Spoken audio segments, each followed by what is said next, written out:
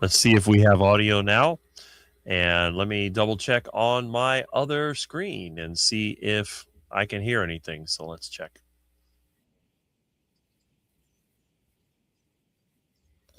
Okay, so we're using a little bit of hybrid technology here today.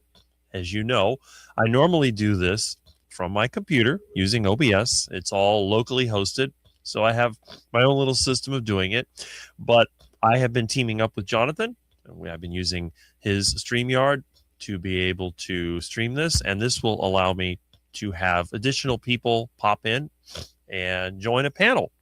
So not only will we have the usual Rick doing his comment marathon, but we will also have the opportunity, just like we did last week, where you can join in. I don't think that Jonathan will be able to join us because my understanding is it's his birthday today. And hopefully he's having a good time with friends and family, and he can celebrate it in the way that he sees fit. And I will put a link. He had requested me to put a link if you would like to send something to Jonathan. I know that we all pretty much know who Jonathan is, and we know the benefit that he has provided to the carnivore community as being, as my opinion, the longest. Well, I have a friend that's been doing it longer, but the original YouTube carnivore bodybuilder who, despite having a lot of challenges, has been able to be quite successful. And I'm glad that he is still with us and that he continues on just like we all do. We all have our problems. We all have our issues, some more than others. Mine are pretty minor compared to some of the things that I've seen in the carnivore community. But let me go ahead and let me do this. Now, again, I'm not a birthday person, but I was very appreciative of all of the wonderful gifts that I got a couple of weeks ago, even though I didn't ask for them. And again, it's always nice when you can show kindness and appreciation. So I'm looking at the comments, and I don't know what YouTube deleted or YouTube kept. Let me go to my YouTube channel here, and I believe, yes, the StreamYard and YouTube lists are the same. Let me scroll down to the bottom, make sure that there are no disasters that are happening right now, and it looks pretty good. So let me hit the comments like I always do. And Sandy Blythe is the first on the list with a happy Saturday, and I appreciate that from a fellow Floridian. And Manda, the carnivore. Good morning, Rick and Milton. Hello, everyone. Sunny, happy Saturday. Yes, I agree. And we have a happy birthday to Jonathan. Excellent. And there is Mike Seeley Jr. Greetings from Tampa Bay. We have a good morning there. And there's Mike Seeley Sr.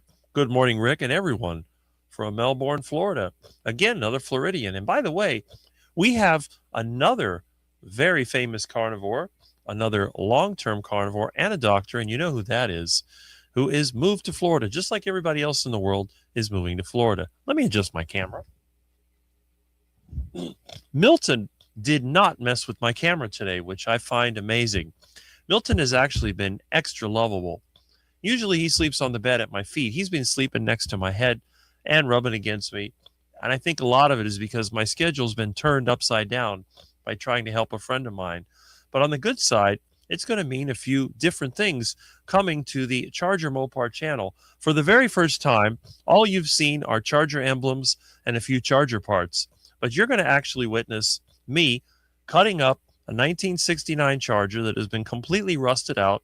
It was my dad's old car, and it is totally destroyed. But instead of scrapping it, it's going to be used as a part source for some of my other cars. And I have a rule ever since I've had Chargers, I never discard any good Charger part. The only thing I ever threw away was rusty parts or parts that were too damaged to be recovered. And hopefully next week, we'll be towing this thing over here on my friend's trailer. It'll be sitting in my front yard, covered up with a tarp to keep the code enforcement away. And I'm going to put, I guess you call it a shade cloth barrier. And I'm going to go out there and I'm going to cut that thing up into the components, just like I did the station wagon. Except unlike the station wagon, we're keeping everything. I also have my dad's old van, which is down there at the lot. And that's a 1970, I think it is, Ford van. It's totally rusted out. There's a rusted out stuff inside. The old jukebox my friend gave me, that is in there deteriorating. So all that stuff is going to be stripped down, and I'm going to try to use whatever components I can salvage.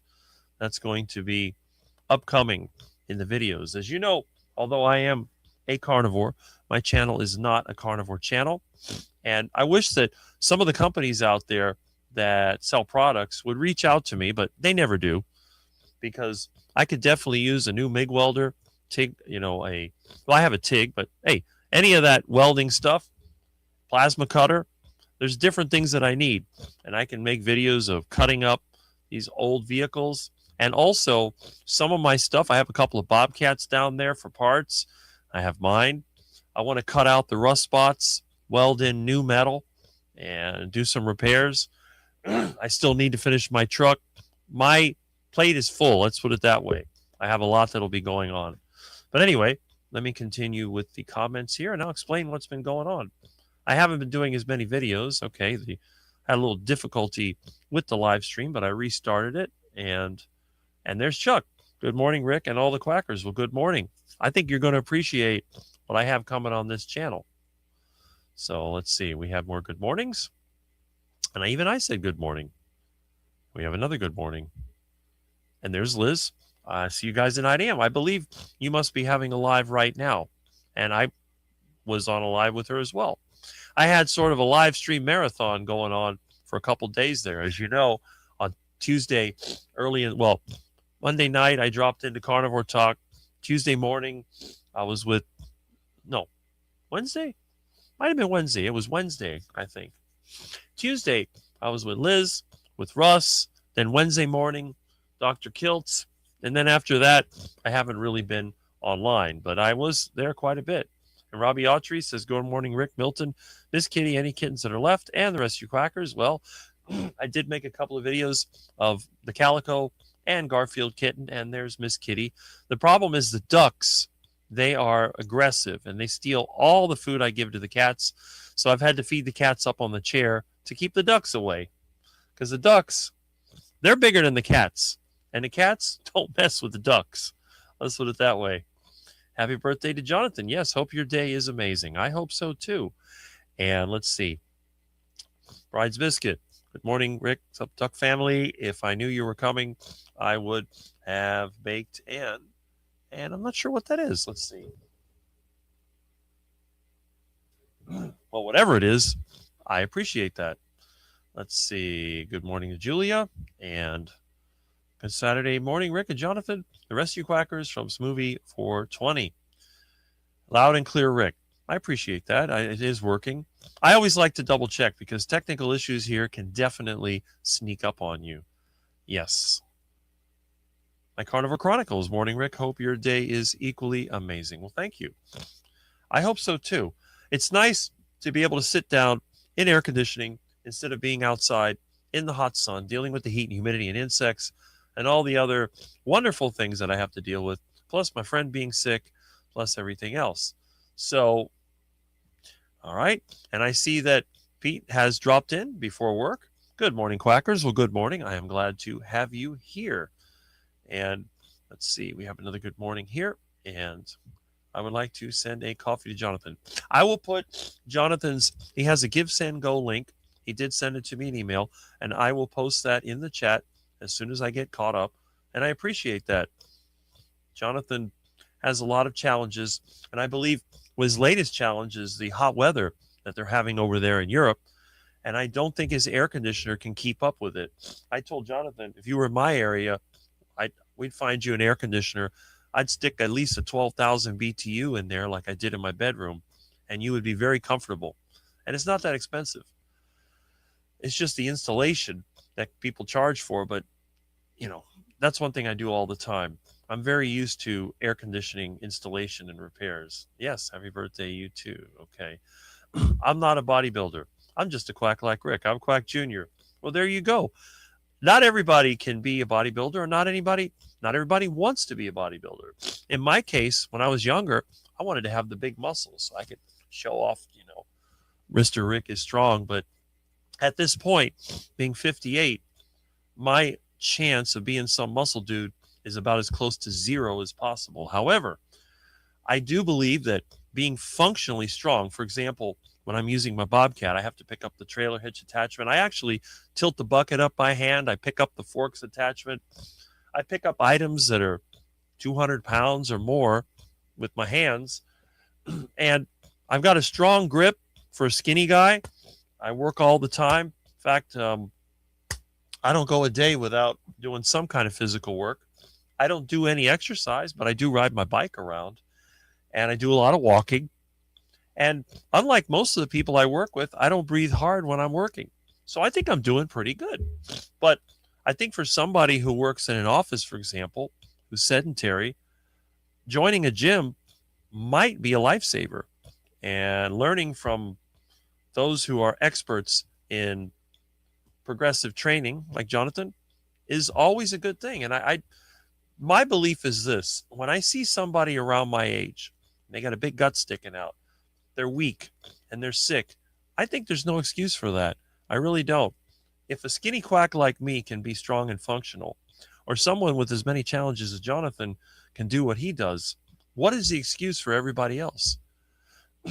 Is it really that great to sit in front of a TV and watch sports or movies, eat a bunch of duck food and get fat? Not only is it unhealthy, but it's unattractive. Some of these guys are always thinking, oh, I'm God's gift to the world, and they wonder why their wife's not attracted to them anymore. And of course, their wives know better because she's eating the duck food too. It's really, if a poor guy like me can live on the carnivore diet, everybody should do it. Everybody I know wastes money in some way. I'm one of the few people that doesn't waste money because I don't have any. In fact, I went the entire week without earning a single dollar. So, you know how that goes. All right. Yeah, we got a lot of happy birthdays for Jonathan. You have several fans out there. And speaking of our great carnivore people, we have Kelly, Missouri Carnivore. Good morning, Rick, and everyone from Higbee, Missouri. Well, good morning, man. And I guess tomorrow we will see you at 4 Eastern Standard Time. I may not be here. I'll probably be down at my friend's lot again doing the work we've been doing. But if you don't see me online, it's only a temporary thing. Eventually, I'll be back to my normal routine. That's one of the reasons I'm going to bring my cars here to strip them. It's because I don't want to be at the lot. I want to be here. I can actually chat while I work here. There's no internet out there, so I'm out of communication. And Maria Kelly, good morning, Rick and everyone. Good morning. And we have a hello to Sandy. A good morning to Kelly and Jerry Voitish.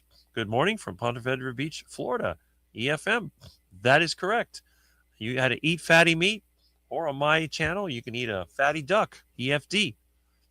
And EFD on the HAD, heart attack diet. Everybody talks about PHD, proper human diet. I call that BS. We call it the heart attack diet. Remember, having fun is going to keep you in this lifestyle. If you feel like you're torturing yourself, you go, oh man, I got to do so much sacrifice. Oh, I can't eat the duck food. Oh, you're going to fail. You're going to fall right back. You're going to slip on the duck poop and fall in the duck food. I don't want to do prison exercises like Donna. Okay. Well, there you go. Ah, I haven't seen you in a long time. See Big New there. Well, hi, gents. Hit the like button. I guess you're here, Jonathan's channel. Well, thank you so much for being here. Who else likes Milton's message scrolling at the bottom? I do. Jonathan put that there. He also made the cool graphic with the Miami Vice vibe and the Dodge Charger. So we want to thank Jonathan for the efforts that he's taken. I never ask him to help me out. He just offers, like everyone in the carnivore community. There's such good people here. They see a need and they offer to help. And Rick is not too proud to accept help because, you know that scripture that says there's more happiness in giving than receiving. I have my own reason, my own view of why that's the case, because if you have the ability to give, it makes you a happy person because you're not struggling.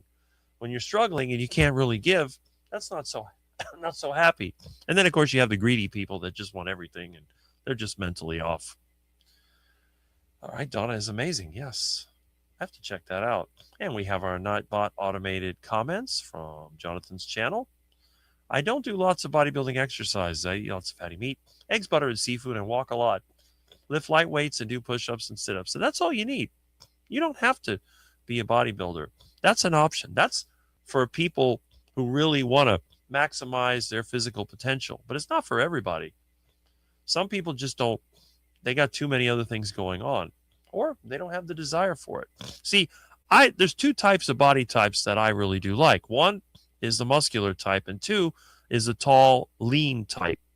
Those are the two types that I think are the most attractive, whether it's females or males for that matter. Now, when you're built like Humpty Dumpty, I don't think anyone finds that attractive, although there are the so-called chubby chasers out there. But in my opinion, proportional, you got that height to weight ratio. Your waist should be at least half of your height, maybe less. But if it's half your height, then you're good. If it's more than that, you're not so good. Let's see what else we have here. Yes, good morning from Larry Ryan to Sandy. And Rexford, 1128. Good morning. Well, good morning. Glad you are here. And we have a hello to Peter and lots of hellos and good mornings. And let's see if we have any that are directed. Today is my ex-girlfriend's birthday. It's been almost a year since that we broke up. She didn't contact me on my birthday, so I'm not going to contact her either, but it's sad. You would think it'd be a common courtesy, but I don't know. I guess they just don't want to deal with it anymore. Good morning, Heart Attack Quack and the Quack Addicts. Well, good morning. And I'm working on that heart attack. It'll be around. Although the way I'm going, it seems like I'm the least likely one to get a heart attack out of everybody I know. I worry about my friends, the way they breathe hard, just doing nothing. They're like, and then what really gets me is when they eat that duck food.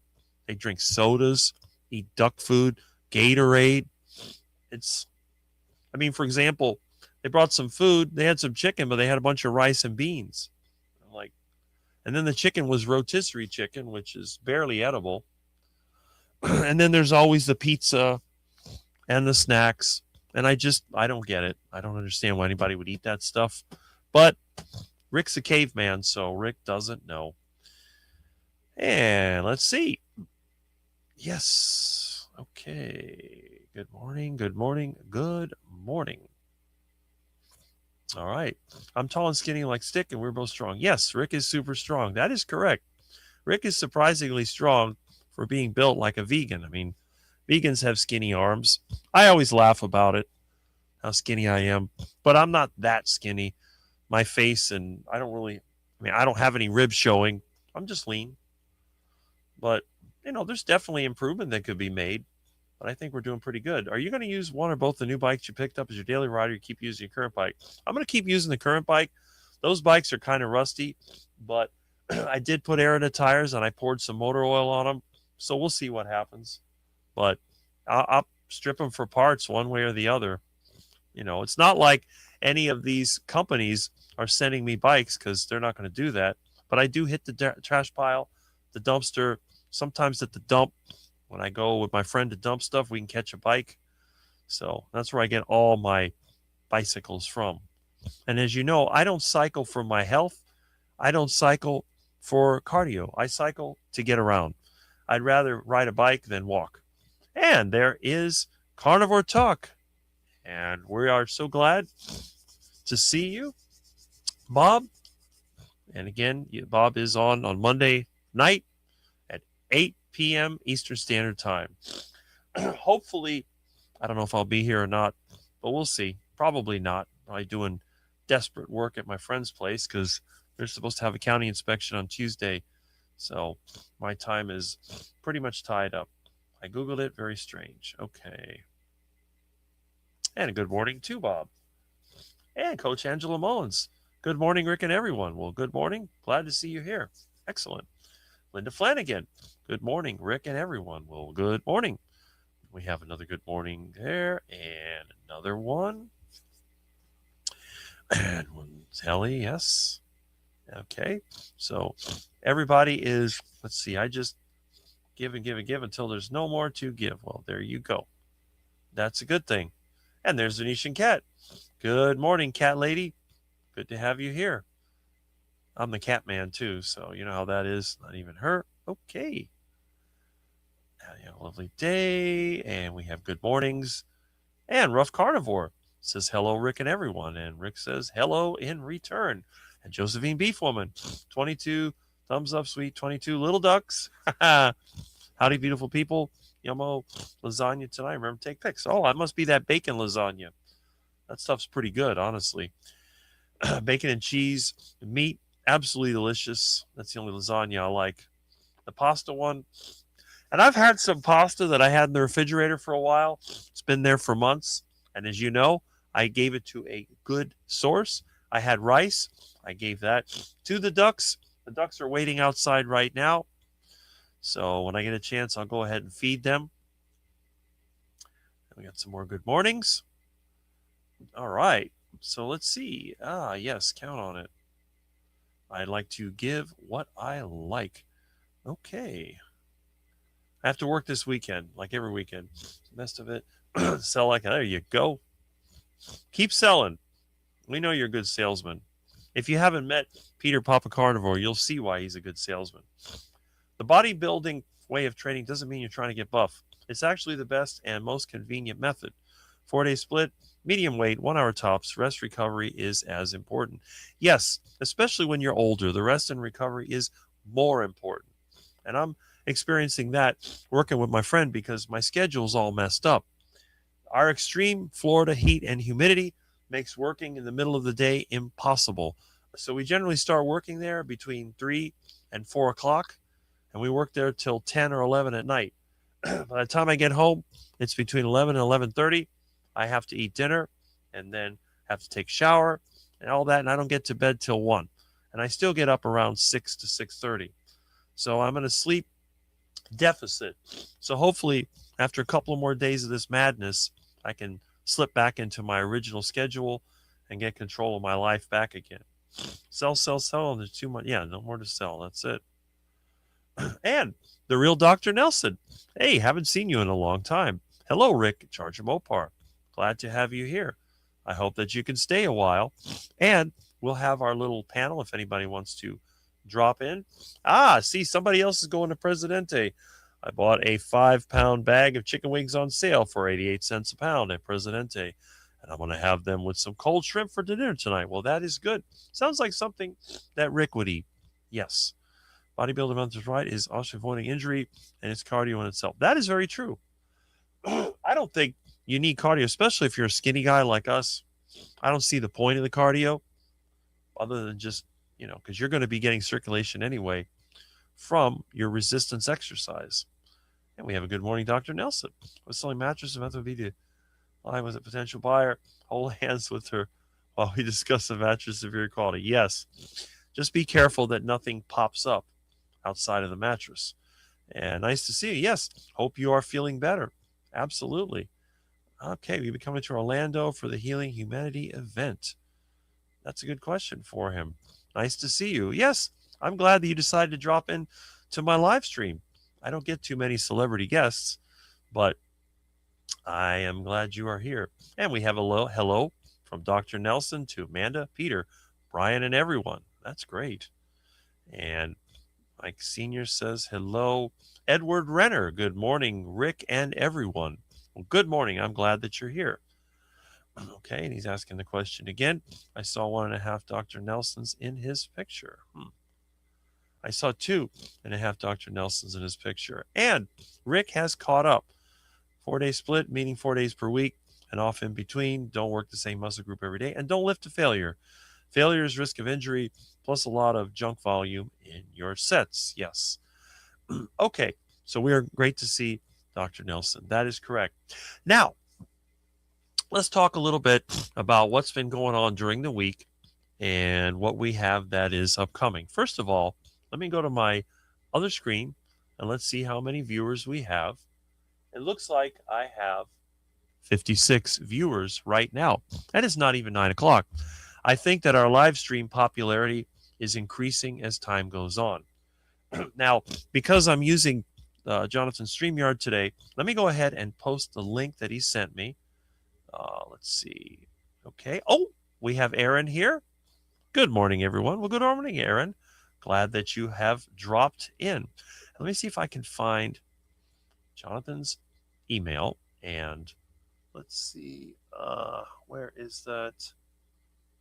I'm usually pretty bad about this. There we go. So we'll go ahead and we will copy this here. All right. And we'll put this into, let's see, paste that. All right. Okay. And there we go. So let me go ahead and, okay. All right. Well, that's interesting. It should be on my channel. Okay.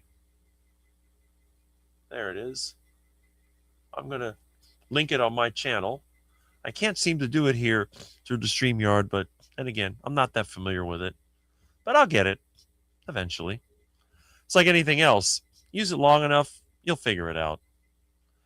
Okay, so let's see who else we have here. Amy is here. Oh, hi, Rick and friends. Well, hello, Amy. And as you know, it's Jonathan's birthday, so I don't think he will be online here, but I hope he's having a really good day. And let's see. And there's Tammy. Good morning, Rick, Milton, Kitties, and all you quackers. Well, good morning. And our viewership has gone up to 62 right now. So everybody is coming in. That is awesome. Let's see how many people we can get. Of course, every one of us, in my opinion, is a celebrity because anyone that openly communicates on my channel is very, very, very special. Using StreamYard. Yes, I'm doing it through Jonathan's StreamYard. As you know, I don't have the money for StreamYard. In fact, like I said, this entire week, I earned $0 from anything. So I'm just trying to help my friend clean up his mess. And then I'm going to try to divest myself from the stuff that we put in his lot. I want to get away from that because when I move out of here, I don't want to have any of my stuff laying around in any of my friends' places. I got rid of everything else except what he had because his lot was so full of stuff and so overgrown that I couldn't get to anything. But I'm going to be cutting up.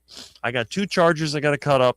My old car that I used to drive around in, and then the one that was at the lot.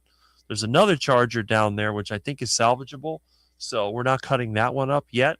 So I'll be cutting those 2 up. I'll be cutting up the old Ford van that my dad had. Not my van. My van's not getting cut up. My van's hopefully going to get restored. And once I get my hands on a decent plasma cutter and MIG welder, I'm going to start doing repairs, starting hopefully with my van and my Bobcat. My Bobcat, as you know, is full of rust, and I'm going to go ahead and just try to fabricate and replace the bad parts. I also have my pressure washer, and I have a wet blasting attachment. So I'm going to be getting a bunch of sand and then sandblasting the Bobcat and doing some repairs. But again, if any of these companies, if any of you guys out there sell these products and you're not a scam, why not send me some paint coatings or maybe tools that I can use for the things that I'm going to build? Now, unlike the other carnivore channels, I am never, and I mean never, going to monetize carnivore products, carnivore services, or anything related to the carnivore space. Even though I'm a carnivore, that is not why I went on YouTube. I did not start YouTube to sell diet crap, to sell overpriced soap, to sell overpriced protein bars, overpriced deodorant, whatever these people sell. I'm not a coach. I'm not going to sell coaching services. We have a large number of far more qualified people right here that can provide you with those services. And the thing is, here's my opinion. Because I've never been unhealthy in terms of chronic illness, I've never been overweight, I've always been the exact same shape. I don't consider myself to be in a position to counsel other people, because to me, it's all duck food. If you have a serious addiction to certain foods or your lifestyle, I mean, it would be like someone asking me, what if you have an alcohol addiction, could you help me? No, because I hate alcohol. The only time I've drank is a few sips to make my friends feel good. Then I dump the rest of it on a plant, which probably died a few days later. But it's like donuts and cake and cookies and chips. Ugh, stuff makes me sick. And then blueberries. Blueberries are disgusting. It's like eating cat turds. They're nasty. Why would anybody eat a blueberry? But, some people are just addicted to that stuff. So you're not going to find me in that space. But you will find me doing the car stuff. I'm going to build a house eventually, unless I can find a place that I like, which is very difficult because everything here has either been demolished or remodeled. So when I move, most likely I'll be building a house. It's almost like homesteading. You know how everybody loves Homestead How? Well, this is sort of like the Florida version. Fixing the truck. Alternative energy. All the things that I started YouTube in 2007 are coming out in the future. And I think after almost 20 years, the only reason I can still do it is because the carnivore diet, the lifestyle that goes with it, has kept me strong enough and without any chronic illness that I probably do have the time to still do that before I get my heart attack. When my heart attack comes, then all the vegans can have a block party and they can celebrate. Okay, so we have Carnivore Karen P saying hello to Dr. Nelson. And again, we are so glad to have you here. I appreciate that. Everyone that comments is a good thing for this channel. And there's Robbie Autry saying good morning to Aaron. Amy Hughes Jonathan's. Yes. I'm a poor man. I'm not going to spend money on something that doesn't make me money. That's like I tell my friends. I don't drive my van unless I'm working. I'm not going to pour diesel into a vehicle to do something for free. I'll get on the bicycle and go to the store. My rule is simple. It's all a matter of investment. If it makes me money, I'll spend money on it. But it has to make me more money than I spend on it. If I was to sign up for something like StreamYard, I'd already be in the hole, because my outstanding amount of money I've made in YouTube is still less than this. This is more money than I've made in YouTube in 19 years.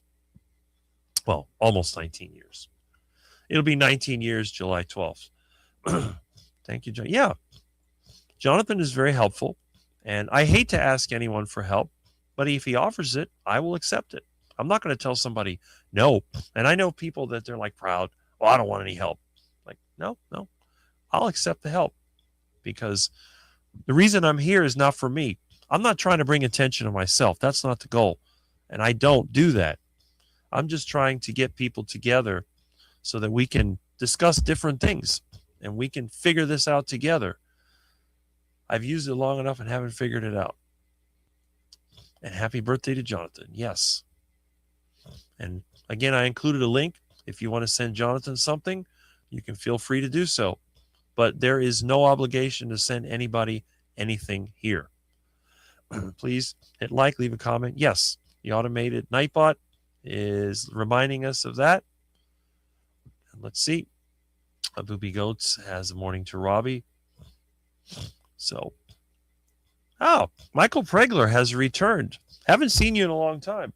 I guess you've been busy hunting or working. But we're glad to have you here. I like seeing all the regulars.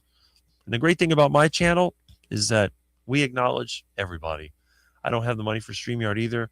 That's for rich YouTubers. Well, there you go. Amy's like me. You're doing it through OBS or alternative streaming methods. Happy birthday, Jonathan. And again, probably in about half an hour or so, or when we get over the subjects that I want to cover, I'm going to include a link. Now, the trolls, I'm sure, are waiting to pounce in there and put some kind of vulgar video. So I'll have the finger ready for the remove button to remove you. If I don't recognize your name, I may or may not admit you in. But for those people that I recognize, you're always welcome, and you can stay as long as you want. Okay. I wonder, they have a more affordable software called Stream Porch with no yard. I'm kidding. Well, there you go. Or I can stream from... I have to make a video. You know, what was it? Was it Barry Simon made a video about the possum van? Well, since I'm bringing back Dad's old van, the one that is rusted out and falling apart, I'm going to have to make some kind of redneck parody video where I got the van. Oh, this is going to be good. I'm going to take something that was otherwise bad, try to make a video out. I go rusted out Charger. I just have to keep everything covered so code enforcement doesn't harass me. But I got plenty of tree cover, and I will use the weed blocker shade cloth and just cover everything up. So I'll figure it out. I think it's going to be fun. So instead of AI, get ready for RI or Rick's intelligence or something like that. I want to see inside of your brain. Well, there you go. You can sell your expertise for fixing and building things. Yes, and I think that a lot of companies are missing out by chasing these sort of arrogant, crazy, the YouTubers, the fake alphas, the ones that act like they're real smart, but they're probably dumber than a coral rock. And they ignore people like me, which is kind of simple. They can sell his expertise for Kim against. Yes, that is true. And there's Lance. Good morning, Rick. Well, good morning. And I know you have a live at 11. So keep that in mind. If this live stream gets too boring, you can drop into that one. Rick doesn't like coffee. I don't like coffee, but the coffee money is good. And he could teach classes on how to be MacGyver. I'm pretty good at that. I have to admit, like yesterday, my friend was pulling his trailer. The tire blew out. We had a spare, but the oil ran out of his jack. The little plug fell out, and the thing was on its side, and the oil ran out. He had another jack, but it wouldn't reach it. So I said, we'll use it as a jack stand. And I loosened it up until it was up there, jacked it up with the other jack, shoved it underneath. I put a couple of rocks under there and lowered it down, then slipped the other jack under the axle and jacked it up. And we got that done. But with all the junky stuff my friend has, a breakdown is normal. Buy me a coffee link, though. Instead of coffee, he can buy meat. That is correct. They should change that. Or Bobcat parts, for that matter. For Stream Acre, then make it more affordable deals like Stream Half Acre, Stream Patch of Grass. Well, everybody's out there for the money.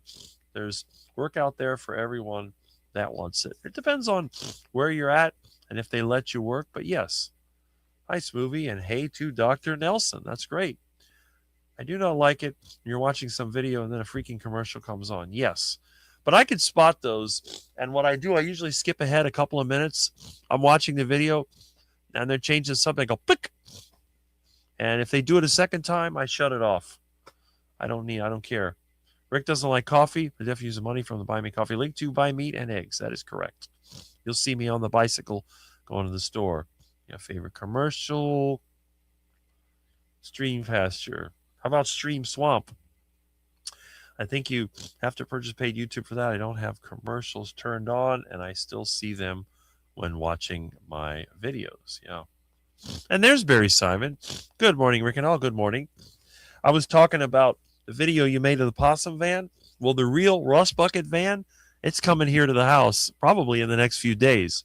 So I'll be making a video on that. That is the ultimate El Dumpo van with a broken down jukebox inside of it. Rick, your great Saturday morning show is one of the highlights of my entire week. I really look forward to it. I only wish I could watch the whole show, but I work on weekends. Well, Peter, I appreciate any time that you watch it, and you see me enough times on other live streams, so we're good. One of these days we'll hang out when I move to my rural retreat. No, not at all, DS111. Good morning to you. 19 years on YouTube and not making money is pure dedication. That is correct, although I did take a 10-year break. I was off of YouTube from 2010 when they deleted my channel and most of my videos. They restored the channel. I didn't come back till 2021, so I guess it was an 11-year break. And my very first video I put when I got back was about a duck. It was about preparing a duck, and then YouTube deleted that. And I think the only video they didn't delete was me fixing the bobcat. And then after that, it went to, I think I was, what else did I do? I showed my yard, my hydraulic hoses. I just started making a few videos. It wasn't until I discovered Carnivore community and got invited to be interviewed, then I had my subscriber count really jump up. And it took me another year before I decided to make carnivore related videos. And I didn't do a live. It was actually Jonathan was the very first person that had me on live. And then I saw Mitch and a couple other people, and I'm like, well, I guess Rick can do a live, and we'll do it Saturday morning when Rick is off of work. Coffee tastes extra good today. Well, I'm glad that you did a good job making your coffee. I just restreamed, which is for middle-class YouTubers. Yes. And we have a howdy from Josephine to Jonathan. There we go. My Fatty Coffee Deluxe takes extra special good this morning. Yes. All right. And my favorite commercial are the ones where they release a starving cat so it can gobble up the cat food they are promoting.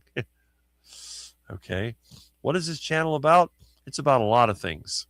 Carnivore, cars, and quacks. I like leftovers. We never have any since going carnivore. That's the same thing here. Leftovers don't exist. People need to split licenses for StreamYard to keep costs down. Yeah, no kidding. Where can I send you cat treats? I have some treats my cat doesn't eat. I have to make some way that we can send people can send me goodies. I'll have to figure that one out. You can call my number after the live stream and we'll figure something out. I can take dog commercials, but that's about it. Okay. It's like $600 a year now. See? For that, I could buy some meat. I like leftovers too. Only have leftovers when I cook up a big chuck or pork roast or a whole rack of ribs. Otherwise, I eat the whole meal. Nothing left over. Yes, it's hard to resist delicious carnivore foods rather than duck food, which is always leftovers. Sandy, it's a problem. I'm sitting down. Need to be up doing something. Yes. Yes, I agree. 14 days coffee free. Well, that's interesting. Did you go coffee free for health reasons or to save money or maybe for some other reason? And speaking of carnivore celebrities, here's Gary, the T-shirt king. Good morning, Rick and everyone. Good morning. And if you haven't seen his shirts, you need to check out, I think it is called Bonfire or whatever, but he's given a link.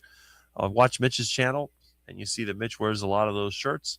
He even sent me one, which is, Miami Quack or whatever it is. I have it in my room. I generally don't wear shirts because I'm always working. I'm always dirty. And when I do my live streams, I usually wear the collars. But I've had it on a couple of times. And let's see. You should start again. Yes. But you don't have to drink. Coffee's optional. Not everybody's addicted to it. Some people just like it. I can't stand the smell or taste of it, but some people do like it. I'm going to receive my vintage Griswold number 10 cast iron Dutch oven, big pot and lid. This week, I'm going to use it to make roast stews, my oven on a stovetop. You can also do heart attack chicken or heart attack thing. Buy me a burger link. I'd have to start my own payment process. I don't think it's an issue. I don't get that much money. I mean, I get a little bit, but not a lot. And the only money I've ever gotten is the goodies that people send me and the occasional buy me a coffee, which is good. And there's Robert Ellenson. Good morning, Rick. Well, good morning. Glad that you have dropped in. Click the link and premiere your new t-shirt if it came. Well, there you go. I'll probably, I think at 9 o'clock, maybe I will set up a link where you can log in. Let me see if I can catch up with these comments, which I will. I was having a pain in my wrist 3 days with no coffee, and that pain is gone. Oh, so right now is worth not drinking coffee. Well, there you go. See, some people are affected badly by the coffee. Don't think you can teach MacGyverisms and improvise fixes. Well, it's a mindset, I think. Van possibilities, yes. Wait till you see the old 1970 Econoline van. It looks like it was at the bottom of the ocean. It's totally rusted out, and it's upcoming in the videos. It's going to be stripped right here in my front yard. You need a second channel, you monetize. Yeah, dual stream for a while. Well, I'm going to do that once things settle down, and I'm not spending half of my life helping my friend out. I'm going to start another YouTube channel. It's going to be very specific, and we're going to do this all over again. My wrist hurts too. I wonder if it could be the coffee. Well, you can try that. Some people, it works to get rid of it. Some people, it doesn't make any difference. Those carnivores are pretty neat people. Yes, they are. They are. It's almost impossible to teach being a guy who takes years of repairing that or being poor.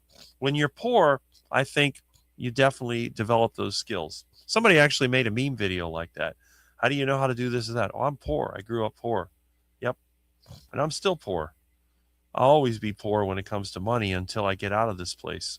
When I go to another location, I will be a lot more successful. My biggest problem is here in Miami. We have a steady stream of desperate people coming from all over the world, from other states, other countries, and they're willing to tolerate a dysfunctional place like Miami-Dade County in the hopes that they can make money. But they never do. Eventually, there's two options. One is to become corrupt. And then that way, you can get a lot of money for doing nothing. And the other way is simply to give up and go somewhere else, which is what all the good people seem to do. Okay, memberships for private. Yeah, people would pay memberships for private community even for the simple stuff. Well, I'm not going to charge memberships, so that's not happening. I don't discriminate, but we'll see. They should design a performance car in the shape of a duck head. Well, ducks are aerodynamic. You could probably do that. He was a professor. Yes, I taught at Miami-Dade College for 13 years, from 2000 to 2013. Uh-oh, I heard the door open. You know what that means. Dun, dun, dun, dun, dun, dun, dun, dun. Pause. You see the tail going across. You hear that music. And then all of a sudden, he attacks. I got my eye on him. That's one of the great things about, I think this is the only channel that has a crazy cat on it that loves to attack. I'm cooking beef tripe today. Nice. The best thing Rick could do is create a company helping people repair things they're having issues with. Yep. And, there's several YouTubers that have done that. I know the Louis Rossman guy was really popular because of his electronic repairs and the right to repair thing. Coffee helps me save money on food. I can fast if I'm drinking coffee. Well, there you go. I got one of the new shirts yesterday. It's purple. Well, that's good. You like Barney the dinosaur? With the junkyard in back. My whole house is basically a warehouse and a junkyard. Good morning, Cigar Gary. Good morning, yes. And Amy, and let's see. He already does house calls. My neighbors think I'm crazy because I do everything myself. I've never hired anyone to do anything. Never a plumber, electrician, roofer, landscaper. You name the profession, I haven't hired him. I had duct tape. And that's the one thing we don't have here. Duct tape, to me, is worthless. It's a very expensive way to fix something. I know people that have used a roll of duct tape to fix something. It would have been cheaper just to get the correct part. But I guess redneck mentality, it's convenient. All right, let's see. Hey, there's Dan. Hey, brother, hope you're having a great. I just want to apologize. I couldn't get my guest on earlier. I may have to go live at 9. I hate going on when your cause. Well, don't worry. Anyone can go on live at any time they want. And I think what I'll do after 9, I may post a link and I'll keep talking. And if anybody wants to join in, you can join in. But no, I appreciate that. I'm glad you're here to say hello. If you don't know who Dan is, you're missing out. Not only is he interesting to listen to, but he's also pretty good looking. He's in good shape. So we like seeing people that are in good shape, especially when they were overweight and unhealthy before. And again, there are 2 shapes that I consider to be optimal, the muscular shape and the lean shape. Those are the 2. All right. Now, is it bad to have a little extra body fat? No, it's not. And here's my theory. And think about this. What would you rather see? Someone who's so anorexic they look like they came out of a concentration camp, or someone who's basically strong and muscular but has belly fat, maybe some facial fat or whatever? You'd rather see somebody like that, because if they're strong and they're able to do what they need to do, that extra body fat doesn't hurt them. But when you see somebody who looks anorexic and then they have a big stomach sticking out, that is extremely unattractive. And that's something you want to avoid. And those people are never healthy. Everyone that I've ever seen, they get tired easily and they just don't have the strength. And they say, especially when you get older, losing strength is a recipe for disaster. A person who is weak can easily fall.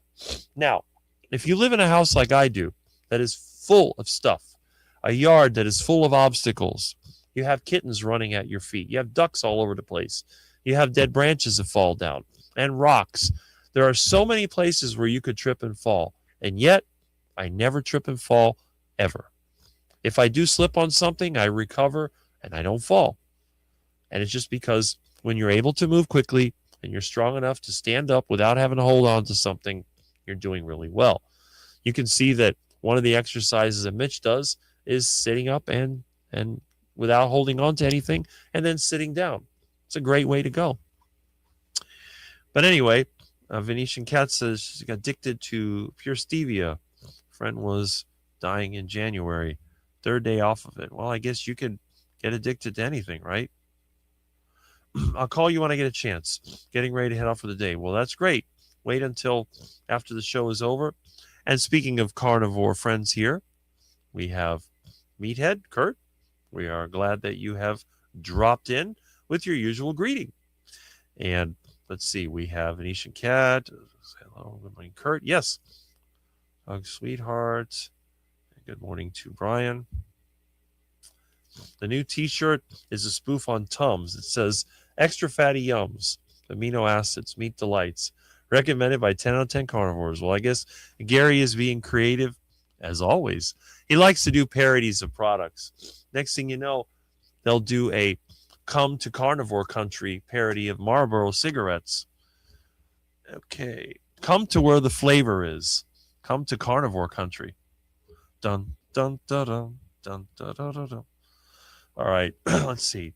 Hello to Kurt. In fact, what you could do, you get some of those meat sticks like Jerry gave me, and you put that in your mouth and act like you're in Carnivore Country. Okay.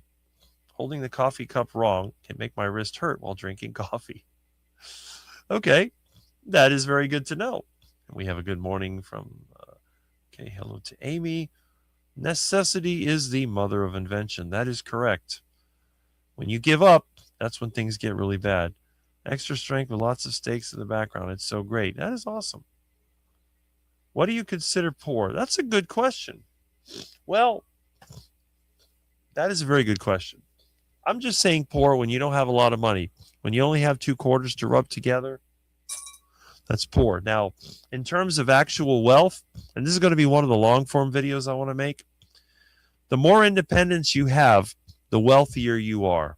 Even if you have a lot of money, but you're attached to a strict schedule. For example, when you're a student in public school, you are extremely poor because the time is not yours. You have to follow what the government tells you from the time you walk in the prison until the time you walk out. And I know a lot of people get offended when I call school prison, but I'm going to try to do, when I get a chance, a walk over to my old elementary school down the street.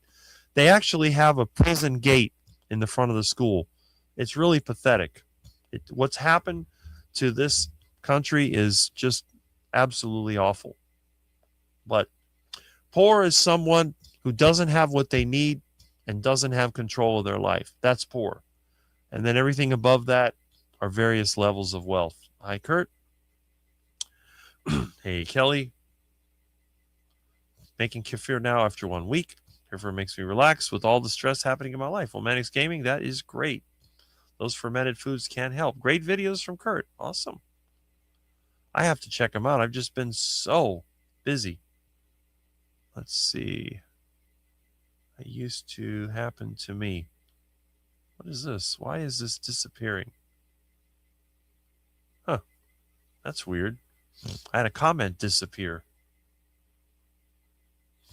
2 more are coming today. PMR may be coming back. Very stiff. Rexford. Seems to improve by afternoon. PMR. I wonder what that is. I'm not sure what that stands for. Happy birthday to Jonathan. Well, there you go. Rick, you need the Jaws theme to play when Milton is on the prowl. Yeah. I need to make my own version of it. Milton didn't come here. He probably went to the kitchen to eat, but I heard the door open to my room. We have a hey for Robbie. That's great, Gary. Thanks so much for making my decision on which one to wear to the Orlando event. More difficult. Oh, well, there's so many shirts to choose from, right? About 8 years ago, a know-it-all orthopedist confidently said my knee had arthritis. Be a problem. 2 years ago it started, but I went carnivore. Now it's not a problem. There you go. Ditch the duck food and feel better. I love defying the doctor's death sentences. Well, they told me at age 28 that I had the highest cholesterol they'd ever seen and that I would have serious heart disease by age 55. Well, I'm 58. I guess that prediction failed. Is it possible we can see your abs, Rick, right now? No, I don't take my shirt off. If you want to see me without a shirt, you got to come and see it in person. Doesn't matter how good shape I am in. If my hair is not cool that day, it ruins my physique. Well, I don't worry about my hair. It just gives it the lard treatment. I've been solvent and poor for equal amounts of my life. I've been much happier overall while poor, and it's not even close. Health trumps all and keeps you rich in spirit. That's true. And really, my biggest complaint is how high the property tax is. If I move to an agricultural property and I get those low taxes, plus you actually make money off of agricultural property, I'll be a very happy person. I can live on very little because I don't have debt. When you don't carry debt, you have a lot more options. The more debt you have, the poorer you are. Even if you're driving the newest car and living in the most expensive black, white, and gray box you can imagine, you're still poor. It's like when I, unfortunately, have to drive through that disgusting place called Sunny Isles, which used to be wonderful when I was a kid. That was when they had Motel Row, 2- and 3-story motels and neon and beautiful beaches. Now it's a dump. It's an absolute dump. You have these 50-story and larger buildings crammed with black, white, and gray, multi-million-dollar pigeonholes, sinking a centimeter a year into the unstable ground and just waiting for the major hurricane that's going to come and cause a wreck. And you see a lot of what I consider low-life people. They think they're high life, but they're actually low life. They're riding around an overpriced piece of junk, black, white, and gray, painted turds. Some of these places even have a car elevator so they can bring their painted turd right up to their crappy apartment, stacked and packed over many others, to look at a beach that's shaded by a bunch of ugly, and I mean ugly, cheaply built buildings. that are very expensive. It's not even a nice looking city, it's a dump. And then you go around here in Kendall, and they wiped out all the little trees and cow pastures and everything to build these ugly apartment buildings, everything from a fake Mediterranean to a black, white, and gray box with a few half dead plants, lots of concrete, and some plastic tables. It's awful. You have roads full of traffic. You've seen my bike videos where the cars are not moving, and a bunch of shopping centers. It's the most boring and ugly place you can imagine. Another day, another $5, said to a guy of work. No richer, no poorer, he replied. True. Another day of the salt mines. Didn't give me an ounce of happiness. Another day older and deeper in debt, right? Gary needs to do some GLP-1 parody shirts. Well, there's an idea. Don't give him more ideas. Good one, Rick. Well, thank you. Good morning, Meathead Kurt. I watch all your videos, and you're so true. Uncle Charlie agrees. Let's see. My health is like day and night, different, better, and I feel so grateful, thankful, and blessed to have found keto and soon after carnivore. Well, that's great, Peter. And the pretzels, you keep them away. That's the main thing. I have zero debt. I can buy everything I need, maintain my place. Debt is a trap. There's no reason for debt to exist, and people should avoid it as much as possible. There are exceptions, of course. I'll talk about that in a long-form video one day. Signal light my Doe's motorcycle held on with duct tape. I haven't found the correct size rubber piece to replace it. The original is dry rotted. Well, you might have to do silicone mold and then make your own silicone part. Much appreciate, Uncle Charlie, and good morning to you. Yes. Rick's household obstacle course for balance and fitness. Thomas, you on it? Well, it is kind of true. You take one wrong move here, the next thing you know, you'll have an engine block falling on you.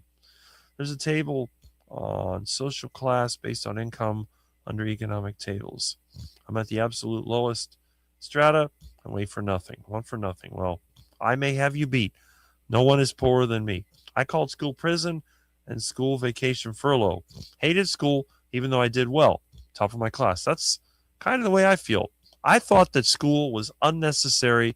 The very first day, I still remember being dropped off in kindergarten, having my parents leave. That was one of my most upsetting days. I always was close to my parents. I felt they abandoned me to a bunch of strange kids and a bossy teacher. And I hated school ever since. I found school boring, and I never learned anything in school. And I mean nothing. Question, does Milton like cheese? He does. Milton will eat cheese. What is MCS? MCAS. Okay. She'll answer. I get tested for MCAS. Mast cell activation syndrome. Well, there we go with the health talk. Okay. What do people feel with mast syndrome? So we have questions going here. It's duct tape on here. Well, I call it duct, but do you have a 6-pack or 12-pack? I have basically a line down the middle and maybe a couple going across, but it's not super defined. It's just flat. It's nothing. In order to show a 6-pack, I have to kind of tense up. Other than that, it's just flat. There's nothing else there. I mean, I still have somewhere between 12 and 14% body fat on a normal basis. It depends on the time of the year. My body fat percentage decreases in the cool weather. The lowest I've been is around 12%. And in the summer, it goes up to 14%. Not sure why, but you know what? I don't care. I don't work out. It's not a big deal. Okay, a serious condition, but it's treatable. Lynn, Midlife Carnivore, has it. Has many great videos on MCAS on her channel. Well, that's good to know. Okay, got some more health issues here. Okay, so we'll just, everyone's having a chat. I think if I even tried anchovies, okay. If I get into that, IFBI eat dried anchovies, but not with dried sardine. I wonder why. I don't understand that, but symptoms can vary, but mine is terrible joint pain. Okay. Well, that's again. I feel tick feeling in my nose and throat, can't sleep properly. Or you could have genetic sinus issues like I do. Why does carnivore seem to require so much supplementation? Well, it doesn't for me. I don't take any, but I guess it depends on the person. I guess when you've been on a duck food diet for a long time, maybe your body doesn't absorb the food properly. Maybe it takes time, but I use no supplementation. I eat a carnivore diet, and that's it. Very simple. I will say when I fast, the joint pain goes away. Well, that's interesting right there. Ownership, debt, or constructs, you can't take it with you. They can't take it from you once gone.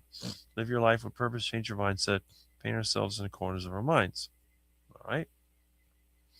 That's the reason I won't eat shrimp and crabs. Yes, some people are allergic to them. You had your hormones checked. I'm sure she has. Let's see. All right. Stop breathing while sleeping. It works. I've had my hormones checked. Okay. All right. My tests indicate I'm going through menopause. Yes. I have that. I get nightmares. I get nightmares whenever I see a code enforcement car drive by, and that's during the day.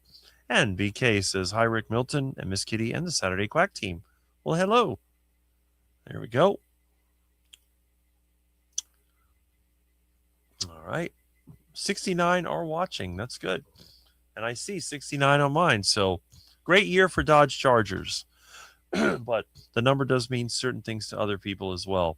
Sailfish like sardine, milkfish, mackerel. Oh, okay. Is because of how shrimp and crab looks. Feel the same way about school. Hate it. Public school to me is just training them how to go into prison. That hit like button to support Rick and Milton. Okay, yes, that would be a nice thing. I'm not sure how many likes I have because mine doesn't update. I'll just have to refresh it. You can make a hormone by not paying her. Oh boy, there goes the jokes. So like hormone in church. Rick Milton, Miss Kitty, Kittens and Quacks, good morning from Jamette, and I say good morning in return. Have you ever, listen, Amy said on many, that's a good point. But we know that there is definitely a little controversy here. I'm going to see my grandma probably last time I'll see her before she's gone. She's not eating for 5 days and her kitties are shutting down. Well, I guess they get old. They just don't want to live. I told my mom, if you don't want to live, take up the heart attack diet. It'll go quick.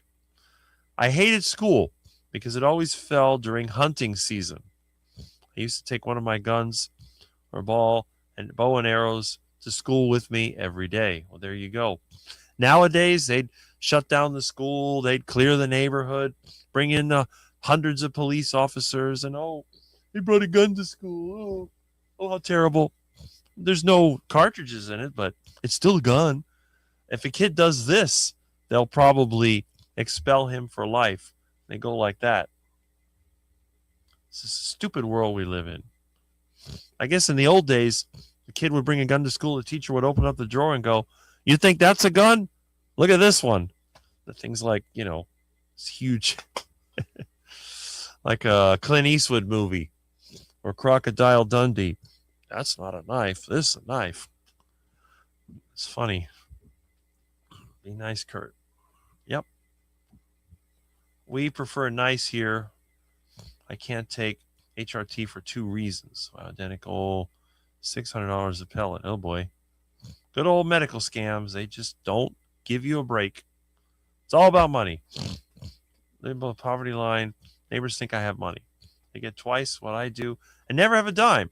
I do my best to waste nothing. That's the key. The more money you spend, the more money the system gets. If you can get stuff without spending money, you deprive them of it. I'm not eating any bugs. Hey, I've eaten lots of bugs, and I've eaten snails, and they're actually pretty good. I'm being nice, put your feelings aside, and listen for once. I know BHRT not cause cancer. Okay. I don't get cancer. No one can tell me the estrogen therapy won't feed the cancer, cause it to grow rapidly. Yep. Whenever you mess with your natural system, you do take a risk. Eating bugs is one of the reasons humans are carnivores. That's a good point. I agree with that. Kurt, you're not my parent. Okay. Let's see. We all have six-pack. Yes. Getting our body fat below healthy levels for cosmetic reasons is where we get sidetracked. That's right. The thing is, even if you have a gut, and if you're one of those people, there's two types. There's the ones where your abs are flat and you have the subcutaneous fat, and that's probably healthy. The ones that are unhealthy, some people you can see their abs, but their whole system sticks out because they're full of visceral fat. That seems to be less healthy. You see that on some of the bodybuilders. Okay, what model motorcycle? Leave by everyone. Well, glad that you were here, Peter. And I'm sure you'll have a good day at work. Someone could guarantee messing with your hormones will not feed cancer. That's right. Yeah, that's true. You guys still dream? I dream all the time. And yes, I remember them. My dreams are like real life, just more dysfunctional. Generally, the weird thing about my dreams, when I'm at home, my house is not cluttered. It's twice as large, but it's the same basic place. And then whenever I try to use a car or piece of equipment, it always breaks down and then it disappears.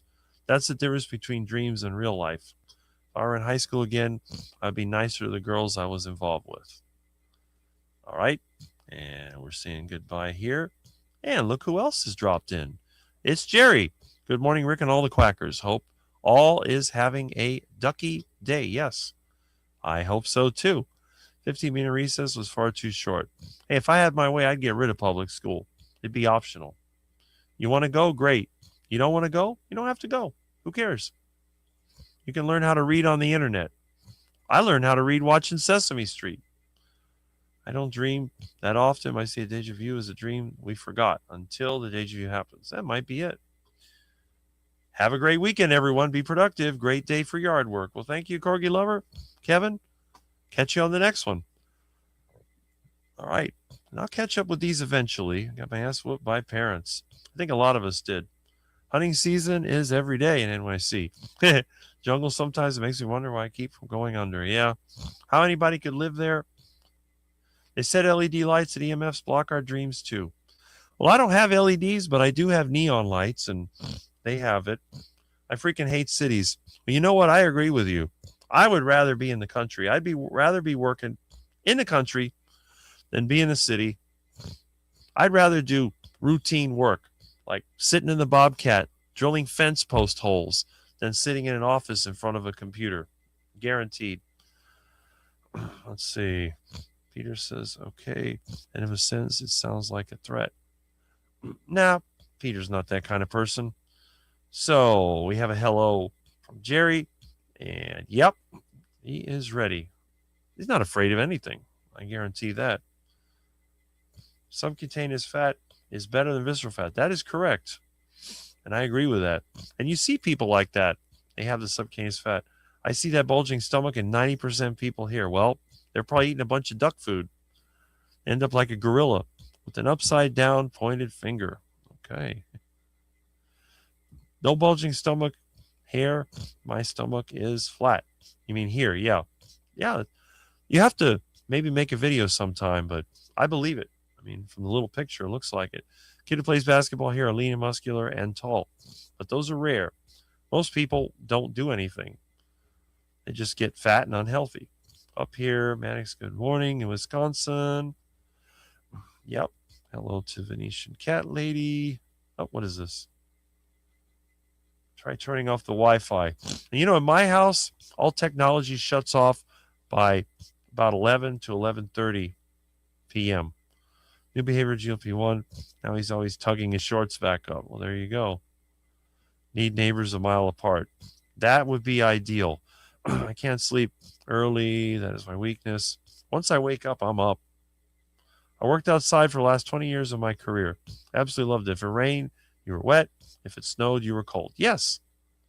That's kind of how we're designed. I live in the country, yet close enough to various amenities. Well, when you live in the country, you have all the amenities right next to you. Good morning, Rick and everyone. Well, Bacon Runner, good morning. Hello to Donna. First time in my life. Washboard stomach from Carnivore. I'm 66. There you go. And we have a good morning to Donna Ray. Now, I've caught up with the comments. What I'd like to do, let me see. I'm going to put a link and see if anybody wants to join in.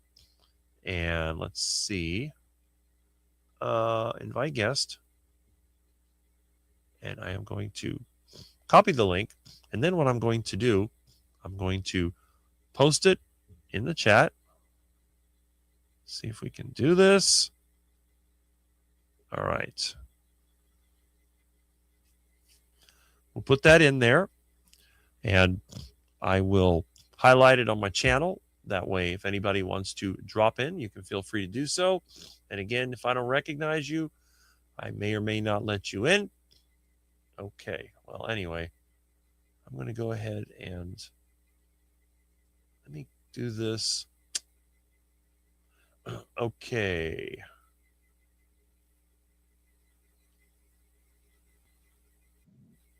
There we go. Okay, here we are. We have our friends. We're going to let you in. And there we go. How are you, man? Well, I'm doing all right. That's great. Got about 4 hours sleep last night. I got about maybe 6 because I went to bed at 1 a.m. and I got up at 7 because I was helping my friend out at his lot. We go there late because it's so hot over here. So that schedule is all upside down. Yeah, I was a little upset last night at work because they shut production down and they were doing some government jobs and I basically didn't have anything to do. Really? So, 6 hours I was piddling around doing nothing. Well, at least they pay you for it. Yeah, I just didn't get my 15,000 steps. I didn't even get half of it. Really? That's what upset me. Well, you know what? When you're in this lifestyle, it happens to me too. If I'm sitting around and I can't do anything, I'm waiting for somebody, or I get frustrated. So I know what you mean. Yeah. So, but yeah, I just wanted to pop in and say hello. Sorry for the little drama caused in your chat.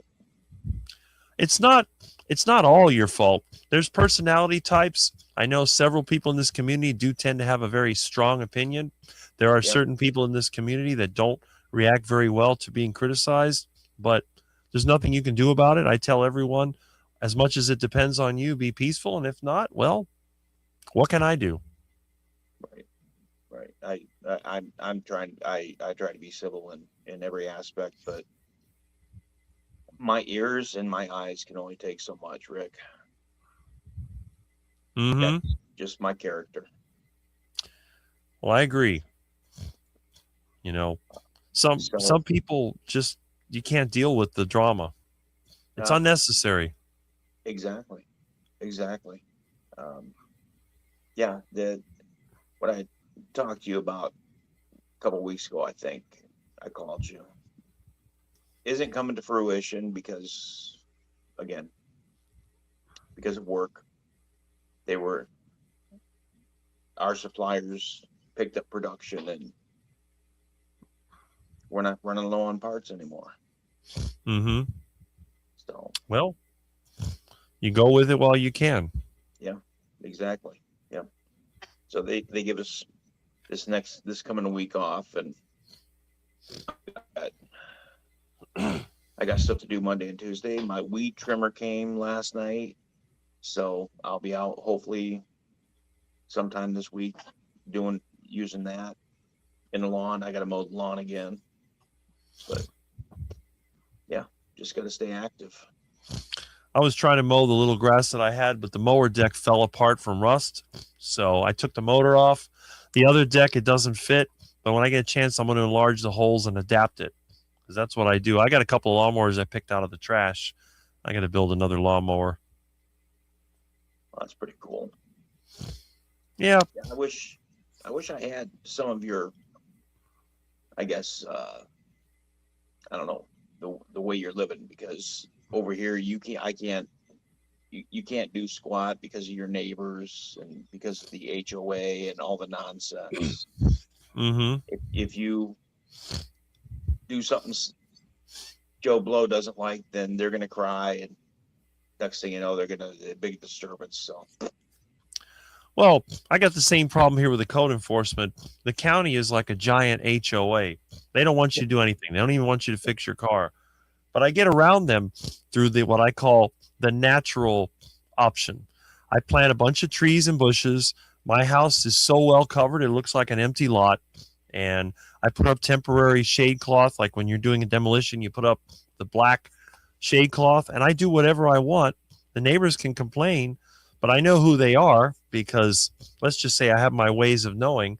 And if they do complain, I return the favor. Now, the bad neighbors have all died or moved away. So I'm just laying low, but I still get it done. If you see my old video, I cut up the old station wagon right there in the front yard and I had no problems. Wow.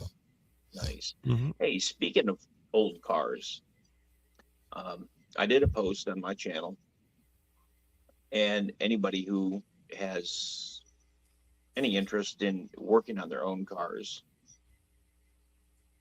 be aware that the government as a whole, they're passing legislation through different states banning, and when I say banning, they're making it very difficult to keep these cars on the road. Early 2000s, anything prior to 2010, because they're upping the ethanol. They're doing E15 instead of E10, which anybody who knows what ethanol does to engines. So the older, early 2000s, late 90s and on earlier, it'll spoil the engine quicker.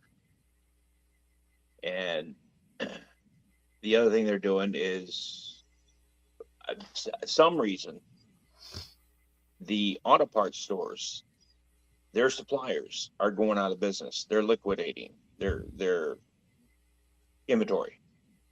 Advance Auto is closing 700 stores. So just a piece of advice, if you better get it while you can. It's not a money grab where they're just doing this to get a quick buck.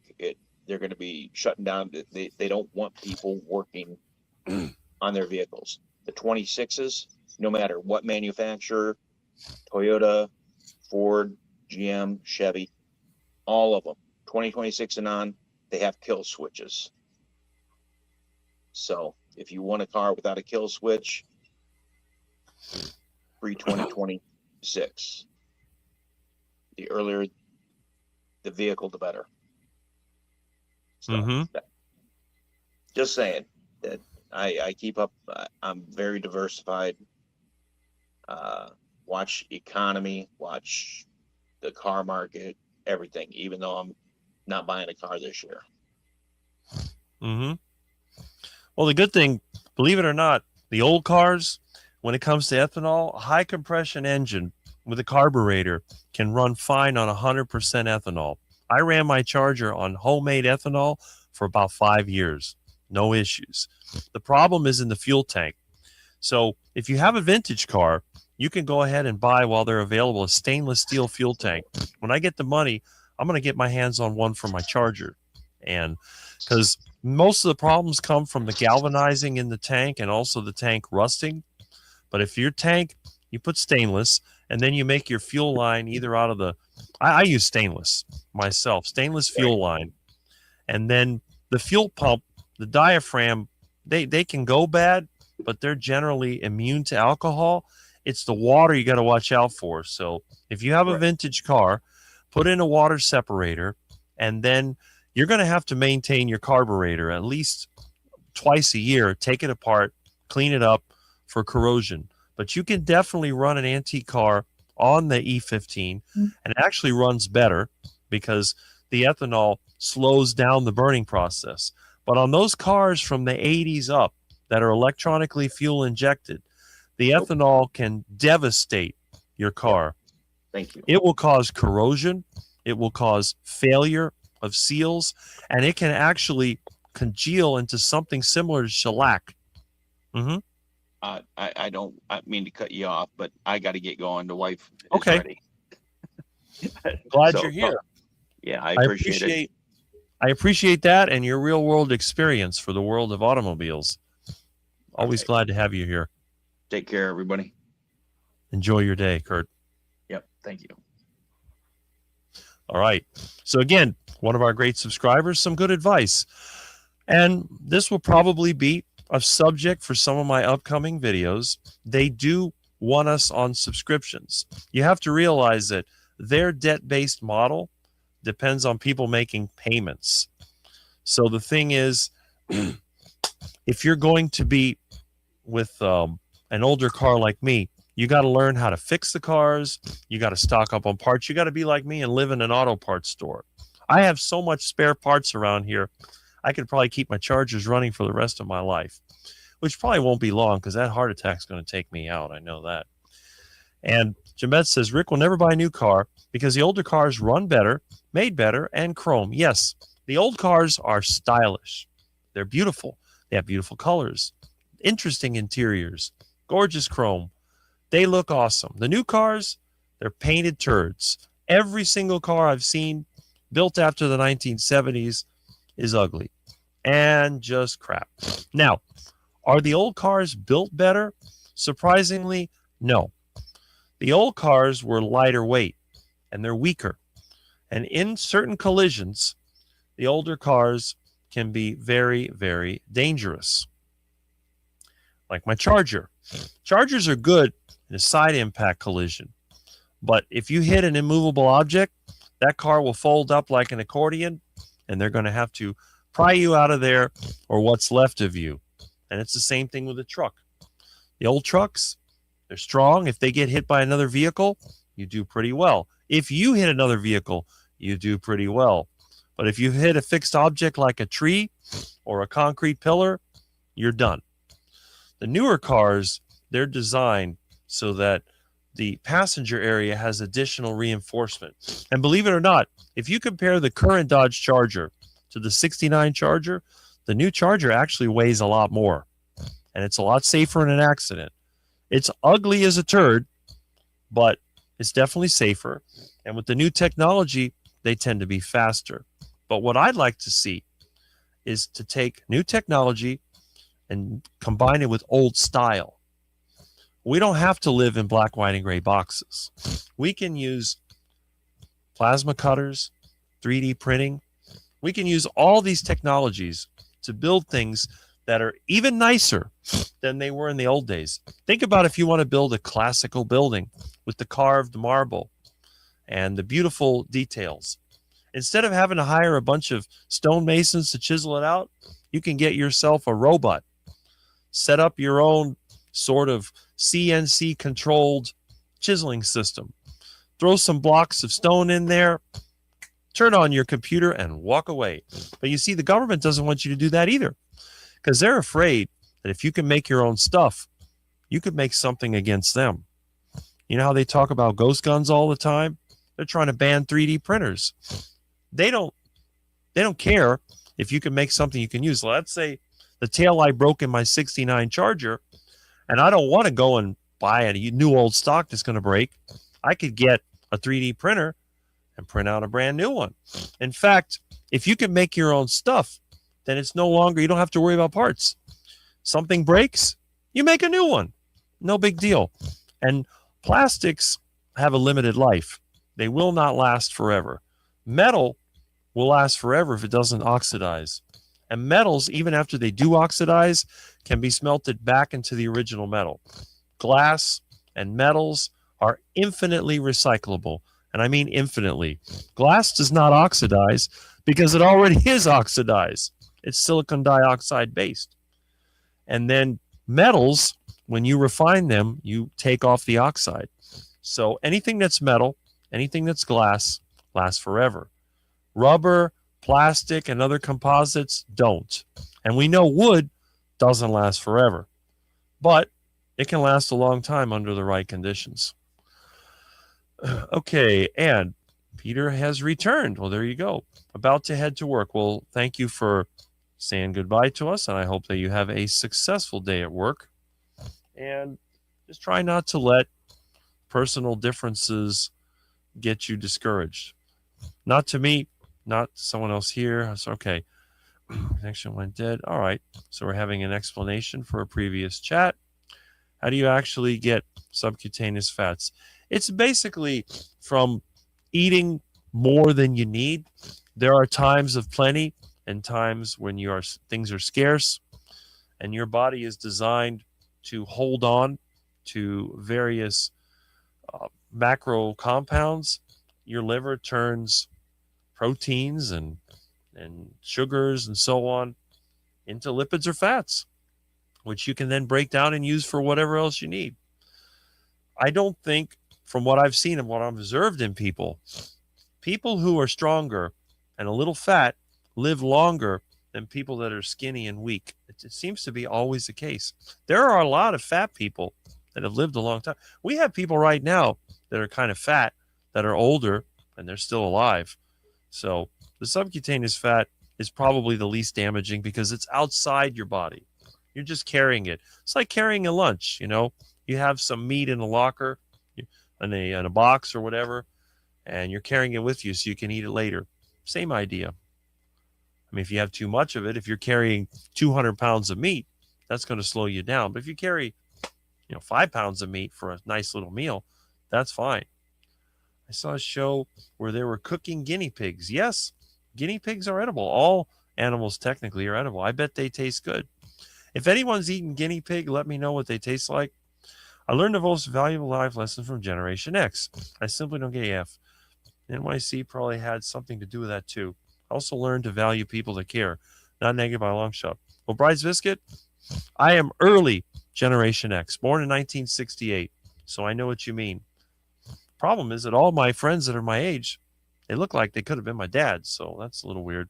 I saw one online. It looks like lechon. Oh, the guinea pig. Okay. Hey, that's why they call it guinea pig, right? Soon if they multiply, we'll cook one. You need a lot of grass to have a lot of them. Well, that's interesting. Are they ruminant? I don't know. Have a fantastic day, Kurt. Yes. I figure that. Thanks for joining, though. It was great to see you on the panel. And again, anyone can feel free to drop into the panel at any time. If I recognize you, you go in. If I don't recognize you, well, we may have to just keep your finger on the remove button. So that way we can get rid of you when you start showing something you shouldn't. And we have a little Liz. We've been troll free today, which is kind of nice. Chrome and white walls. Well, there you go. We're thinking Cadillac with that one. I love guinea pigs. There you go. As pets or as dinner. It made me think of Sherry Morgan. It was sad, but they said it's very delicious meat. Totally grossed me out. Okay. Well, let's see here. Hardest part on a razor is when you kill it for food or sell it. That is true. You get attached to them. That's why we keep pets. That way they don't do that. They skin the guineas, gut them, and then flatten them out to fry. Yeah, that's one way of doing it. Remember, something out there must die for someone else to live, plant or animal. That is very true. And I like your practical approach. I think you made a comment earlier that said you work outside with just shorts. Keeping it simple, that works. I agree with that. I cut my teeth on CNC. Oh, there you go. So you're quite familiar with the process. Life, something needs to be sacrificed. If you believe in Bible, as a Christian, yeah, animal sacrifice was definitely a part of it. Old cars, at least if they replace an alternating part, they would show you what you're paying for it. Today, it's sensors and get lied to. Well, I can tell you from experience, my friend's truck is still sitting out there. Of course, I haven't had time. I got the oxygen sensors. I got to tinker with that thing, but I got distracted helping my friend clean up his lot.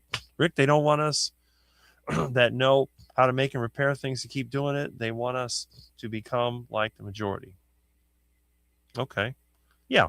A bunch of duck food eating, clueless individuals. Out getting my walk now. After my live, we're forecasted to have severe storms. Well, got to get it in while you can, right? 1 year earlier, and I'd be a boomer. Well, there you go. See, that's it. Early Generation X. Ha, painted turds. That's what they look like. I know people get excited about exotic cars. Oh, I have a Porsche. The thing's an SUV, and it's ugly. When I think of a Porsche, I think about maybe a 911 Turbo. They're ugly, but at least they're kind of fast. But an SUV, That's ugly. And then the ugliest car I've ever seen, the biggest painted turd is a Bentley. That thing is total garbage. I mean, it's big, bulky, and butt ugly. The new Rolls Royce, same thing. Ugly. Ugly, ugly, ugly. And then they got that Mercedes Maybach or whatever that piece of junk is. That's another ugly pile of crap. Everything now is just ugly. I mean, guys, you charge a lot of money for these cars. Can you at least make it look nice? Oh, no, can't do that. Got to make it ugly. We don't want anyone to realize they're getting ripped off. Let's see. Very graphic yikes make me sick. Then again, I can't even kill a rabbit. I saw Rick with that little duck near boiling water. His eyes so cute. I'm glad Rick didn't cook him. No, we don't cook ducklings. Ducklings are too small to cook. The duck has to get very large. And when they get large, they're ugly. So most people don't mind. They got the bumpy, warty looking head. They make funny noises. Muscovy males are considered to be very ugly. I think they're cute. I love them. I just love duckies. I go, oh, you cute little ducky. Cute little fuzzy ducky. But they're even better when they're getting plucked and gutted and the hot beef tallow is ready to fry them up. Guinea pigs are semi-ruminants. Okay, I guess they eat almost any plants. I give them moringa. Huh, everything, but they always look for specific grass. Well, that's good to know.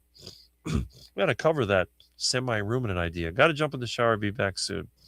Well, make sure if you jump in, you can still jump out. Yeah, finger on the trigger. No slugs allowed. That is correct. And you know from experience. These characters, I don't know. Hi, Rick. Hi, Milton from Annabella. Well, hello, Milton. He's been scarce so far. But once his tummy rumbles, he'll be over here gnawing on my arm. Or as Liz says, he'll rip your lips off. Complete Red Generation X on every level. Boomers, alien species to me, my kids are all Gen Z. Understand them, but don't get them. Well, that's it. Let's see. Cybertruck is a rolling trash can. You can badly cut yourself in the doors. I call them the rolling dumpster. You've seen me. I call them the cyber junk. But Cybertrucks are the ugliest thing on the face of the earth. But you know, I'm not totally against the concept. I was actually going to build my own version of what's called the Cybertruck. I was inspired by the Humvee. So I thought about building a truck using stainless steel and using aluminum to back it up, and then using like riveted corners. You know how the Cybertruck is like two pieces of metal like this, which is crap. But what you do, you put the metal together and then you bend like a trim that goes around it. And then you can bolt that in there. And then that way it's replaceable. So if your panel gets damaged, just take it apart. This Tesla crap is designed in such a way that it's hard to fix and very expensive because parts are not available. But I would build a truck sort of like a stealth bomber. You know how it's all flat surfaces, and then have it where it bolts together. So when your truck gets banged up, if you're skilled, you can take the panel off, get your English wheel out there and go back and forth a few times, maybe heat it up a little bit to relax the metal, go back and forth, polish it up, stick the panel back on. Truck's as good as new. So I thought about that. I never did it, but I just thought about it. And then, of course, the cyber junk came out there, and I laughed at the thing. It's a joke. Looks like a death trap. It's got electric doors. What happens if the battery fails? You'll turn yourself into a barbecue. That thing gets hit, and you can't get out. Battery catches fire, and you're done. You'll be cooking. A real humble is awesome. That Chevrolet one, yeah. You must be talking about the Humvee. Yeah, the Chevy version is basically just a truck with the body dropped on it. But I'm talking about the real one made by AM General that the military used. Those things, they're pretty good. I think they're aluminum, and they use an old 6.2 diesel. No electronics, all mechanical. I have a terrible sore throat ear infection. Feel like I'm ravished from illness. Okay, well, that's not good. Hope you're feeling better. Praying for you. Awesome. All right. Now, we've caught up with this. Let's talk about some of the other things that are going on. Now, again, I was on 3 lives last week, which you may or may not have watched. And what are the subjects that we're talking about in the carnivore community?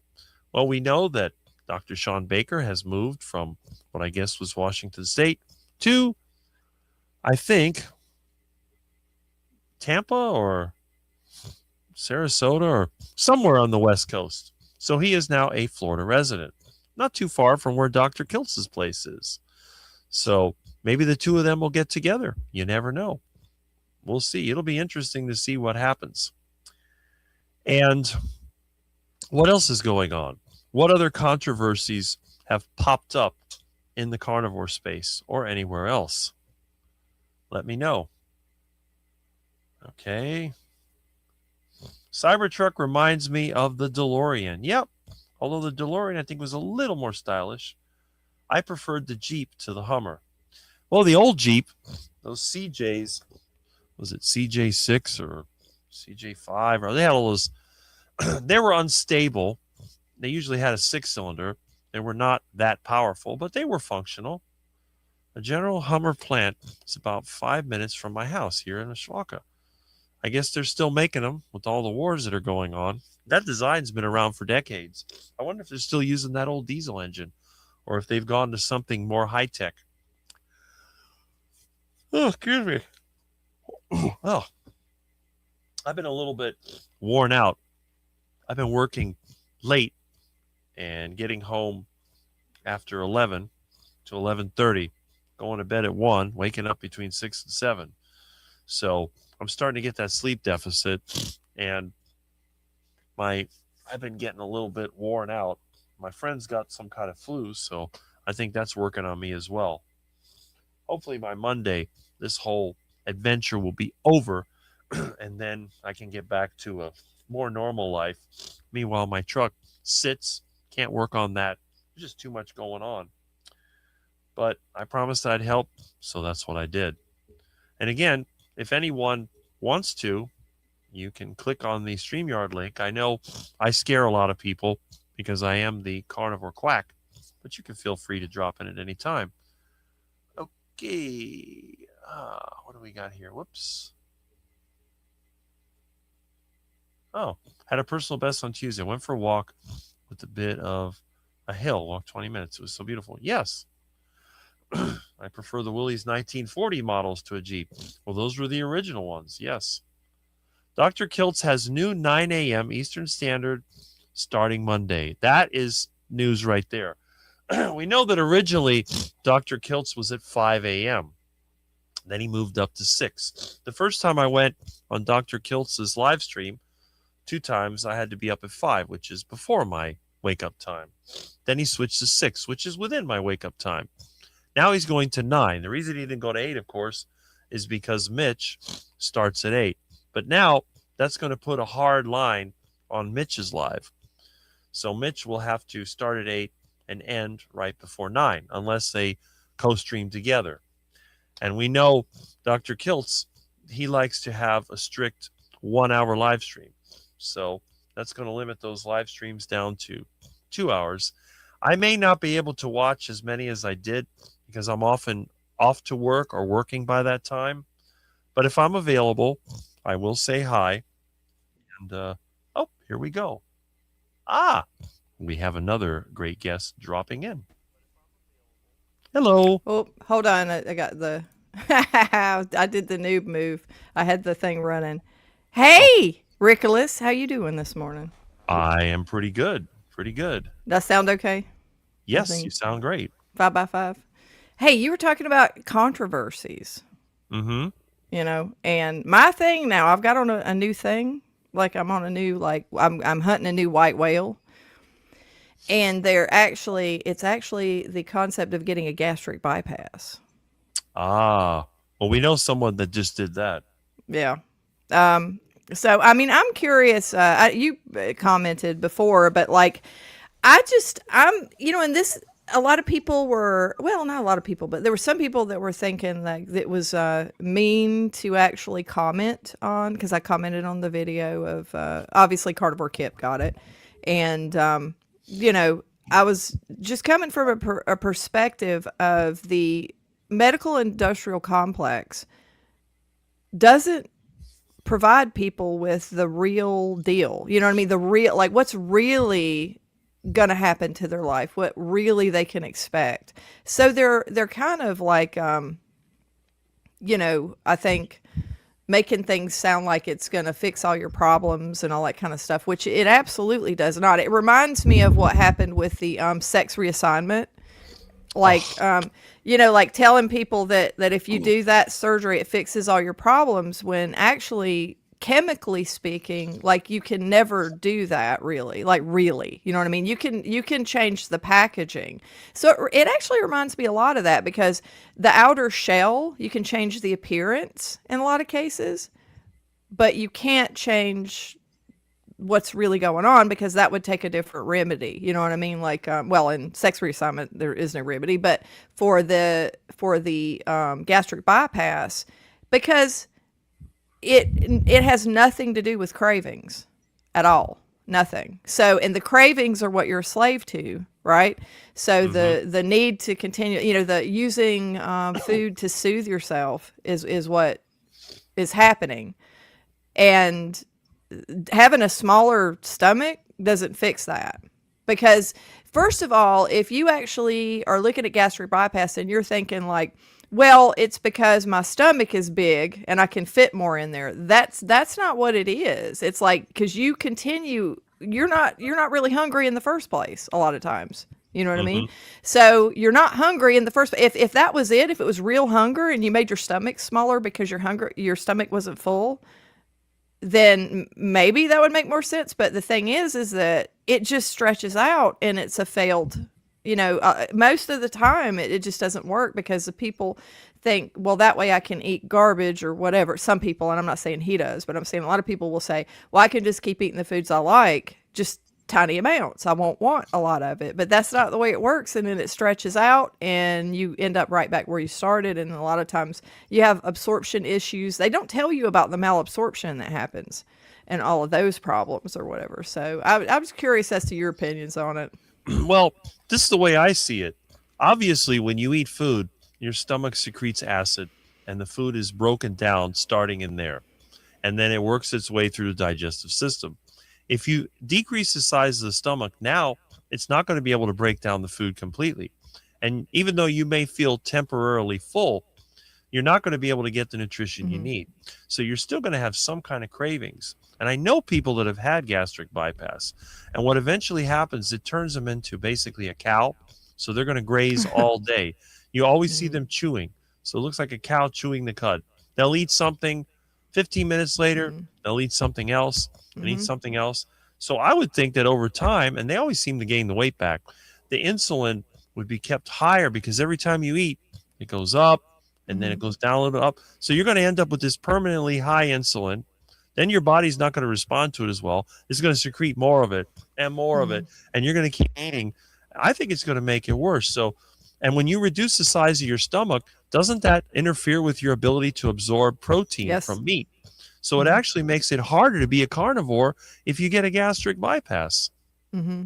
And the thing is that to all if you look at now, I talk about 1,000 Pound Sisters, and I know, like, you're talking about a lot of these reality shows are trash, but when you actually look at that show, it is a perfectly documented case of an entire family of morbidly obese people who they go through this whole thing where they have to, like, try to lose enough weight to get the surgery, and then they get the surgery, and then yeah, that's right, Angela, you're absolutely right. There's so many that gain it back. Most all gain it back.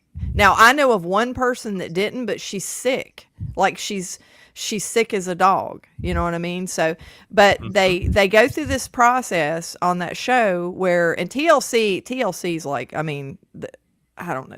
It's very distasteful that they're following these people around, But it's a case study, and it's in the public.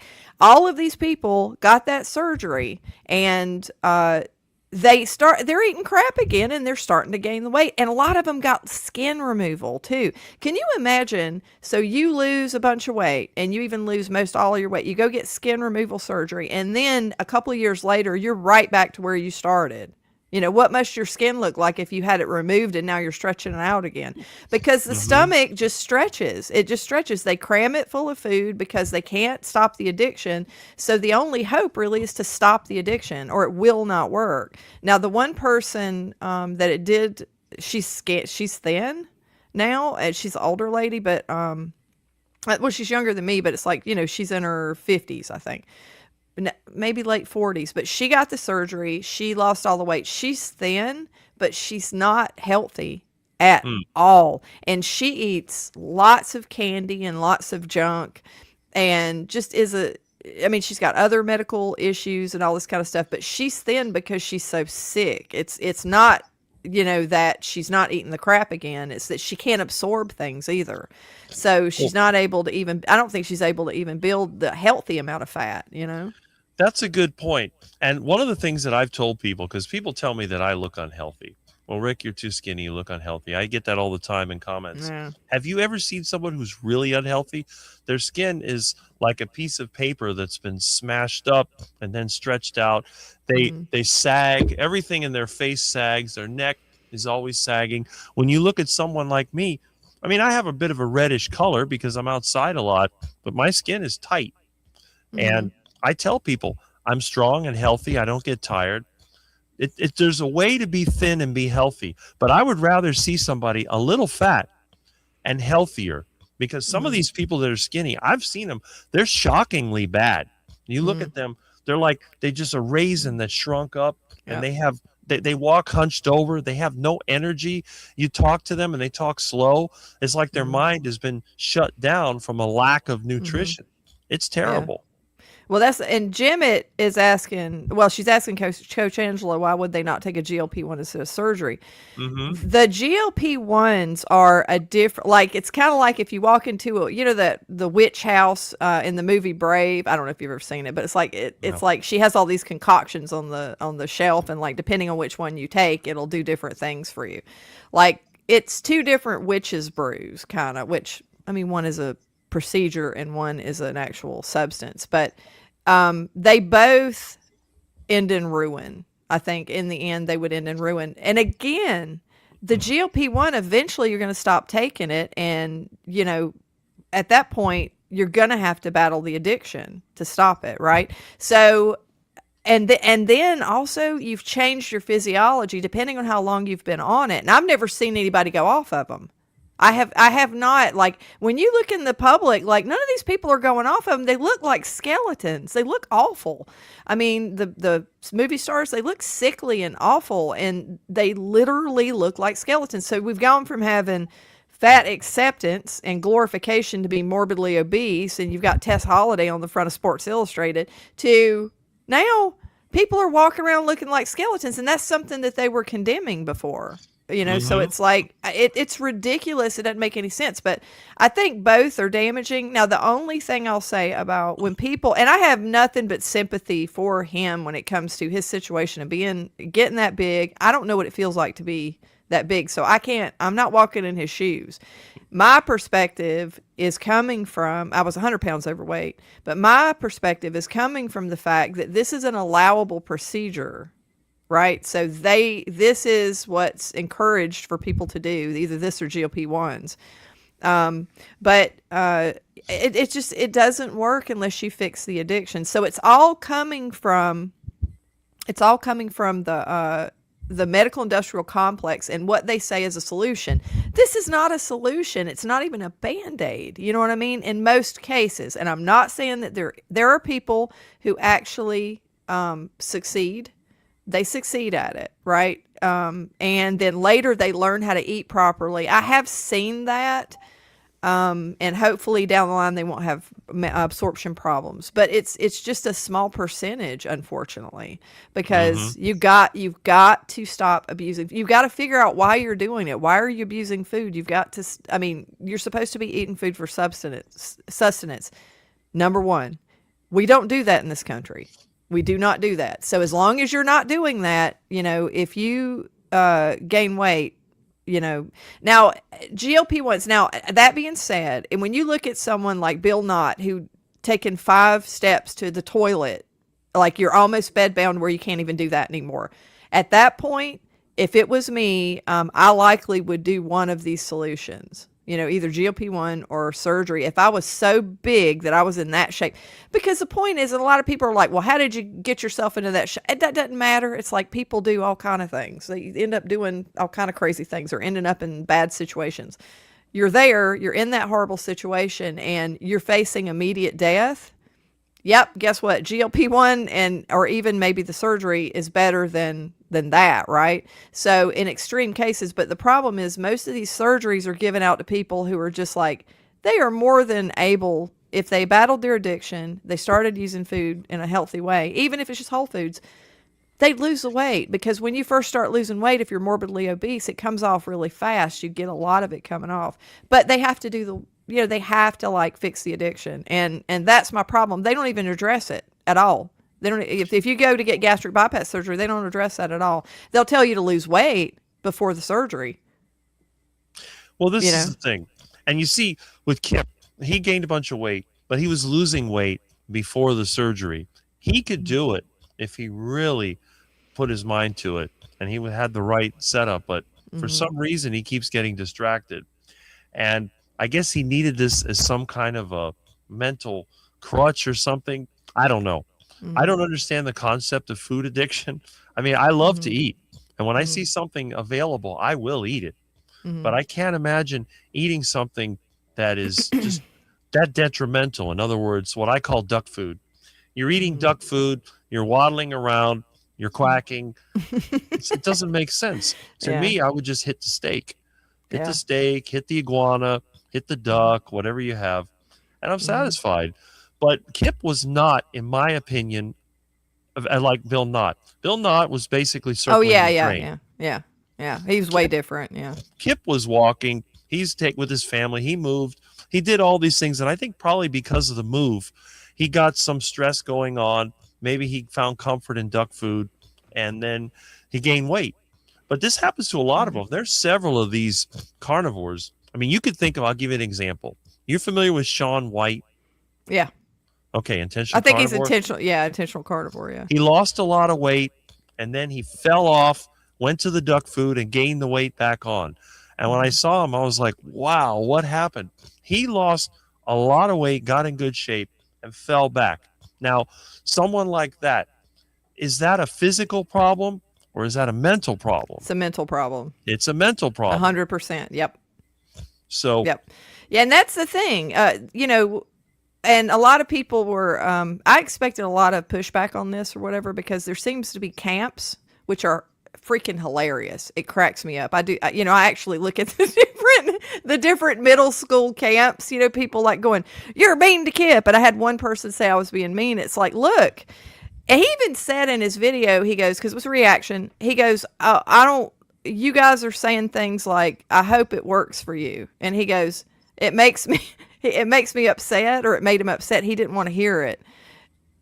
And I'm like, you don't want to hear hope, like messages of hope, but he was basically saying that he didn't want to hear any controversial, hello, Scooby the dog. He said, I don't want to hear any I don't want to hear opinions that are counter to what I believe. You know what I mean? So it's, I'm like, okay, here's the thing. Like a lot of times in life, you don't want to hear the truth and you avoid the truth and you stick your head in the sand. I've done it myself. But the problem with this is that he could be successful even after the surgery. However, if he doesn't, and I don't know, and the thing is I asked him for an interview before like a month ago because I wanted to interview him on his decision, not to tell him what to do. I'm not going to tell him what to do.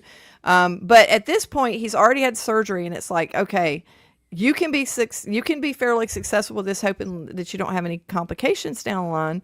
But if you actually if you actually attack your addiction, if you focus on that and get to the whole foods approach, this could work. This could help you work. It could make it faster, that kind of thing. It's already done. So if somebody never said that, even though he doesn't want to hear it, I'll bet you if he doesn't attack the addiction, let's say he doesn't, and I don't know where his stance is because he didn't, I couldn't get him to come on and tell him say in his words what he was going to do. But after that, if nobody said that to you, if nobody made you realize how important this was, when 3 years from now, when he gains even more weight, if that was to happen, he would wish that someone would have warned him. So it's like a warning. It's like, look, anybody that's had this surgery, if you go and do it, just make sure you combat the addiction, because the doctors are not going to tell you that. They're not going to warn you. They don't care. They do not care if you end up being twice the size you originally were. They don't care. The medical industrial complex is not there to help you.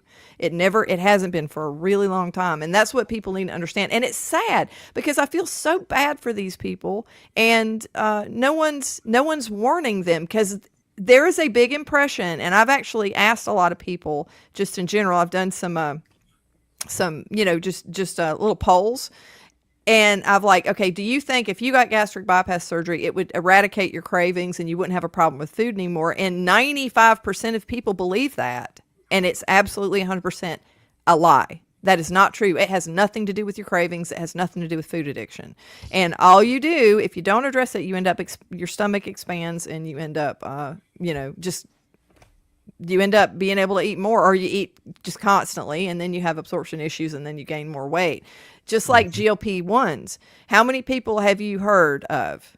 And if anybody in the chat has seen this, let me know definitely, because I haven't heard of one that went off and kept the weight off. So again, same old thing. You know what I mean? Mm-hmm. It's the same kind of problem, as it's just a little different, but it's chemical, Right. So, I mean, that's the issue. You're not dealing with the mental side of it.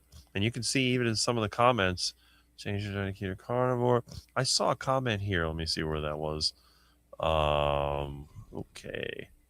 Food addiction. Yeah. She was addicted to stevia. And then Ellen said, is that not what he's doing, documenting his journey? I don't know why people are so obsessed with him. It's his life. Well, my thing is this.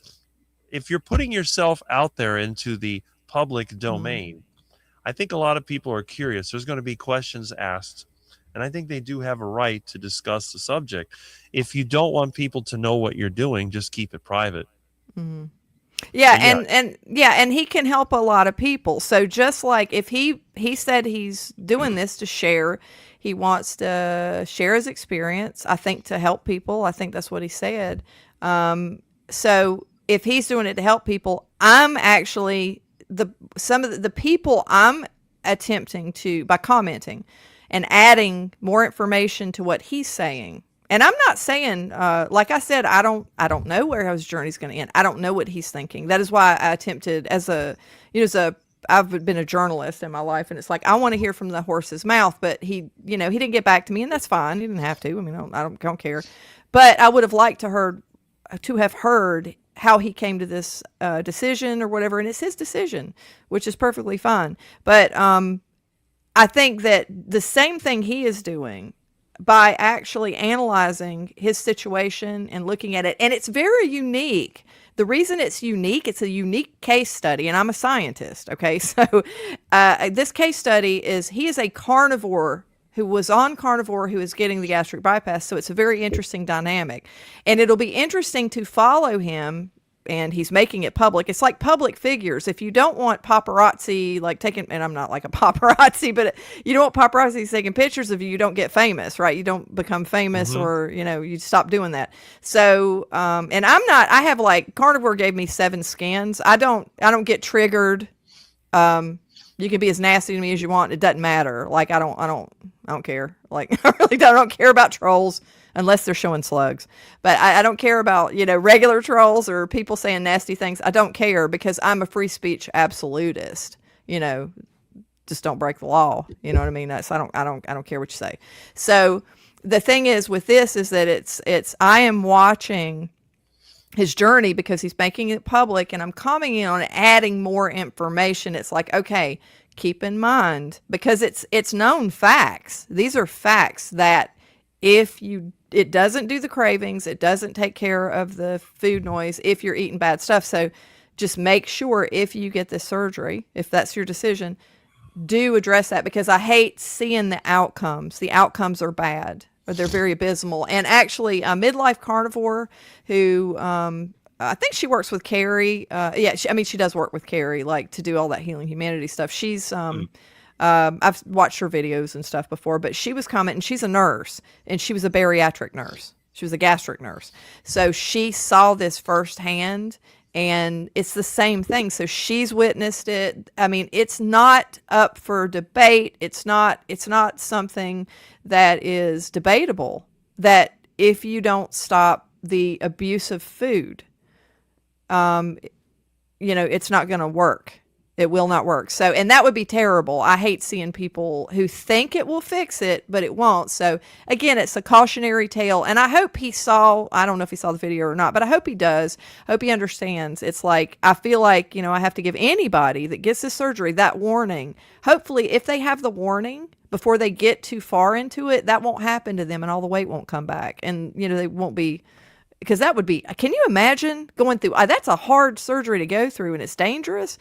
Going through all of that and then gaining all the weight back, that's terrible. I don't want that to happen to anybody. And like I said, I feel very bad, but I feel very bad for anybody in that position. I've never been but 100 pounds overweight, not that much. So it's their decision to do, but I do think, where the medical industrial complex is not going to warn you. They're not going to tell you the truth. They don't care about you. It's like we in the carnivore community do.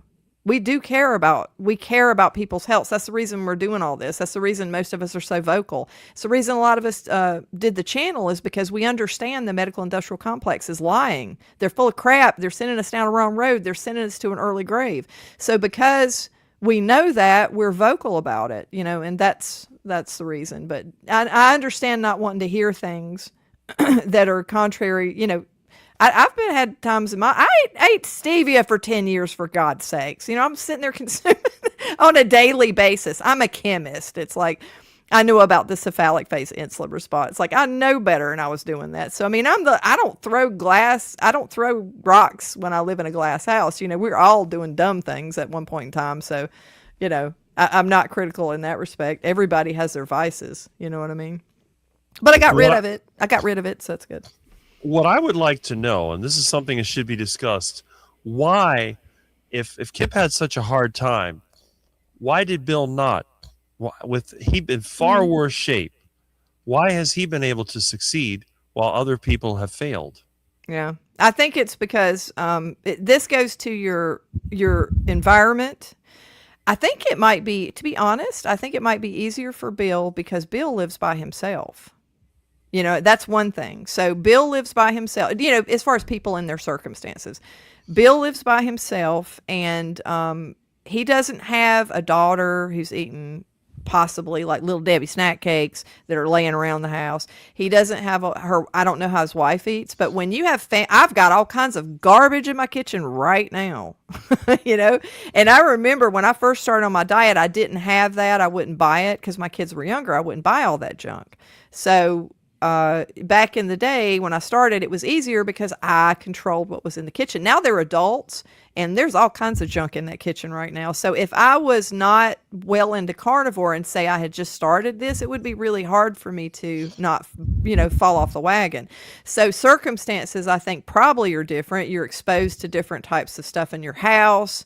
And that's one thing. And then also just I remember when I was 100 pounds overweight. I was miserable. I hated my life. I didn't want to go outside.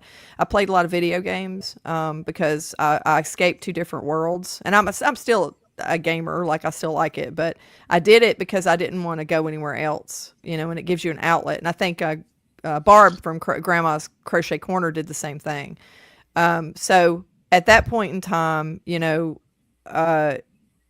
you have this isolated existence, and I was so sick and tired of being sick and tired. And I remember the moment that I was laying in bed, I was watching some kind of crap on TV, and something inside of me just bubbled up and said, no, get up now. Now you're done. It's over. We're stopping. We're not going to lay down and die. And I started keto, and I started to make my life better, but it was that 1 second. I don't know if it was transmissions from Mars. It could be, divine intervention, which is likely what it was. But something inside of me bubbled up and took charge. That has to happen. That moment of perfect clarity has to happen before your journey can start.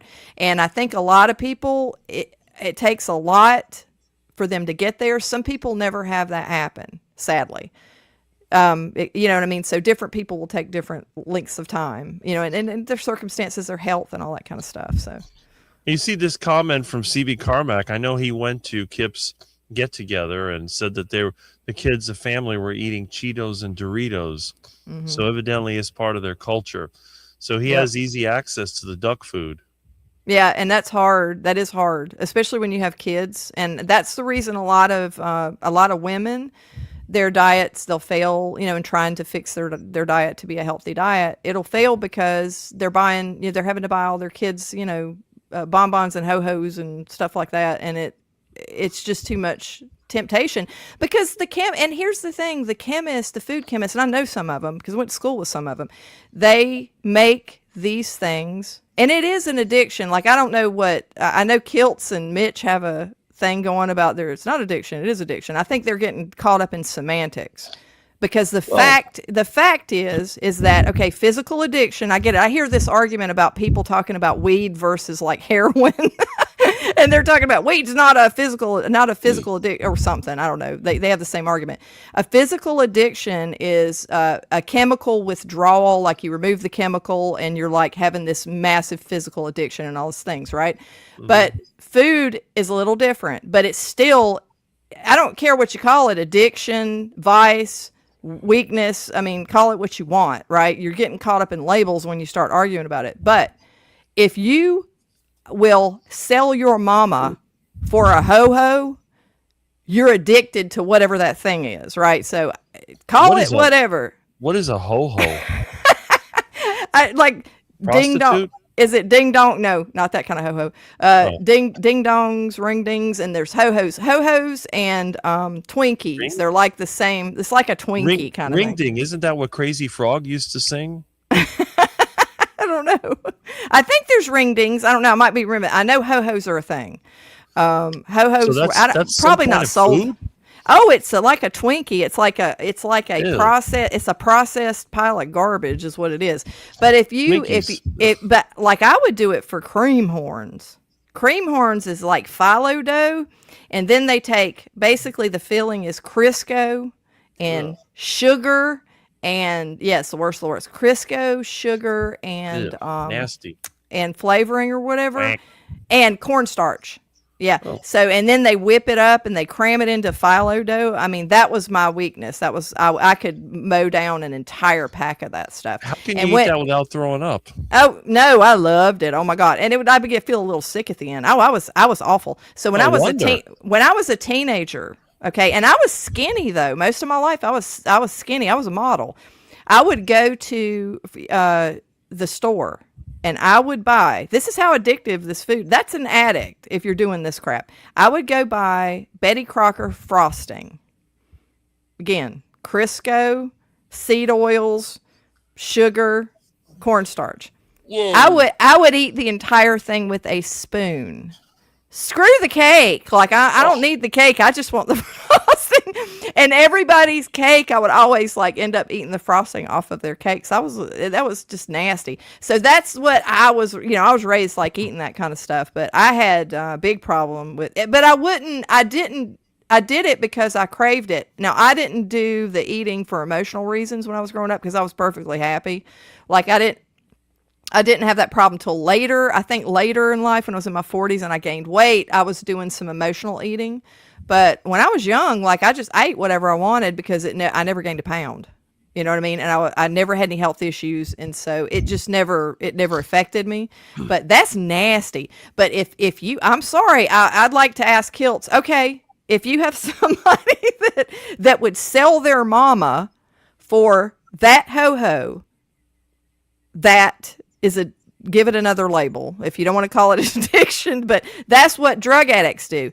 They will come and steal all your stuff and sell it to get crack. So crack, ho-ho, crack. I mean, same SSDD, same shit, different day. So that's my point. You know what I mean? Not chemical addiction, whatever. It's like, that's a medical term. Like, it's the same thing about people talking about weed versus cocaine. It's like one's a physical addiction, one's a mental. It's like, I don't care. The point is you have to have it. It's a vice, end of story, when it comes to that. But you know. Well, see, this is the other thing. First of all, I see that Michael Pregler had a comment. He's never been overweight, so I know what that's like. I've never been overweight. The Mhm. idea of being addicted. Now, I think about addicted to food. It's like when I go to the store, I can walk through the entire grocery store. Mhm. Nothing attracts me. But when Yep. I see the meat section, it's always in the back of the store and it Mhm. says meats. All of a sudden, my eyes get bigger. And as I walk towards the meat section, Mhm. I'm looking for what's on sale. I Mhm. will not walk out of there empty handed if there's a deal. So if I found ground beef for less than $3 a pound, I'll buy all the money I have in ground beef. If I Mhm. find a pork on sale for 99 cents, I buy whatever they can. Anything that's cheap, my money goes away.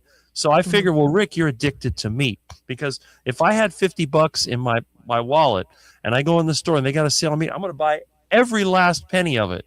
Mhm. All $50. I have nothing left. I've gone to the auto parts to get something and I stop in Winn-Dixie. And at that time it was cheap. Ground beef was $1.69 and it says there's no limit. And I went to the auto parts to buy an alternator. And guess what I went home with? A bunch of meat. So I went home. I got some more money. I went back to get the alternator. And guess what? Mhm. I went back to Winn-Dixie and I got more meat. And I kept buying the meat until there was none left, until I ran out of money or whatever came first. And that's Yep. it. And then when I have that meat in the refrigerator, I start thinking about heart attack burgers. So I've got the eggs and the pork rinds and the cheese. And I'm Mhm. making Rick's heart attack burger. And I would make those things day after day after day, never Mhm. get tired of it. And I just eat. When chicken's on sale, sometimes they had it 38 cents a pound. I'd buy every bag I could, stuff it Mhm. all in the refrigerator. And it's like, well, I got to eat it before it goes bad or put it in the freezer. Next Mhm. thing you know, I'm eating 5 pounds of heart attack chicken every meal. And it's so that kind of stuff to me is addictive. But the Mhm. duck food, I have pasta that's been sitting in my refrigerator for 6 months. I finally put it to use, and I bet you know exactly what I did with it. What did you do? You gave it to ducks? I gave it to the ducks. Yeah. I had Yeah. rice. I gave Mhm. it to the ducks. Yep. All that stuff. So, but it sat in my refrigerator. I was looking at a video I did from 6 months ago, and it was there when I did the clean out. It's been Mhm. there the whole time. To me, duck food has no appeal. It would be like a Mhm. normal person looking in the garbage, seeing food thrown in the garbage, Mhm. and picking it up and eating it. They're not going to Mhm. do that. I Mhm. go to the store, I don't see it. Yep. So it's hard for me to imagine that you could be addicted to low quality Mhm. duck food. Mhm. So when you say those things that you like, I don't even know what they are. It starts to make me feel like sick, you know? Yeah. It's like somebody talking about eating food out of a garbage can with maggots on it. Mhm. That's Well, not appealing.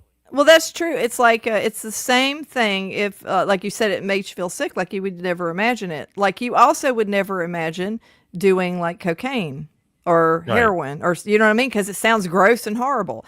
So that's why they're so similar. And you know, one thing that's good about you, and the reason you are like from another planet, like in the meme. But you know why? Because you did not, the way that everybody else was raised. They're eating all the processed food and they're eating all the stuff. So they have like conditioning and exposure for years and years and years and years and years, years and years and years and years and years, you know, of conditioning, struggle, marketing, propaganda. And you never were a part of that. So you wouldn't. So it's literally like, you know, Rick from Earth, you know, we're here to we're here to find the answer. So you're not going to be able to understand it because you just didn't, you were not affected by that, which is great. I mean, that's why, you know, you got such a luxurious mane of hair, and that's the reason your skin's so good and all, and you look so young. So that was because the longevity of how long you've been doing carnivore, and there's not many of you out there, you know. Now, I will say for me, when I got rid of the stevia, I don't look at anything anymore with which I stopped doing that. It was two phase. So when I went carnivore, I stopped looking at stuff, crap stuff like ho hos, ding dongs, all that sort of stuff. I stopped looking at that and going, "Ooh, I really want to eat that." That went away. So I'm not saying the food noise didn't go away on carnivore, but I kept stevia. Then over time, stevia made some of that come back. But I wasn't looking at stuff like that. I was looking at like stevia dessert, steak and butter gals cakes and things like thinking about making stuff like that. That was the food noise I had. But I got rid of it when I got rid of the stevia. So the thing about carnivore is, for me and for a lot of people, it gets rid of all the food noise. You know what I mean? Well, I get rid of the food noise once a duck guillotine is activated. The food noise goes away It's like, because yeah. After that, it's maybe a few flaps of the wings and it's quiet. yeah. So, Yeah. but now you walk outside, you hear, beep, beep, beep, that's the food noise. But iguanas don't really make noise other than running up the tree. But yeah, you see this comment here. CB Carmack has a theory that because of his heritage, his genetics, maybe the duck food has more of a effect like it does with the native people on Kip. Yeah. I mean, it's possible. But I do think in terms of the addiction, this is why I don't promote myself. I'm not going to be a carnivore coach. I'm not going to be a carnivore influencer because I don't have the experience. I cannot identify with people. I didn't know what a cream horn was. I mean, really, the only horns I have here are off of a bull, and they're up on the wall. Yeah, it's disgusting. Like, but I was big into and a lot of people like would get cakes, and there's something called, like, if you go buy a birthday cake or I don't know, a cake for an event, there's two types of frosting. There's what's called well, there's multiple, but whipped frosting, and then there's buttercream. Okay. Now, buttercream likely has no butter in it. First of all, it's Crisco confectioner sugar, which is a mix of pulverized sugar and cornstarch, and just a bunch of nastiness, right? And so I would always have to have buttercream, like the nastiest of the nasty. You know what I mean? But that's because I was addicted to all of the foods. The processed food got me addicted. You know. Did you know I used to use cornstarch to make ceiling tiles? I don't doubt it. Yep. Yeah. That's about all it's good for. I mean, because it certainly will just ruin your health. And cornstarch was in everything. It's not as much anymore, but they've got equally as nasty of ingredients like in there, so. Well, what I can't understand, if people want to eat something sweet, we already have something that is non-processed. It's called fruit. That's true. Yeah. You walk outside, you grab a fruit, and you eat it. That's sweet, if that's what you want. But it's seasonal, so you can't get addicted to it because mango season lasts 2 or 3 weeks. No more mangoes. Yep. And the same thing, oranges. You may get a month. No more oranges. You can't. I mean, you technically could grow fruit year-round, but it would always be a different fruit. But you can have meat year-round. You can have eggs year-round. And I just don't see the appeal of all that. To me, as a kid, it always seemed like a lot of work. And then you're basically just cheaping out. So what it is, you're trying to extend something further. That's what I was called picky because I would eat the meat and nothing else. Well, my son is so picky. But this is the crap. You mix the meat with crap to extend it further. I figured it was like in the Great Depression. So that's why I like the buffet so much. I could pick out the meat and leave the rest behind. Yeah. Yeah, and the thing is if you're eating whole foods like fruits, if you're gonna not, like, if you don't want to do carnivore or whatever, and you just eat whole foods that grow in the ground or whatever, it's like you're way better off. And you don't hear of a lot of people binging on things that are real food. Like, it's always they're binging on the chemical stuff. Hello, I'm back. He's wearing a shirt. Back. It's like, no. It's like, I love the whole nudist vibe. I think that's awesome. I just gotta find my glasses. Well, Rick, I've got to go to a house showing. I hate to say I've got to get off because I got to go with my son to go look at a house. And I think he was at the door a minute ago. But thank you for having me. And I'm sorry I got to go, Kurt. It's not you. Fine. I swear. I'm not leaving because you come on. You I take my place. Yeah, no, I do. I just realized what time it was because I can go on forever. You know how I am, but thank you for having me on. It was cool. Anytime. You're always got to do a live stream soon. Excellent. And see you later, Kurt and everybody. Talk to you guys later. Bye. Yep. Take care. Bye. Holy crap. There we go. I'm right next to my brother from another mother. That's right. Just reading the comments, I see someone commented about 1960s kids on SAD and we were never fat. That's true. They ate that Exactly. stuff back then and never got fat. But of course, they were a lot more active, and I guess they hadn't done as much damage as they do now. All right. Let's see if I can. Yes, I know Crazy Frog. Huh. That's Amy's got a good point. Sometimes the people you surround yourself with will affect your progress. That's very true. Oh, where am I at? This isn't connecting. What the heck? Oh, Uh-oh. well. I tried to connect to the. Let me. I'll step out and I'll come back. Okay. There we go. Let's see. Why do you think sex is a thing? Biology did that. It's a positive pressure reward to facilitate continuance of a species. When you boil it down, every response is weird. Yeah, that's makes sense. Rick's reaction to the description of frosting. Well, that's what I feel. I can't stand that. It sounds nasty. It's like eating out of a dumpster. Ugh, disgusting. How can anybody like that stuff? Why do they call it frosting? It's not cold. It's not made of water. It's not ice. I guess just silly term. I could be addicted to steak and bacon. I think I already am. I have that feeling. Bacon and eggs and steak, yes. It's like that with law enforcement. We constantly get junk put in front of us. People think I'm strange because I refuse. Well, you know what they say about cops and donuts. Every time you drive by the Dunkin' Donuts, they say, oh, it's the police station. Of course, there hardly ever are any police here. Oh, here we go. There we go. All right. Now, and I can hear you over the car speaker. Cool. Excellent. Got the Bluetooth going on. Yep. That's great. Now I just need to lower my steering wheel, put you up on top here. Give me a second. There we are. Yeah.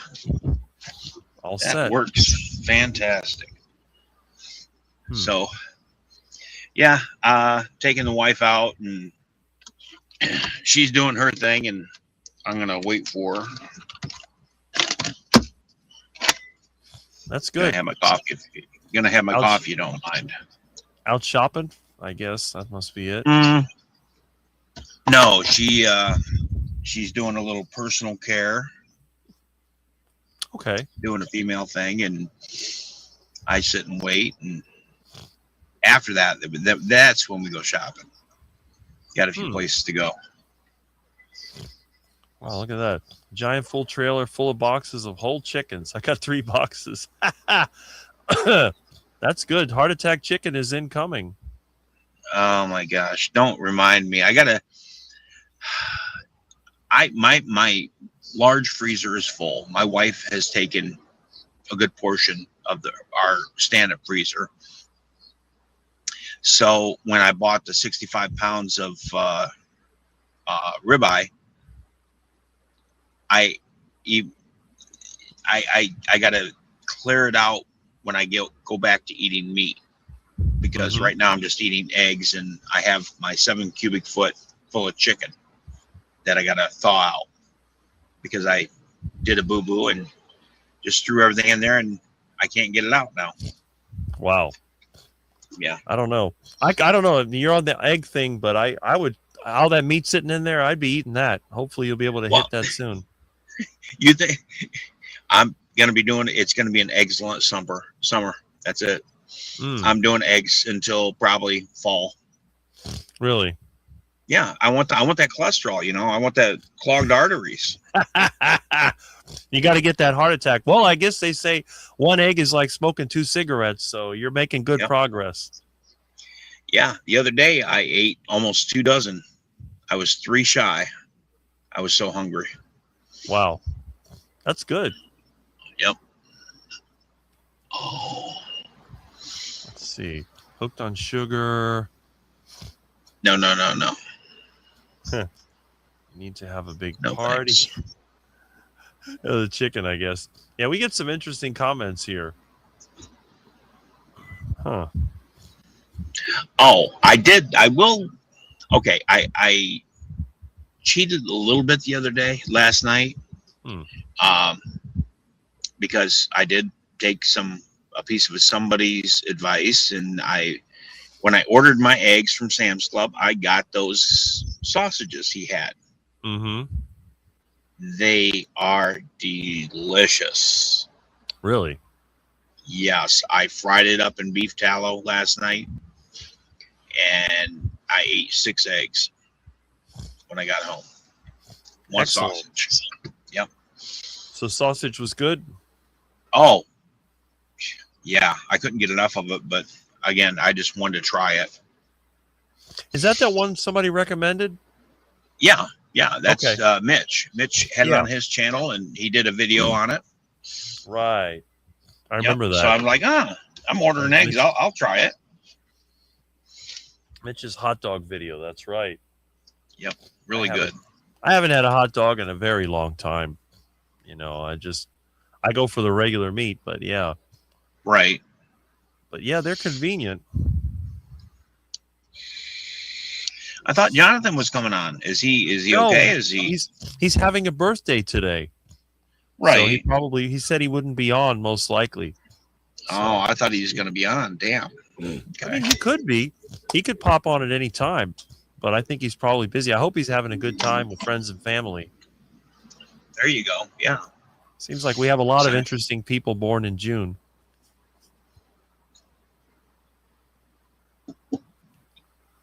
Let's see. Yeah, Amy thought that I was helping people. I thought that was interesting. I could have a chicken. How do you help people, Rick? I think I scare them away. That's what I think. Well, I'll admit when I first came into the carnivore realm and I saw you on thumbnails, I'm like, who is that crazy guy? He looks like he death warmed over. Right? Kid you not? And who would have thought we'd be where we're at now? That is true. Because, I'm not the picture of what people want to be. I'm just sort of an accident. I tried to give myself a heart attack, but I failed. So I guess I'm a total failure on many counts. There But, you go. I'm still trying. It's only a matter of time. I'll get that heart attack one day. Yep. Yeah, exactly. Have some fruit. If you want sweet stuff, go pick a fruit. That's all. And when there's no more fruit, you can't eat any sweet stuff. Yep. Amy's got to run. Have a great day. All right. Take care, Amy. Yep. Let's see. Ho-hos and horns never worked on me. I didn't even know what that was. I thought ho-ho was like a derogatory term for a prostitute. That's what I thought. Oh no, they were Hostess. I think it was Hostess that made them, and all the nasty stuff that ultra processed foods. They packed in kids' lunches when I was growing up. Mm-hmm. And I got a lot of them snack cakes and different things. It was, looking back at it now, I wish I would have learned how to try to get a heart attack. Yeah. Well, they threw me out of the school cafeteria for eating raw meat. I had to eat outside after that. Really? Yep. But now they will let kids have litter boxes.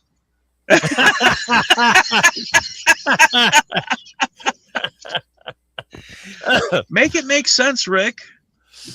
Yeah, I still don't understand why they were so offended by me eating raw meat. They said that it was a bad example, because I bring it to school cold. It was frozen when I left the house. By the time that I got to the cafeteria, it was, partially frozen. So I'm chewing on this thing. Imagine, you got a 15-year-old kid chewing on raw meat in the cafeteria. It's like, what's that? I said, it's beef. Like, it looks raw. Oh, it is. Ooh.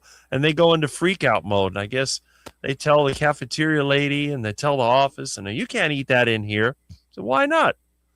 Oh, you can't eat raw meat in the cafeteria. All right, I'll eat outside. That's all. That's sad. That is sad. Back then, they used to let you leave the school for lunch, and then that was the last year they did it. And after that, they kept everybody in the school. But I still ate outside. Yeah, our high school, well, even junior high.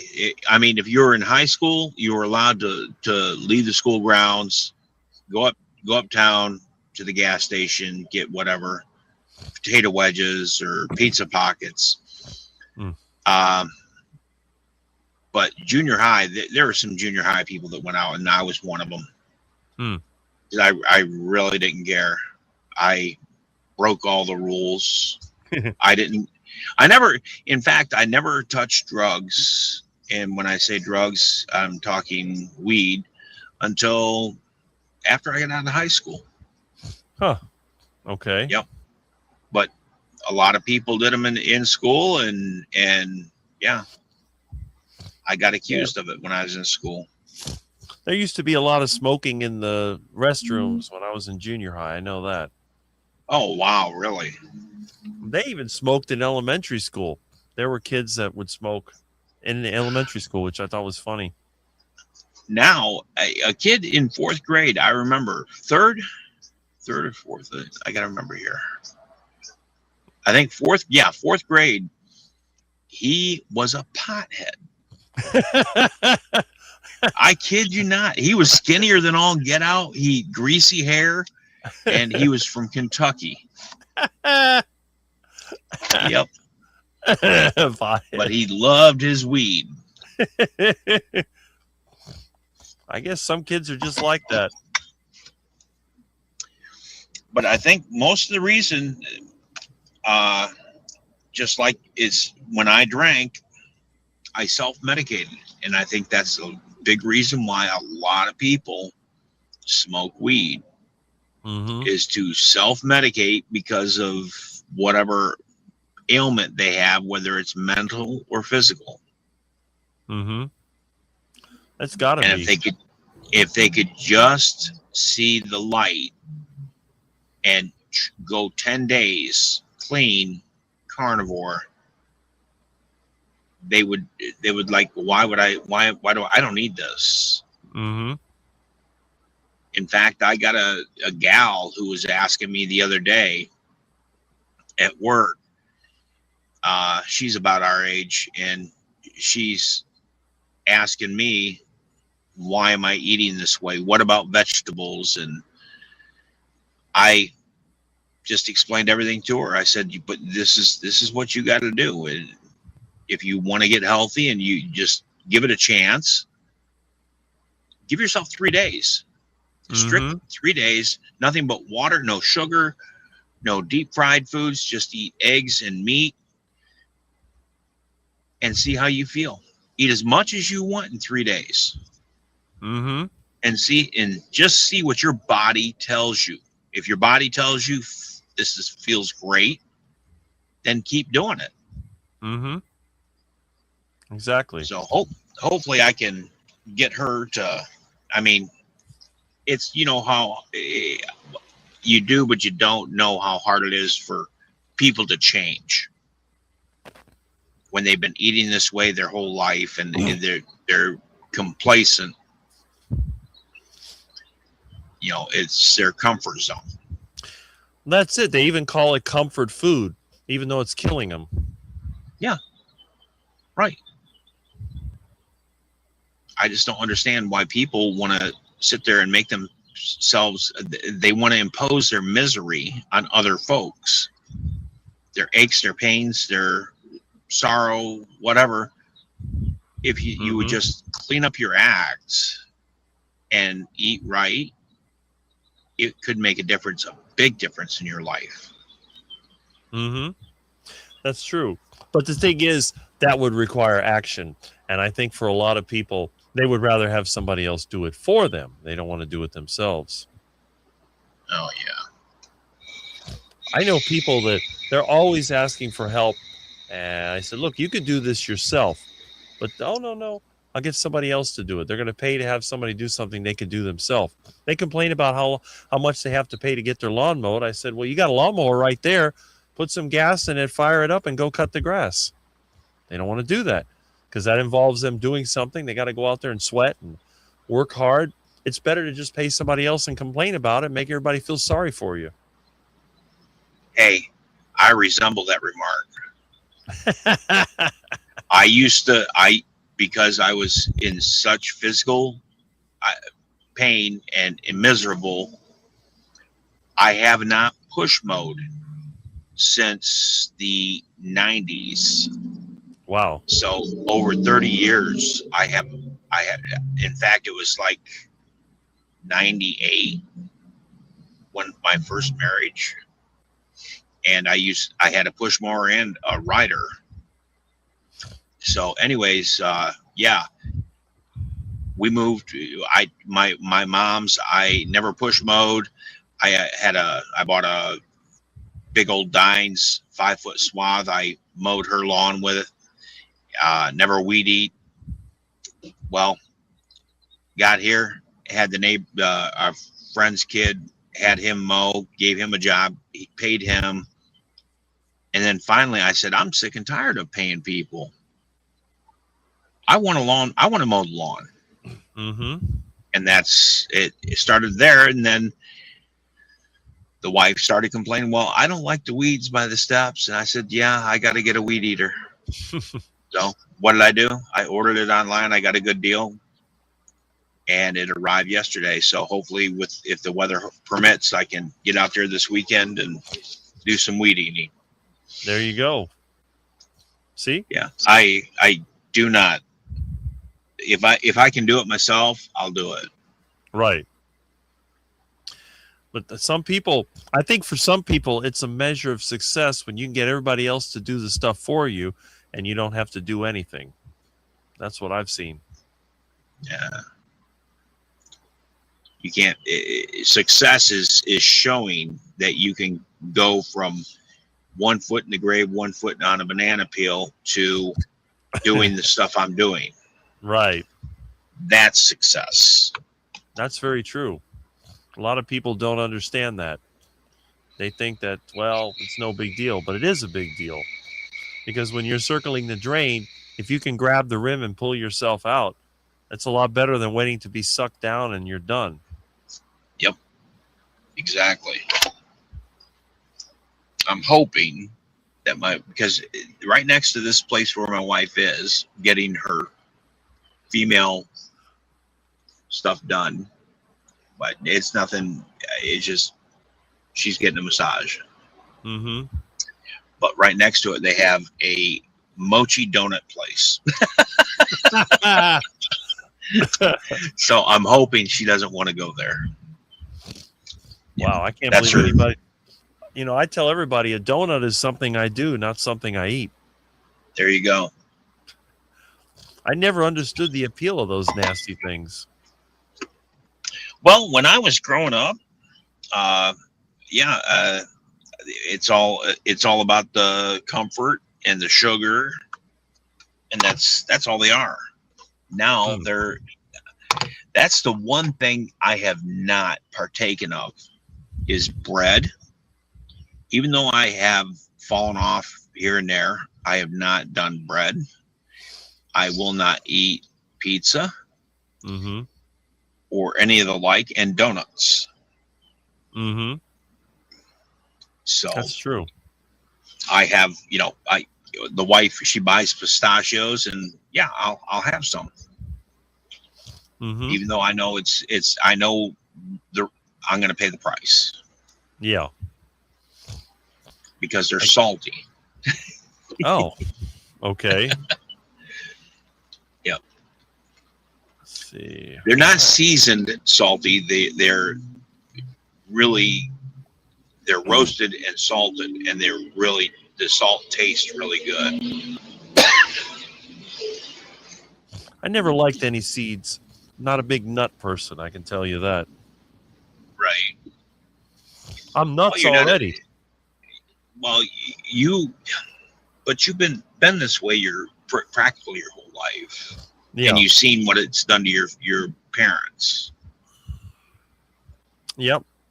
That was a good point. That was a frustrating thing because even though I had no idea that a carnivore diet could actually be healthy, I still believe that it was deadly. But the idea was it was deadly but it kept you strong until the last day. You were like able to run all out until your pistons blew out. But watching my parents decline and get weak, that's the one thing I don't want to do. That went totally against Rick's heart attack diet. The heart attack diet is you get strong, you grow as much as you can, you keep active, and then one day it's like, oh, it's a big one, and you fall down, and that's it, and they just haul you off to the grave or to the oven, and you're done. You don't have to worry about going on an operation, going to the doctor. By the time they take you to the hospital, you're done. Your heart attack was massive. Yeah, my wife already knows that I have a DNR. Mm-hmm. That's it. It's one and done. But it's amazing though, with the heart disease you've had and you're able to bounce back. You don't see that very often, do you? No. I mean, when you had a major heart attack and 98% blockage in the main artery to the heart, you've had 2 other heart attacks, and you were, as you say, circling the drain, because I would be out of breath walking 20 feet. I remember when we first moved where we're at, we went and saw a comedian, and it was during March, I think, April. But anyways, it was super cold, and we had to park like a block and a half away. I had to stop like 20 times because my feet, my legs were hurting. I was out of breath. But now I'm slinging around 500-pound carts full of parts all night, 12 times an hour. And that's just one job.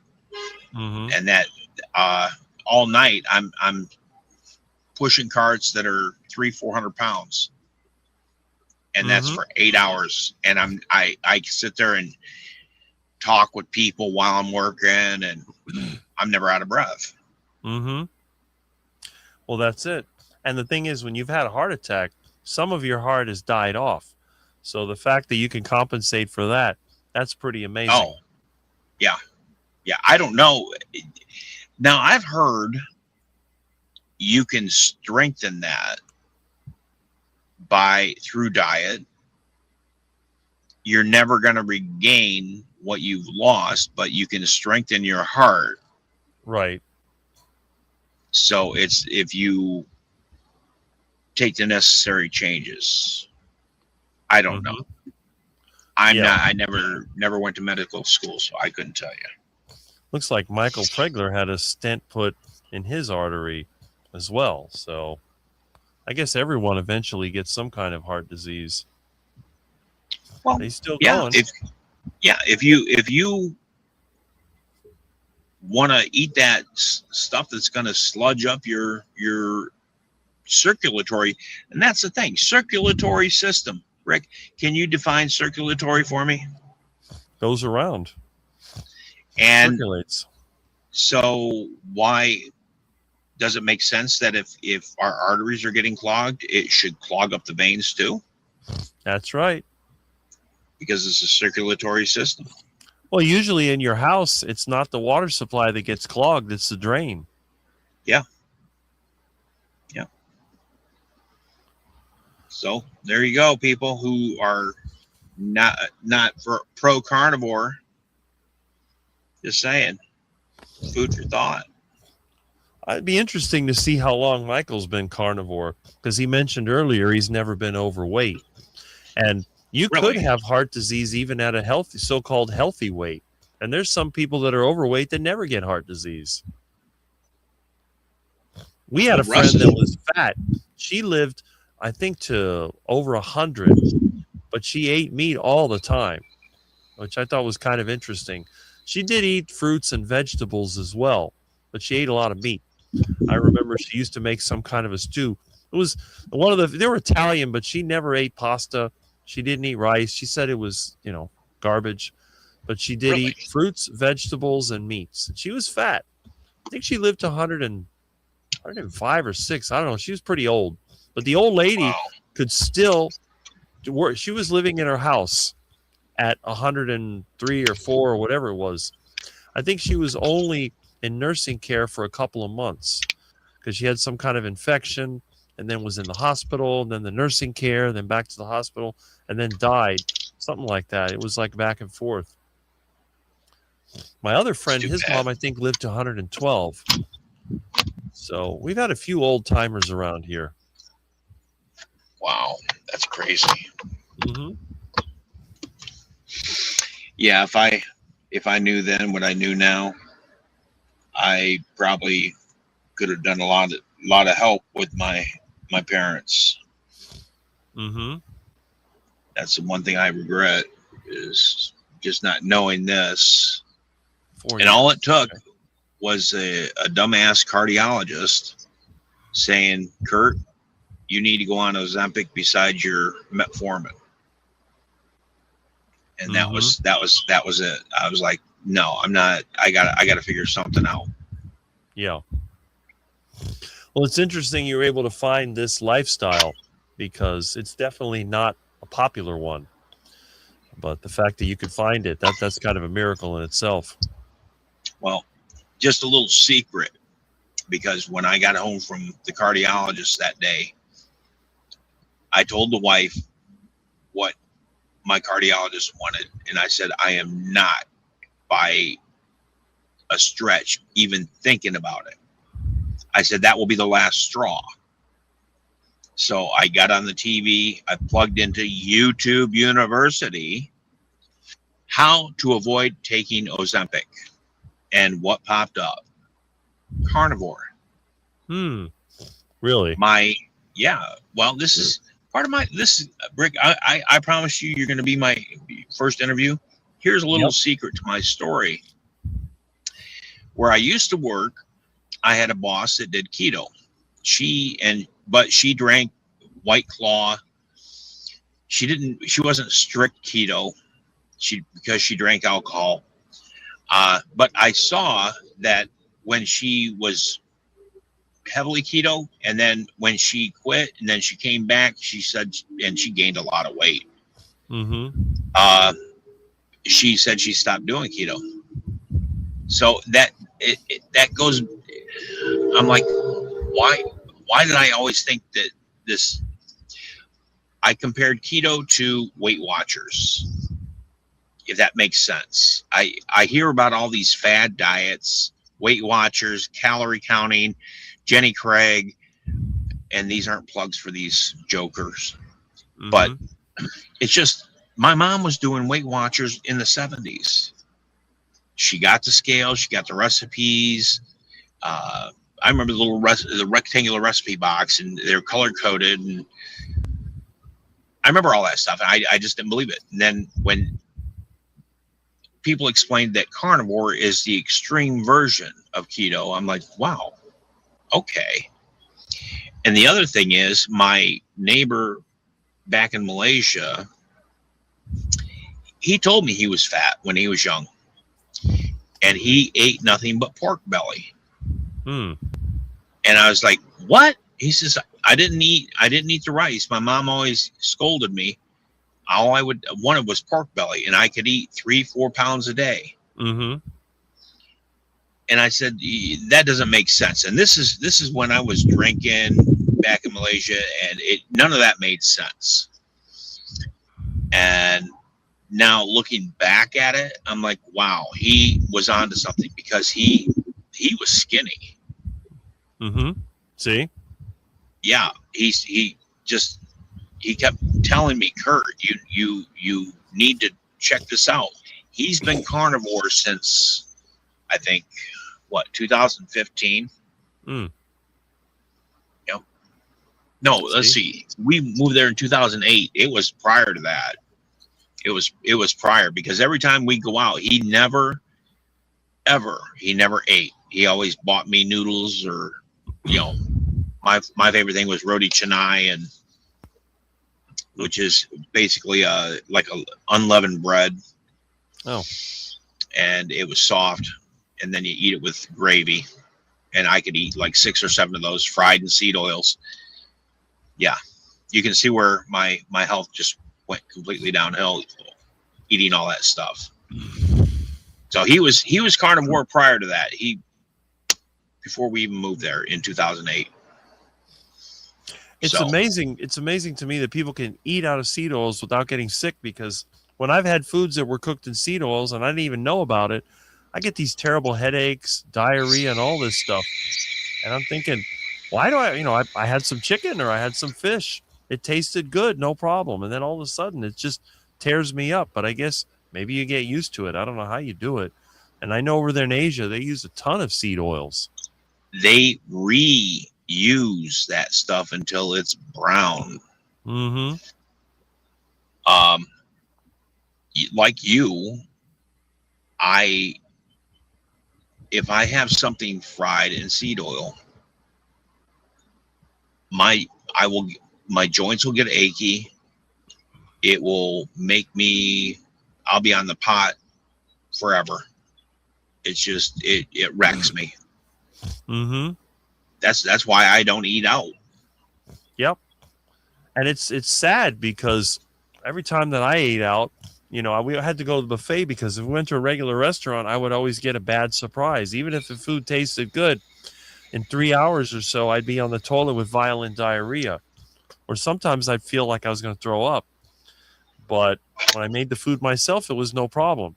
So it really was kind of baffling. And I didn't know till a few years ago. I didn't even know what seed oil was. I just thought of it as cooking oil. I just call it vegetable oil or cooking oil. I just know that I couldn't use it because I didn't like it. I went with the lard, the beef tallow, and that worked. Because that was the other thing. I love fried food. I mean, fried food is one of my favorite ways to cook. When I was younger, it didn't agree with me. Sometimes I'd eat the fried food and then I'd feel full and then, get a headache or diarrhea or whatever. Oh, excuse me. When I started cooking my own food, I didn't have that problem. And then I used to see those commercials for Tums. And the guys eating fried food and getting sick or having an Alka-Seltzer. And then I kind of put 2 and 2 together. It's like, well, maybe it's the way they cook it. But I never thought anything of it. My mom always used vegetable oil. She used to use Wesson oil or whatever. But I didn't even think about that. My mother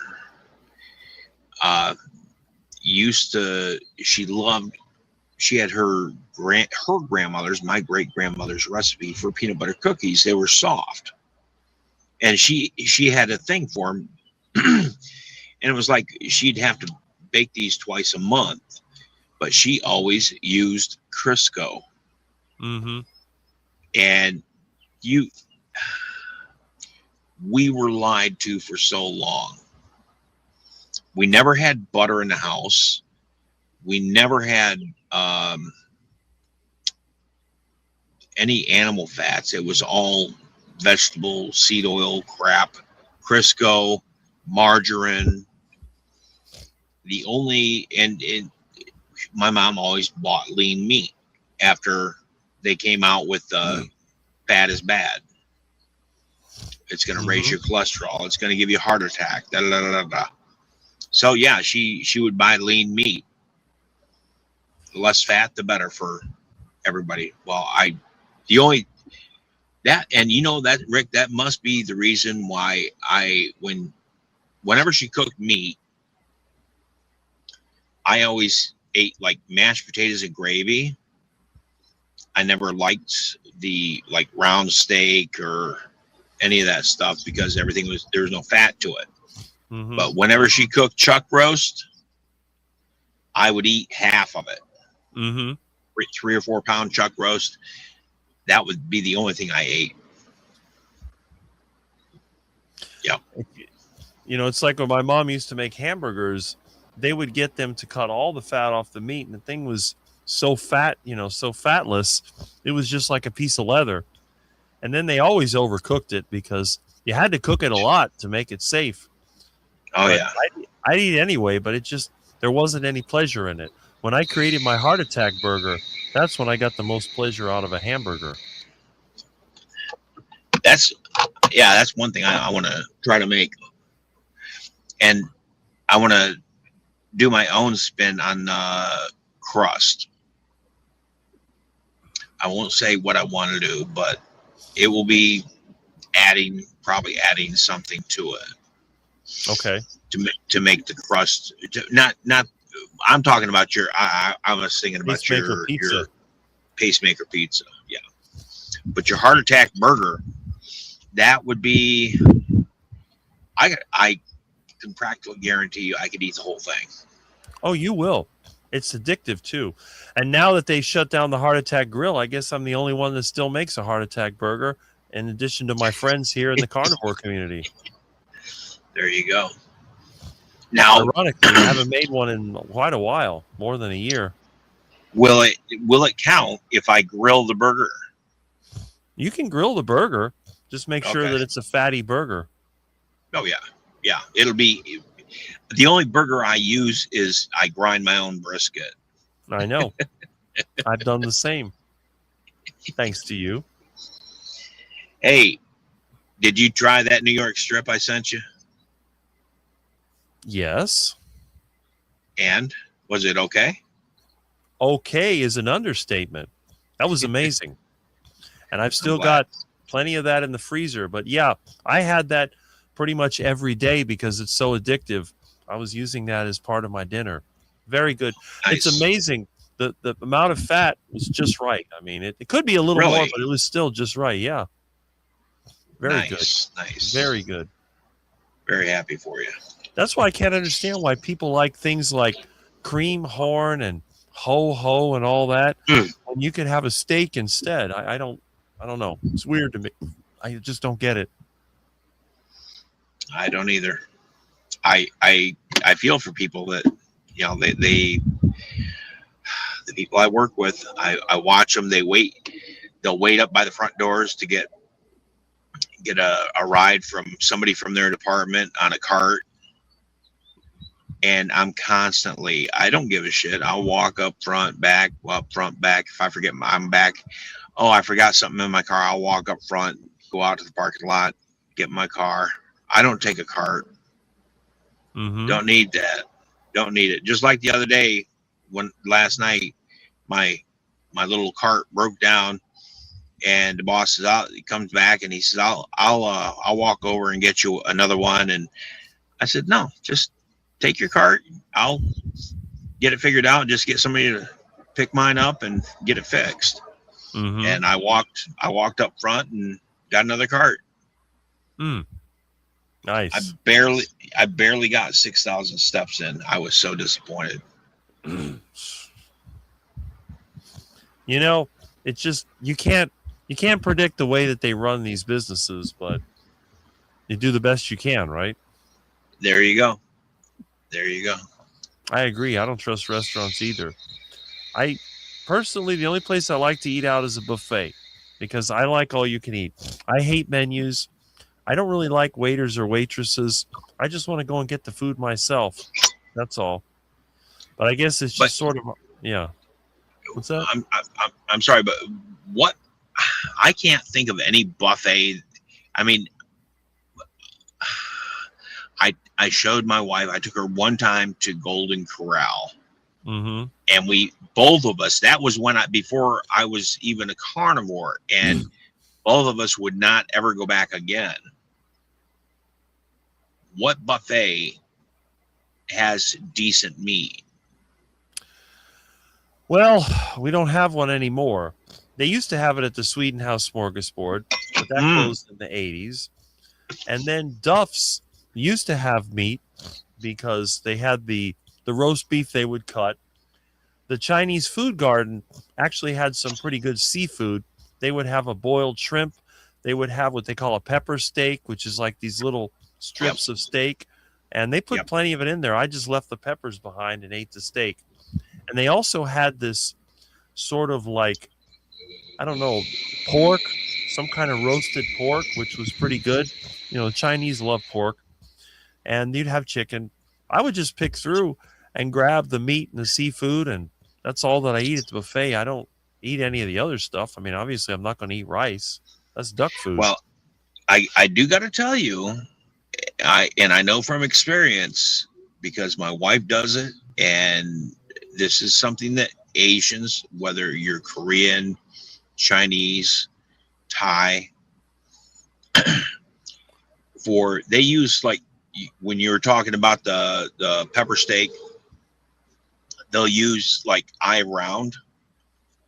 Oh. And what they will do is they'll put cornstarch on it to tenderize it.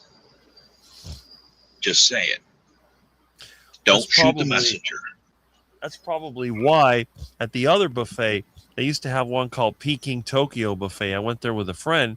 The pepper steak made me sick. That might be what it was. But the Chinese food garden, they were too lazy. They cooked everything the easy way. They just threw it in a pot and let it cook. Wow. Yeah, speaking of a pot, my wife got an Instapot. So if anybody has any ideas on, because it's Instapot, I mean, I might be interested in using it, but like my wife got an air fryer and I don't like it. I don't need it. I like grilling or cooking with my cast iron on a stove or grilling. That's it. Right. Or slow cooking chuck roast. Yep. That works too. Let's see. Yep. Again, people overcomplicate it. I can't do it. I have to make it simple because a lot of times I'll be working while the food's cooking. And whether I'm cooking at home or on the job, got to make it easy. Completely agree. Mm-hmm. I've used almost all my, well, not all my tallow. I got more downstairs, but I used quite a bit of it frying my eggs, and shit, I used probably too much, but the eggs taste so good. They do, don't they? I use let me see here. I use chunks probably about that thick, probably about about that tall, and probably about that wide of tallow. So probably about I don't know, a third of a cup, a little over a third of a cup of tallow with my eggs. You can see when I put 12, this is how much tallow I use. When I put 12 eggs in, the tallow is tallow. Well, see, a lot of people would complain. I know a couple of YouTubers would complain they couldn't use cast iron because the food sticks. But I try to tell them I've never had food stick to it. You have to put plenty of fat, lard or tallow. And even Kerry had admitted on one of his live streams, if you don't want your food to stick, you got to be like Rick and make sure your food is swimming in tallow. And that's correct. There's nothing wrong with adding extra fat. It's going to be taken up into the eggs anyway, and it makes them taste better. But boy, it was frustrating as a kid where they're trying to tell us, oh no, you have to use a non-stick pan. You can't use a tallow. I'm like, why? Why is that? What chemical makes something non-stick? That used to baffle me because you would think that a smooth surface would be non-stick, but this thing is all kind of lumpy and bumpy, and it has this sort of slippery feel to it. I'm thinking, as a kid, there must be some chemical in there. Why not just put the lard or tallow? But I don't know. I guess they got people well brainwashed. Oh, fat is bad. Fat is bad. Anything that gets you away from fat is good. Let's see.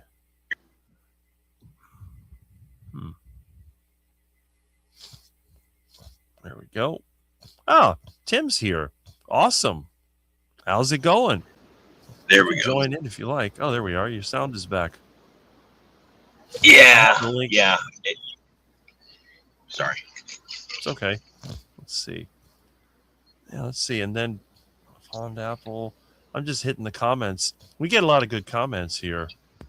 And he's wishing Jonathan a happy birthday. Well, that's great. I'm sure. Hopefully, Jonathan's having a good time. Let's see. Fake crab with cheese and celery. And pick out the celery. Huh. I don't even know what's in that. Probably fish scraps. I love cast iron. I only use. See, Tim uses cast iron, and he's a chef. He's a cook, so he knows what's good for cooking. Non-stick BS. Yeah, exactly. Since when does a real chef use non-stick? Ah, and there's B. Benno. Hi, Rick. How's it going? It's going good. Again, anyone that wants to join in, the link is in my stream. You can feel free to click and come in if you want to say hi. And don't be afraid. It's up to you. Fat is 9 calories per gram. There we go. 4 calories for protein and carbs. Fat is double strength. That's right. And you would think with all the fat that I eat, I should be as fat as a cow. But the fat you eat doesn't make you fat. There's Barbara. Hey, all, crocheting and listening. Glad to have you here. We got quite a turnout today. We had up to 84 at the high point. Nice. I think now we still have 74. This You know yeah. What's funny is a guy at work, because he's all the time, he says, yeah, I know. When I first started back there, he's like, yeah, I learned how to naturally lower my sugar, my A1C. And I said, really? How'd you do that? And he says, well, I take this supplement 3 times a day and it works wonders. And here, let me give it to you. I said, no, I think I got something more natural. And he said, what's that? I said, I changed my diet. He says, your diet? See, what do you eat? I said, I'm a carnivore. I eat nothing but animal protein, animal products. Mm-hmm. I cut out all the food noise. I don't eat vegetables. I don't eat fruits. What? and then he's talking about how he's had cavities. And I said, yeah, I've had a couple of teeth pulled due to cavities and they've broken. That's due to carbohydrates and stuff sticking in your teeth and not taking care of your teeth. I said, now I eat meat, animal products, and I don't brush my teeth but once a week. That's it. As disgusting as it may sound, my breath doesn't stink. I don't have the body odor I used to. People don't. People stop and talk to me. I'll sit there and they'll talk to me for 20 minutes at work.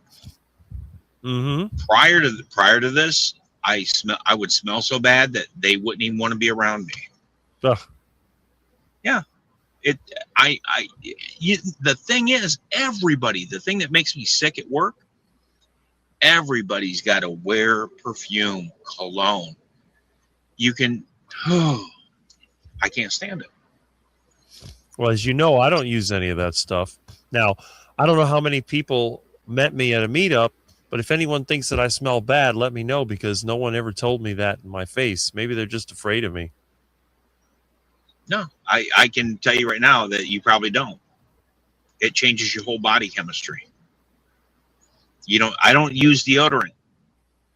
I don't either. Antiperspirant. I haven't used it for years, but if I'm not using antiperspirant and I'm at work, I don't even, this is freaking amazing. I don't even have armpit sweat anymore. Really? It was like a sauna in there last night and the night before. I didn't have any armpit sweat. The only sweat I had was coming off my head. I get it on my head, but I get the underarms and I get the back and all that, but I don't get it on my hands or feet. My hands and feet don't sweat, and my legs don't either. It's all in this middle area, and mostly on the head. I guess that's where all the brain activity is. That's where you're doing most of the work. Yep. Two birds of a feather. That's it. What is that noise I'm hearing? Hold on, I've been hearing a noise outside. My neighbor's getting Federal Express. I heard a diesel engine, but I wasn't sure what it was. So they're getting Federal Express. But yeah, it's a CB Carmack saying it's depressing your folks are not with us. Well, that's true. My dad lived to 82 and my mom lived to 90. And, but yeah, they could have told some stories. I would have brought them on here. I wish the carnivore community would have been around back in 2010 when my dad started getting sick. He might still be here, but he was convinced that plant-based was the way to go. all those phytonutrients. That was his thing. It's got to have When the did you lose your phytonutrients. dad? What's that? When did you lose your dad? 2012. Okay. I thought you said 2010. I was like, wow. Well, 2010 is when he started getting sick. You know, he'd been slowing down, but that's when he started getting out of breath. I told my dad, you got heart disease. But my dad said that's impossible. I eat, whole grain and tofu and seaweed and all this other, the fruits and vegetables. I juice every day. There's no way. I go for a walk. Like, Dad, you haven't been going for a walk lately because you got tired. He got the flu, and then after that, he got lazy. I said, I think you got heart disease. That's impossible. We finally got to the doctor, and the cardiologist said, yeah, you got heart disease. You have heart failure. You need a pacemaker. My dad wouldn't get he wouldn't get the pacemaker. So I'm like, okay, whatever. I didn't know. And then my dad got weak, and I said, look, you should eat like I do. That way you can get stronger, and maybe it'll kill you faster. You want to die, this is the way to go. Instead of just kind of hanging on and suffering and back and forth to the hospital and get infections and get swelling, and, what's the point? It's better to just get it over with. Yep. Yeah. Speaking of, you're talking about, you said your father juiced. Mm-hmm. Before I started Carnivore, I took about $400 out of my Social Security and I bought a Vitamix. I still got my dad's. I was my wife and I were gonna get healthy. We're gonna start juicing, and I think I made her 1 or 2 fruit smoothies, and with some vegetable. And you know what I use that Vitamix for now? Grinding up my compost. Did you ever see my vegan parody video? I was using my dad's old Vitamix and Champion juicer and basically making compost.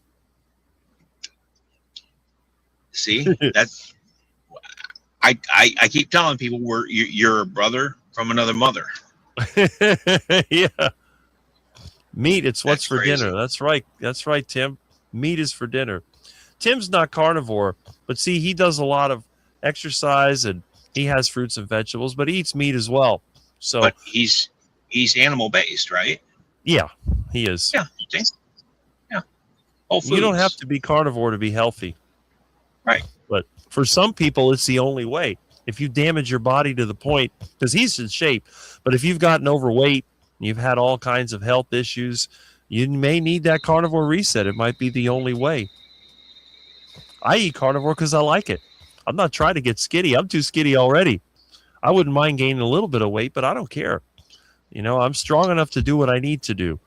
If I was trying to impress somebody, it wouldn't work. But like yesterday, I was picking up trailer tires and loading them on my friend's truck. Just pick them up, throw them on there, carrying batteries back and forth. I saw a guy in my neighborhood.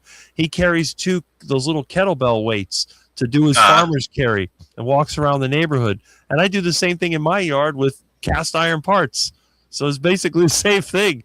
The difference is I'm getting something done, and all he's doing is walking around the neighborhood sweating. Yeah, exactly. Yeah, the other day at work, that gal I told you I was trying to convert to carnivore, one of her racks, we have our racks, they have these cords on there with pins that lock the gate on them to hold the parts in. And the guy who knows everything, and he's lowered his A1C by taking these supplements, we're there talking, and she can't get this gate open. And he goes over there and tries. He can't get it. And he says, you hold on a minute. I got a crowbar. Let me go get it. I said, whoa, just let me look at it. So I look at the pins. I said, okay. And then I just give it a little tug, and it's tight. And all of a sudden I just go like that, a quick snap, and the gate lowered. Just like that. Yeah. This guy couldn't even get that gate open. Really? That's how weak he is.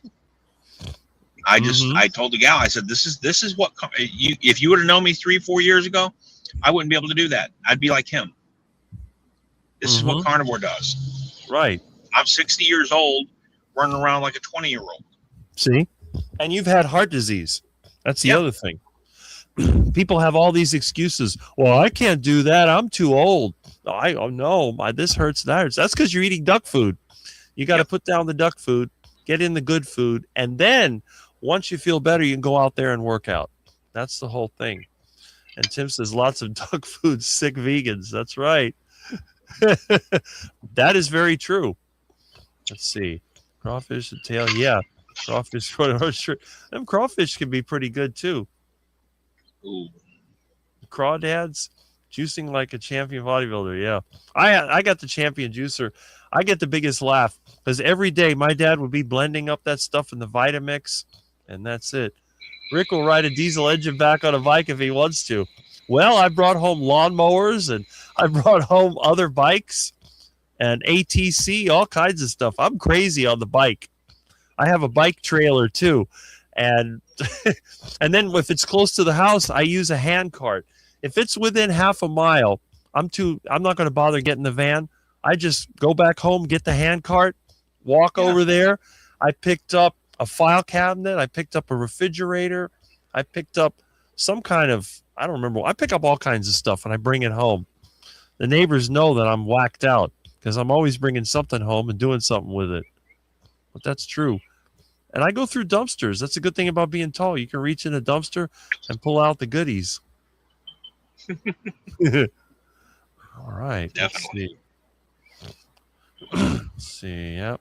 Snatch up that skillet quick. Yep. Yeah, like he was saying, real chefs don't use nonstick. They use stainless steel or they use cast iron. Cast iron's real popular. When you know how to cook, that's the way to go. And of course, a grill, anybody can use a grill.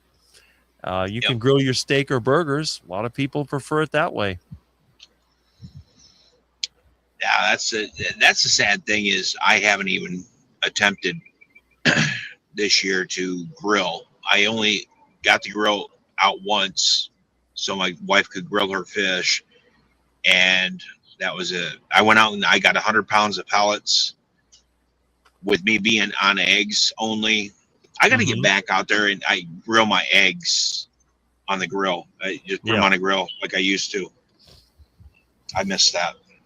Dumpster chicken and parking lot chicken. Those are some of my favorites. Ooh. You got to be quick to catch parking lot chicken. If you're slow and you get out of breath, you'll never get a parking lot chicken. But if you ever see me in my video, I run them down. I can outlast the chickens. If they're out in the open lot, I keep running after them. The one lady thought I lost my mind because I didn't have the net with me. The chickens were running all over the place. And I grabbed the chicken and I had it upside down by its feet. She looked at me like the guy's crazy. So I was riding home on my bike with a chicken upside down. So you weren't choking your chicken? No.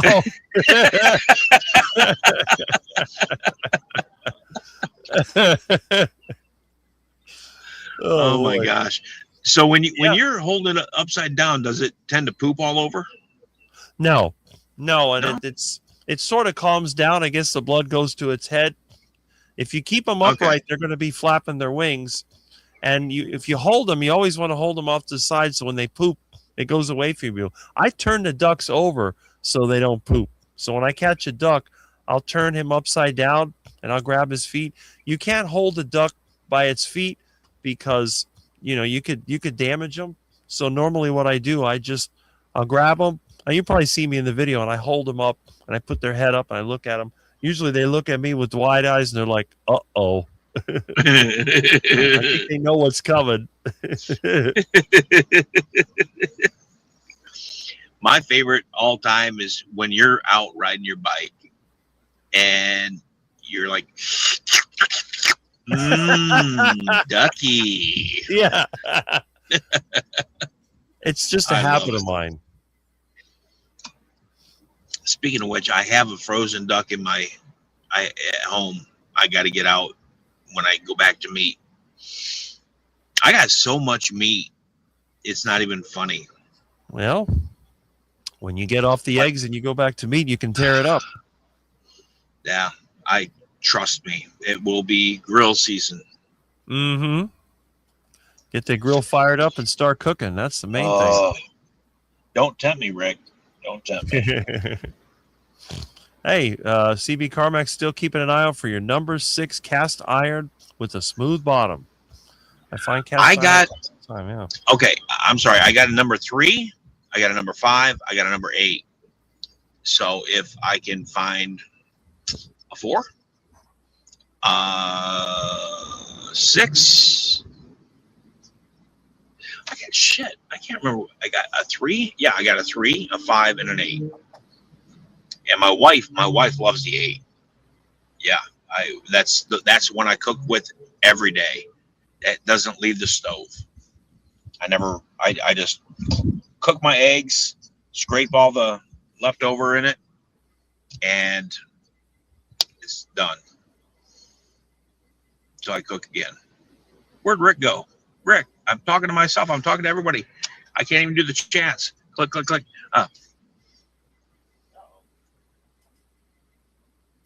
What's he bringing?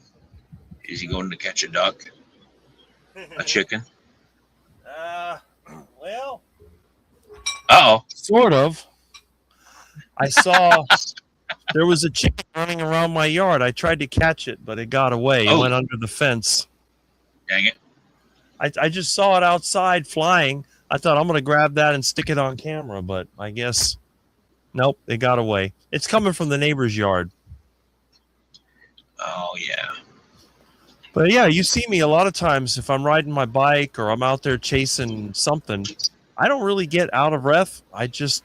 My muscles will give out long before I get out of breath. So I must be heart must be good. Plus my blood pressure at rest is kind of low. Yeah, I like when you had the iguana, the mailman saw you. I remember that video. Uh-uh. I was riding my bike and I caught an iguana by the canal. Uh-huh. I love Daffy. Yeah, I like Daffy Duck. That's despicable. Daffy Duck. So did the mailman freak out? No, he's seen me before grabbing ducks and iguanas. Every time he sees me grab one, he says, "Oh, is that lunch or dinner?" I say, I don't know yet. I have to explain to him, usually with the duck, it's going to be several weeks before I cook them because I got to get them nice and fat. They're usually too lean and too dirt tasting when they come from the canal. But once I fatten them up on duck food, then they're delectable. Green smoothie. That sounds disgusting. Let's see. Rick gets cravings on every bike ride. Yeah, that's very true. Every time I go by the canal. Oh, I'm here. Awesome. Yeah, those ducks, they're definitely tempting. I have 2 number 8 cast iron skillets. Oh, wow. Huh. Yep. That was cheap. Yard chicken. Yep, that's what it was. The chickens sometimes come here, but usually the ducks, they hang out together. So the chickens will be digging and the ducks will be probing and they're looking for bugs or whatever else they can eat. My ducks are sitting outside right now. After this, I'll give them some duck food, like half an hour. I have to put the cat food elevated or they'll steal that. Ducks will eat anything. Yep. I agree. They go around the neighborhood. Sometimes they go in the garbage. I've seen the ducks, when the garbage can lid is open, they'll go in there and rip the garbage bag and get food out of the garbage can. Wow. Sometimes you get the maggots in the garbage can, and when the ducks they go wild. Yep. I can just see that. Cockroaches. So how were you able to get those ducks just showed up? Mama duck and her ducklings just showed up one day, or? Yeah, we got a canal at each end of the street. So they roam the neighborhood looking for food. Once they find a place where they get food, they keep coming back. Nice. Fact, I should throw a handful of food to them right now. I wish I had a portable camera, but I see them wagging their tails. Let me throw a little bit of duck food. That'll keep their interest. There's the duck food. Here it is. Quack, quack. Duck food. Get quacking.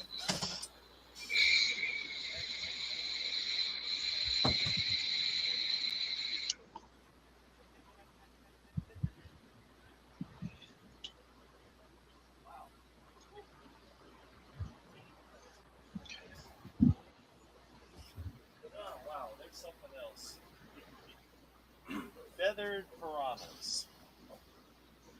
There we go. I threw a little bit of duck food. They're like feathered piranhas. They just can't resist. Let's see here. Oh Oh my gosh. Maggots are great rice substitute. Yeah. There you go. It's like, oh, the rice is moving. I used to gross people out in school.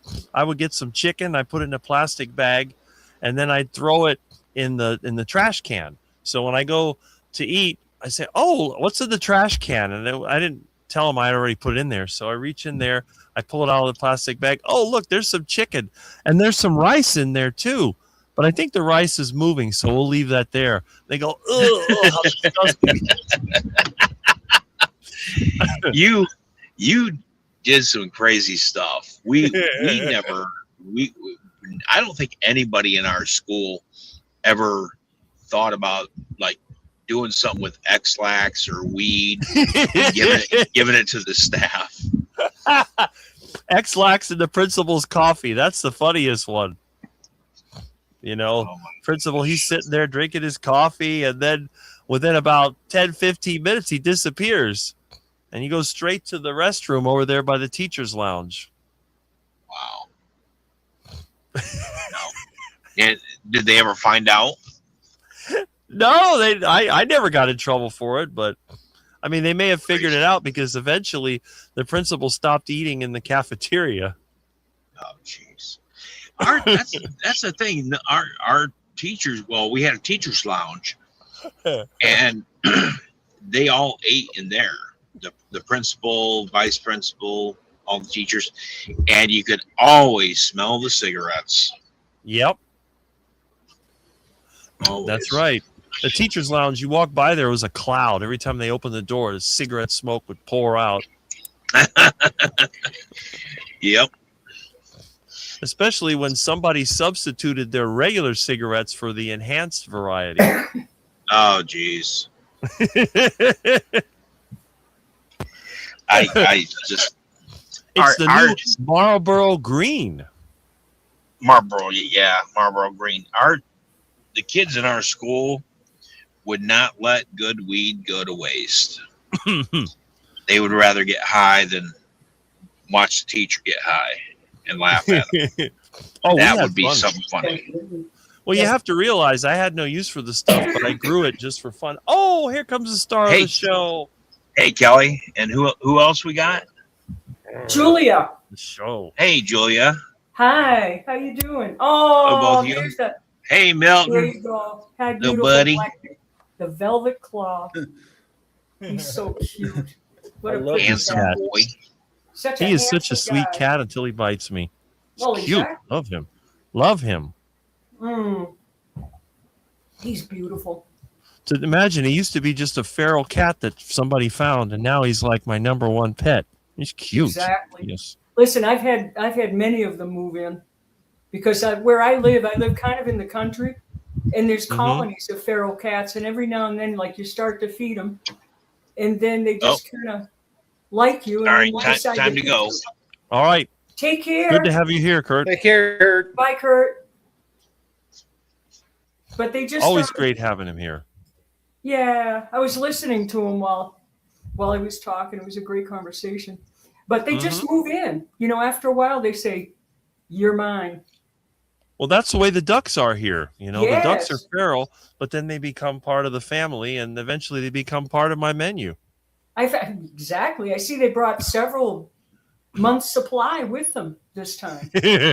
Well, that's it. And then they start breeding. Pretty soon you got eggs everywhere. Oh man, It's like a never dream go come hungry. true. It's wonderful.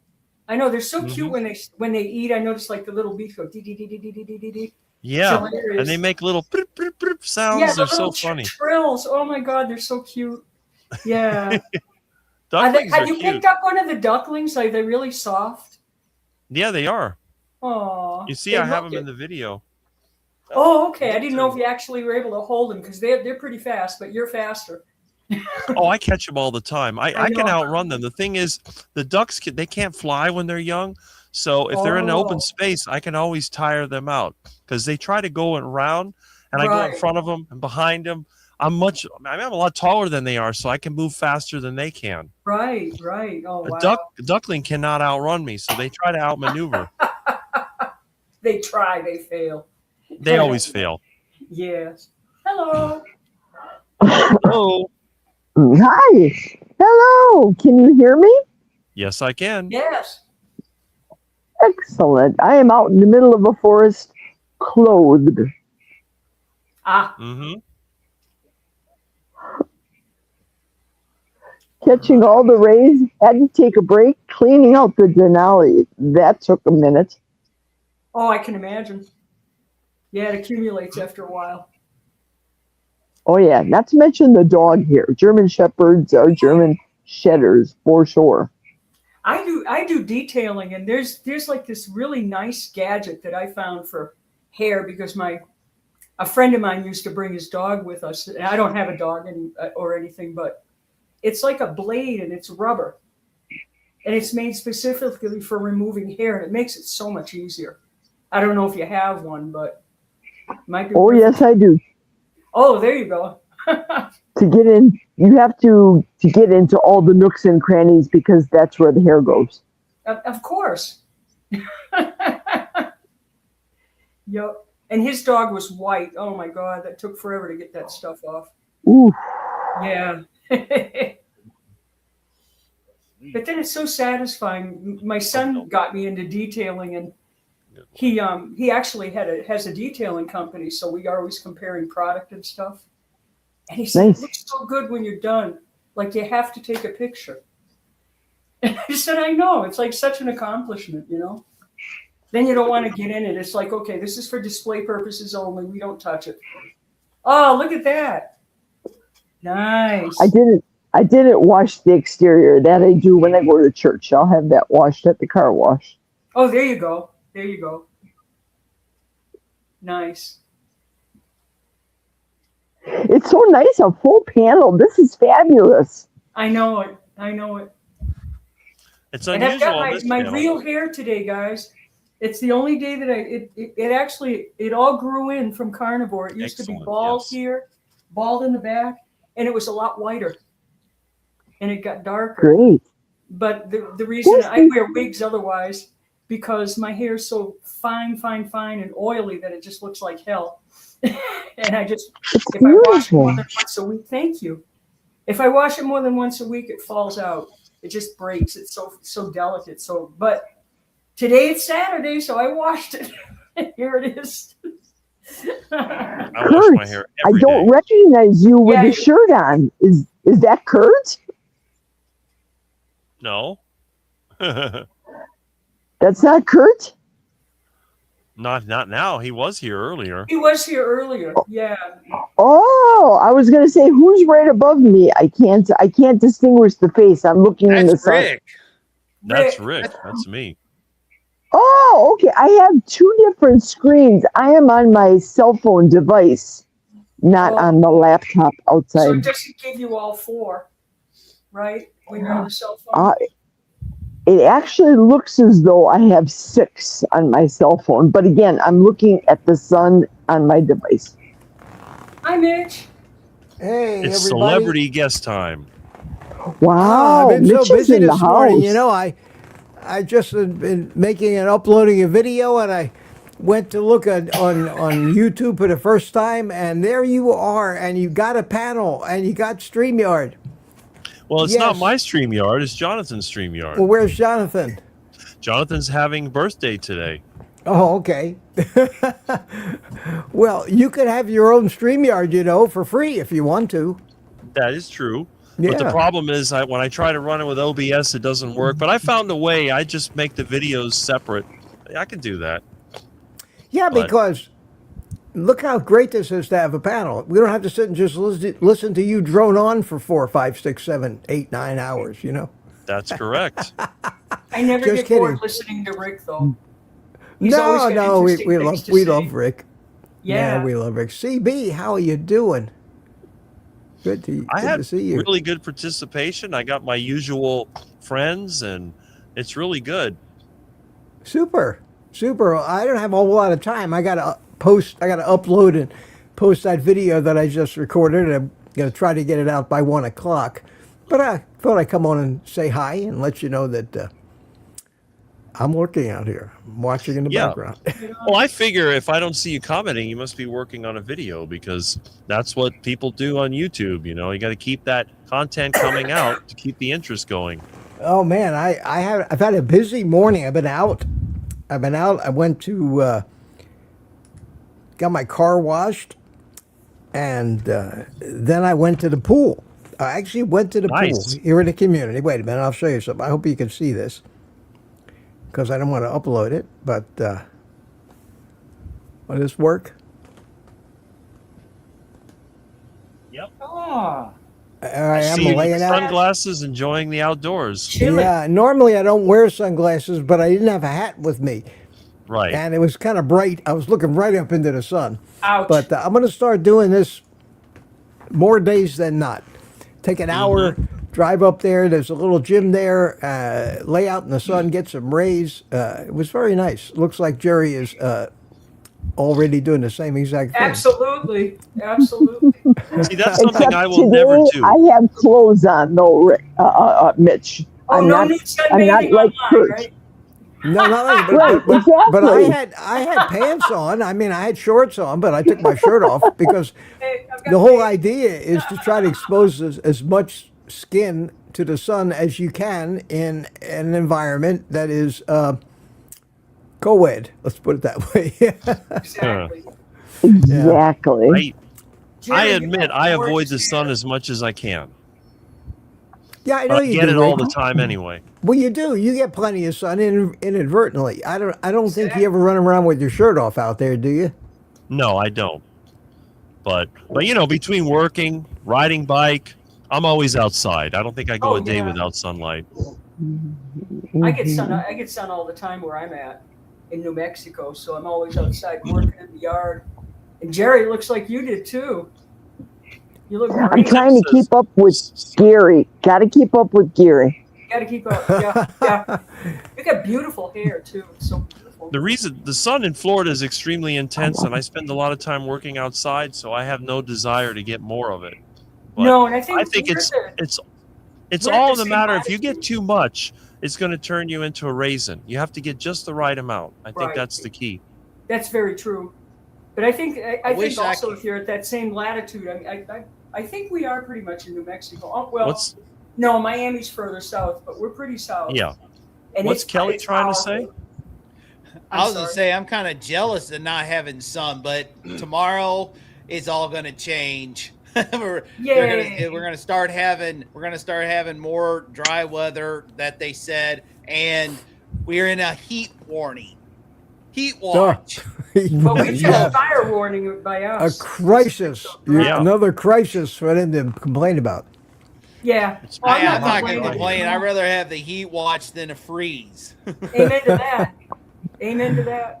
Yeah, I don't Yeah. blame you. Yep, definitely. Yeah, we've got a fire warning, but we're in a fire area, so that's why I've got like probably 50 yards of just gravel all around my house. You know, no trees, no plants, nothing Wow. except for xeriscape. It says it's 94 in Denver. That's pretty amazing. Yeah, it's about almost 100 degrees here. Oh, well, you're in Arizona. That's hot there. New Mexico. New Mexico. Okay. Yeah, Same and difference, huh? It's actually Same thing. well, it's not. It's northern New Mexico. It's high desert, and actually we get a change of seasons with snow and everything, and we get a lot of rain compared to the desert south of us. So even in That's New good. Mexico, there's two different climates, and thankfully we always have water. At least in my well, it's always full. Since I've been here 13 years, it's that's a blessing. Good. Yeah, and things are green, so it's interesting. You go further south, like towards Las Cruces or even Albuquerque, which is about 110 miles south of me, whole different ecosystem. Can So I it's ask? got a lot of Can I ask you something in New Mexico? Sure. And please don't take it this personally. I don't recognize you by sight. Who are you? Oh, I'm sorry. I'm Julia, Julia. Venetian cat. Oh, now I know who you are. Okay, I've just never seen you, Julia. Hi. How No, you no doing? worries. Yeah, it's been a long time.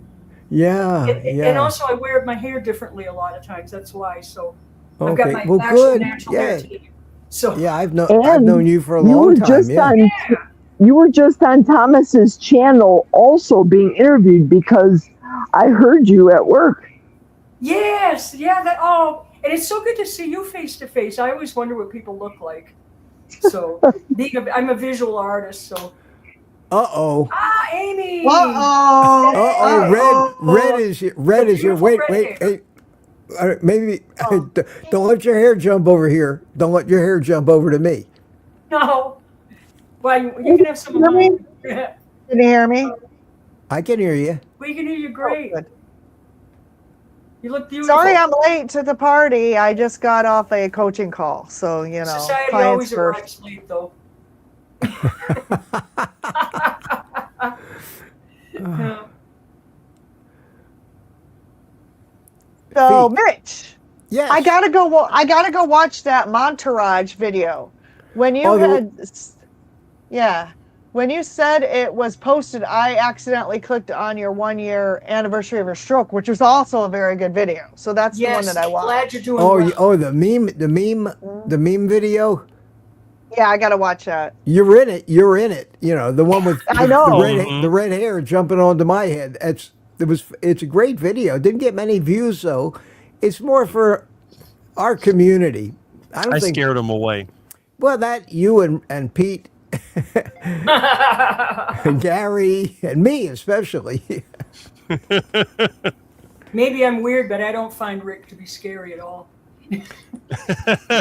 That's unusual. That's funny. I really don't. But then I'm weird. So I think most people, when they first see me, they think I'm nuts and they try to avoid me. Oh, I think that's true about all of us. I think that's true about Perhaps. all of us. you got a point there. Yeah. Well, I Glad mean, to you you see a doing guy well, talking Mitch. about eating parking lot chicken, iguanas, going through the dumpster. Duck crazy. guillotines. Duck guillotine, that's it. Yep. Yeah, iguanas. Iguanas. I think you're the only person, single individual on the entirety of YouTube with its millions and billions of influencers and creators that actually have said the word iguana into a microphone. And who else uses a rotary phone? Now we're talking. There you go. You know, there's probably a few people out there that, old people that have been living in the same house for 60 years that still have that one hanging on the wall in the kitchen. The Oh rotary man, phone. I remember those. I still have mine. Definitely. Like I remember. Got when one in the push buttons kitchen, were one in the garage. There's a phone in every room in this house. You even got phone booths. And I got a phone booth. I got payphones. I got 4 payphones in my house. You get How that much One money in you front. make? If you get that running, I'm giving you a call. Well, you could call. I mean, I'll have to set up a camera out there and have a call in at the payphone That'd be awesome. I'll do it. when it's not so hot. Yeah, exactly. Wait till How much money does it take? Is it a nickel? A dime? What is 25 it? cents. Oh, you're up to Oh, a quarter. wow. Oh, man. Wow, that's way back. Okay. Gosh. I remember the nickel. I remember nickel payphones. That's how old I am. I do remember too. when they were a dime. That's how Yeah, I but thought before I remember. that, and I remember nickel Coke machines too. Wow. Yes. No, dime, I think. You're was talking far about back. the quarter. I'm about thinking about a song says, "Here's a quarter. Call someone who cares." No, it was Yeah. a dime. Was it a quarter or a dime? That's funny. Travis It was Tritt recorded it. Travis Tritt. Okay, I remember that. Oh yeah. Remember when a lot of us had pagers or beepers? Yup. Yeah. Oh, sure. We always had to have a payphone handy. Yes, exactly. Gosh, I got my first pager because a boyfriend bought it for me, and I think he wanted to keep track of me because this was back when I was in college, and so he would. I also got my first cell phone in college because I went to Notre Dame, and there was this person impersonating a police officer pulling women over, driving by themselves. So I got my first cell phone. Thanks And for do you being remember here, Tim. I got my first cell phone for safety reasons so that I could call 911 if I was in my car and something bad happened, Smart. right? And but the cell phones back then, I had a Motorola, Right. and I had the extra thick battery on it, and this thing was like Brick. like a flip. It was a brick. I had a flip phone A brick. with an That's what extra they called battery, it. A brick. and A I brick. think I paid like Yes. I still I think have I paid mine. like $30 a month for like 3 minutes or something like that. It was something Oh, it was ridiculous. insane. It was like insane. It's not something Bye-bye. you would talk to your friends or anything. It was just to call 911, if you had an Right. emergency. But Well, it was you're ridiculous. all youngsters. You're all youngsters. I mean, I had a car phone before Bag cell phones phone? were invented. An actual car phone with a big thing in the trunk, antenna on the roof. It had a rotary dial head, and it had 4 channels. Had 4 channels, and you had to see which one of them wasn't being used. And I had that for years in the '70s. Then when cell phones came out, the first cell phone I got was the bag phone. Remember that, Rick? Yep.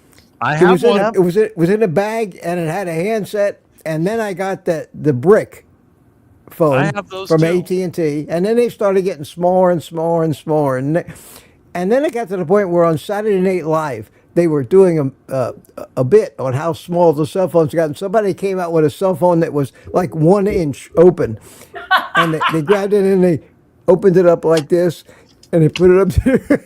Oh my gosh. That's And then then the smartphones came out and they started getting bigger and bigger. And when they first came out, I got a Samsung, the first big Samsung smartphone, and everybody was making fun of me because it was so huge, so huge.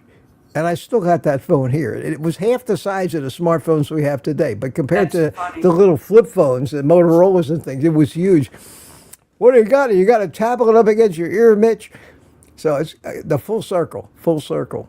I know, and They're not- you're a gadget guy, so you must have a history of gadgets that goes way Oh back. my God, you have no idea. And I had to have it. I was always the early adopter. Whenever I had to be the first in line. I was so fascinated by I the love it. technology.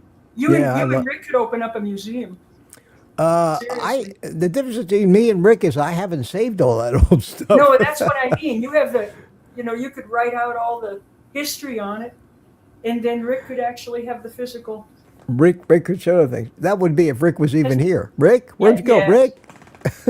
Oh, he probably went to feed the ducks or something, or maybe somebody came to the store. I He could probably go went back to go here. find his bag phone. Yeah, Oh, hold that's on a your second. way to try to find your bag I'll be right back myself. Be right back. Okay. Okay. Yeah, I tried to find my bag phone, but I found my video game instead. Oh, way cool. Wow. Yeah, Let that me was get my this. first cell phone. Oh my God, that's awesome. Yep. That's oh, cool. wow. Yeah.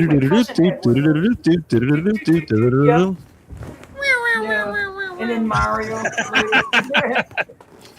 Oh my God. Yeah, that was my first. The bag phone was my first cell phone. I was 19 years old, first full-time job because I was in college, finishing up college, and I decided to go part-time, and then I went full-time work, and that's what I had. 60 minutes a month. That's all I had. Otherwise, Oh, if you go wow. over, it cost a lot. It was expensive, man. I remember. Yeah, it was. Can you see that, Rick? That's a. Oh, you made the wrong guy big. Make me big. That's the Samsung Galaxy Note, the first one. Oh wow. Let me show you this phone. I think it would probably work, but I'm sure I'd have to buy a new battery for it. But this hasn't been out of the box in years, Wow. in years. That's if you And can this is find the it. one. Here, this is the phone that they all said was so huge when it first came out. It was the first phone like this, Samsung, the first one of their Galaxy Note series. It's got the stylus in it and everything. But just to show you, I got so many people came up to me and said, made fun of me with that. This is the size of it compared to our cell There you phones go. today. It's Yeah. smaller. It's actually smaller Yeah. than our cell phones today. That figures. But right. God, I would walk around with this thing in my ear. People would go, look at him, he's talking on a computer. Nobody knew how far ahead of its time, because this came out about the same time as the first iPhone did. It was this was the first Android phone I ever had, right here. wow. And I'm sure it probably still works. I think I took the battery out of it because the battery had expanded. It started to blow up before it exploded yeah, and I hate ruined the that. phone. And I nowadays wanted you to- can't replace the batteries. They make them so you have to throw them out and get another one. Yeah, You but know? yeah, I never had that problem because I don't keep a phone more than a year or two at most. Oh, I keep them as long as I can. Because I gotta have the latest, even though it's no better than the that's last your one. I just addiction. That's your yeah, addiction. that's an addiction. Mm-hmm. Tech addiction is real. Okay. Oh, there's Oh, no yeah. doubt about it. My No, son's that way. Oh my gosh. They call us Yeah. early adopters. Yes, yes. Yep, my youngest son's that way, but fortunately he's an IT person, so he can fix a lot of stuff too. Mm-hmm. He actually I takes get my mom tech is- secondhand. That's what he My does mom now. is- He's been making money doing his job. Throws away beautiful laptops. He takes them all home, fixes them up, and flips them for like $200 or $300. Oh, cool. And no ads. He puts brand new Windows 11 on it. It's got no junk on it and everything. And they work better than anything you can buy new because they're the older technology. And sometimes he turns them into solid state, which is great. So I have all my mom friends had- buy from him. Rick, you have invented a whole new subset of tech category. Dumpster Really? tech. Dumpster tech. I love it. My mother said she's 77 years old. She said she'll never get a smartphone. Well, when T-Mobile acquired US Cellular, she had to upgrade. So she decided to get a smartphone, and she is addicted to it now. Oh yeah, man, there's no she doubt about caved. it. She caved. Oh, that's funny. God, I might be the last person on earth without a cell phone. man. Well, you got I a find- cell phone, but it's not hooked to the cellular network. Right. Right. Right. Yeah. Exactly. I've got I them all use it- over my house. I use them as little mobile computers. They're just hooked to the Yeah. Wi-Fi. They do come in handy that way. Oh yeah, yeah. I must have 6 or 8 of them laying around. They all work too. Gosh. There you go. Well, especially after what happened with it, when you had your stroke and everything, it's a good safety measure now. Oh Yeah. man, I'm wired now. I Wired mean, for sound. I'm wired. I got the button. Right iPhone on. and I can't get up button. I got the watch, which is also a cell phone, and it's fall detection. I got the cell phone. I'm good 3 ways You're good. now. I am Yeah. not going to get myself into that situation Oh, again. heck no. I'm so glad you're doing well, though. You look good. Oh, thank You you, just- thank you. You're welcome. Feeling good, Billy Ray. That's awesome. Yeah. All it's you amazing. need now is that remote stove shutoff. Yes. Well, there you go. interestingly enough, that's why I'm more comfortable using an air fryer or some device that's just got a timer and It'll you shut cook it for off. 10 minutes and it shuts off. And when Right. I use the actual stovetop now, I don't leave the stove. Yeah. I that's stay a there. good- I'm that's a just good paranoid. It's silly, but if I have to say go to the bathroom or something, can't wait. I'll Sure. shut the burner off, go to the bathroom, come back, turn the burner back on. I I've done just that. cannot put myself You in have that to position when again. you live alone, you can't take chances like that. Yeah, you it's just can't. crazy. It's So because I live crazy. by myself too, so I get it. And I broke my Even- hip last year, and Oh, thankfully, wow. yeah, thankfully I didn't have anything going, but I had to actually. This is thanks to Carnivore. I was strong enough to actually drag myself over to where my phone was, and call for help. Yeah, I Well, was on the floor, and I I just got this pulled myself. button thing next to on my night table at night, and I will Ah. not get up. I will not get up and go to the bathroom without grabbing this and taking it with me. That's how That's paranoid I've smart. gotten. That's smart. Yeah, yeah. I that's don't it. know.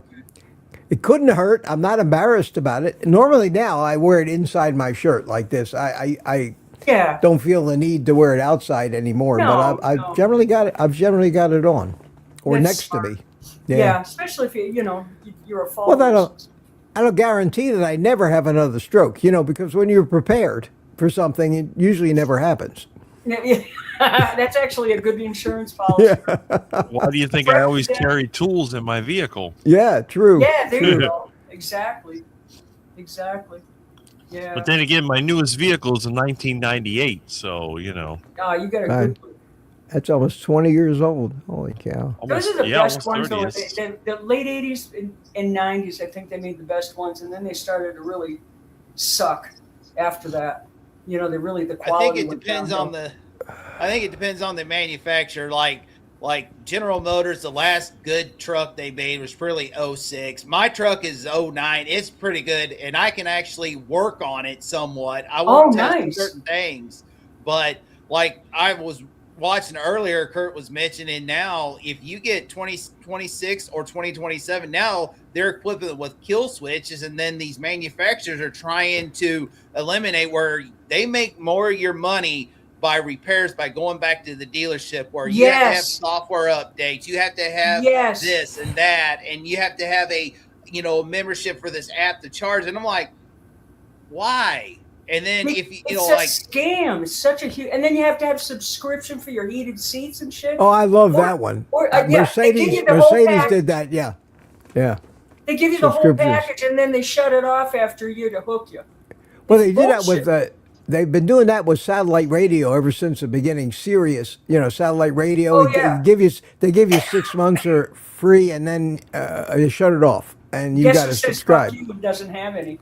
Yeah. I But never it is- understood the I concept refuse. of having streaming music. What I do, I took all my music, I digitized it, I put it in files, and you play it at random. Exactly. What do you need a service for? No, you don't. Because not everybody has a server or a computer that's designed to just stream music to you. Personally, I got it. I've got that Plex server. I can stream anything on that. But Did you I say even Plex? Plex. Yeah. I use Plex too, and I Yeah, use Plex. it for my. I record TV shows off of various things, and I can make playlists and everything. I love Plex. I've got 1,000 movies on my Plex server, and both my kids can access it.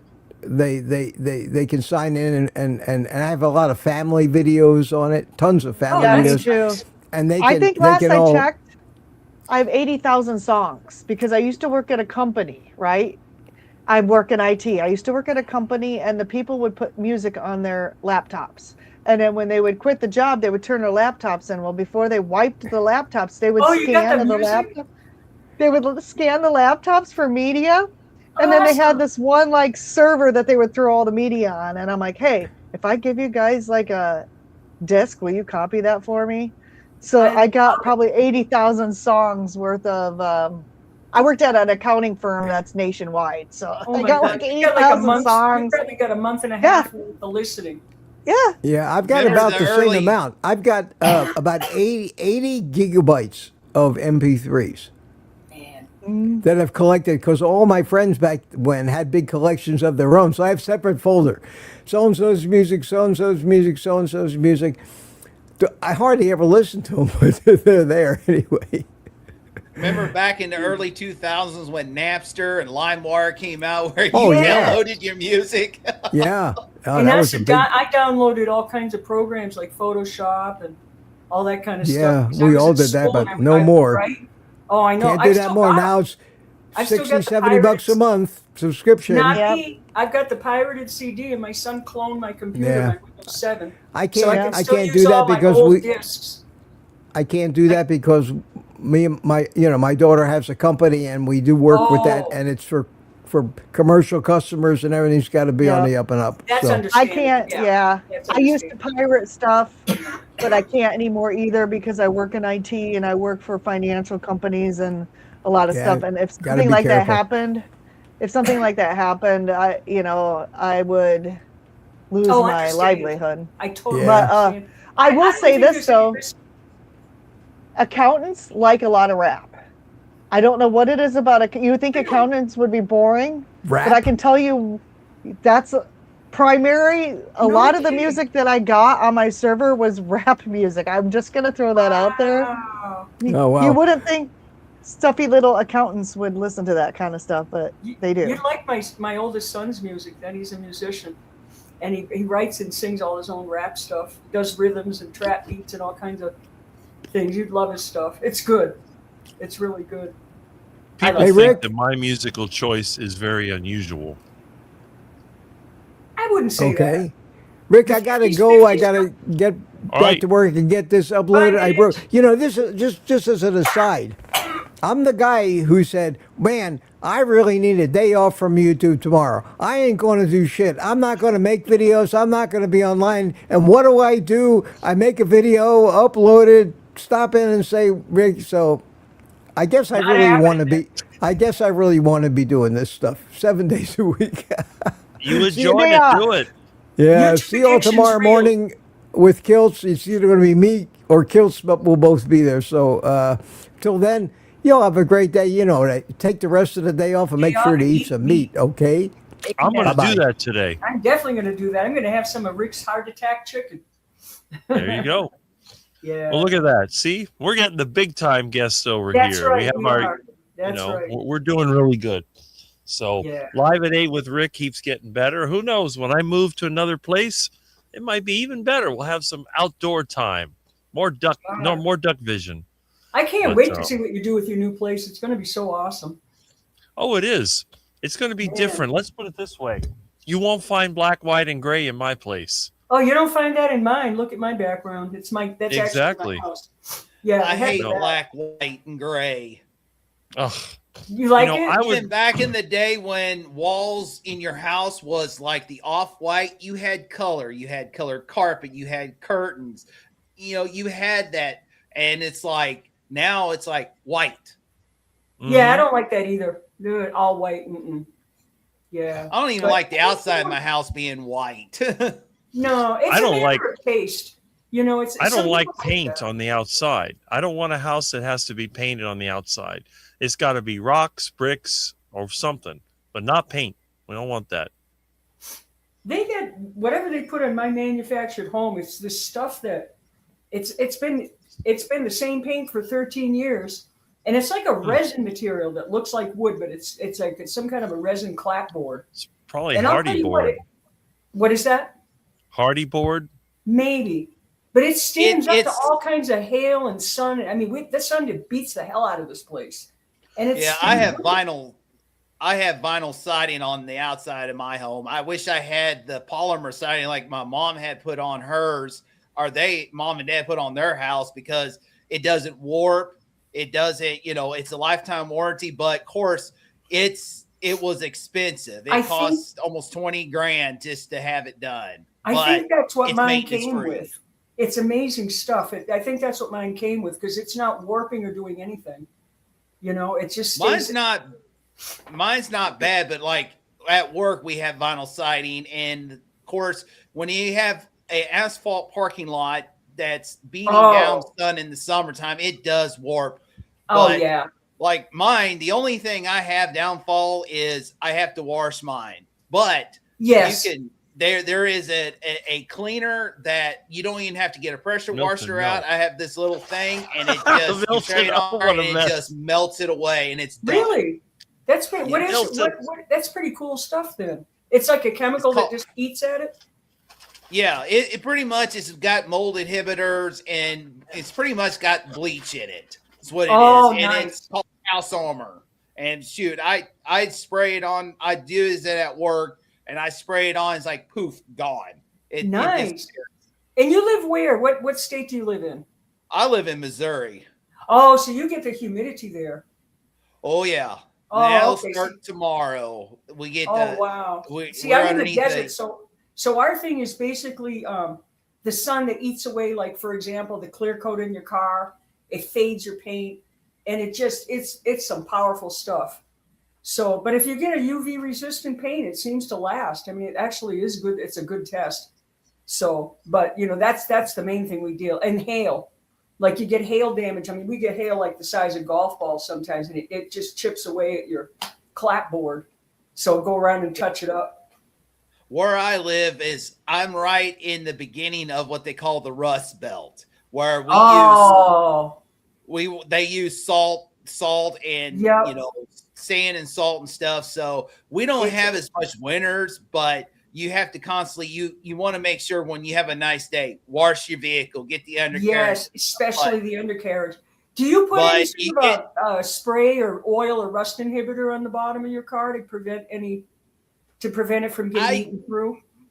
Like my dad, when he bought a new truck or new vehicle, he always had it undercoated.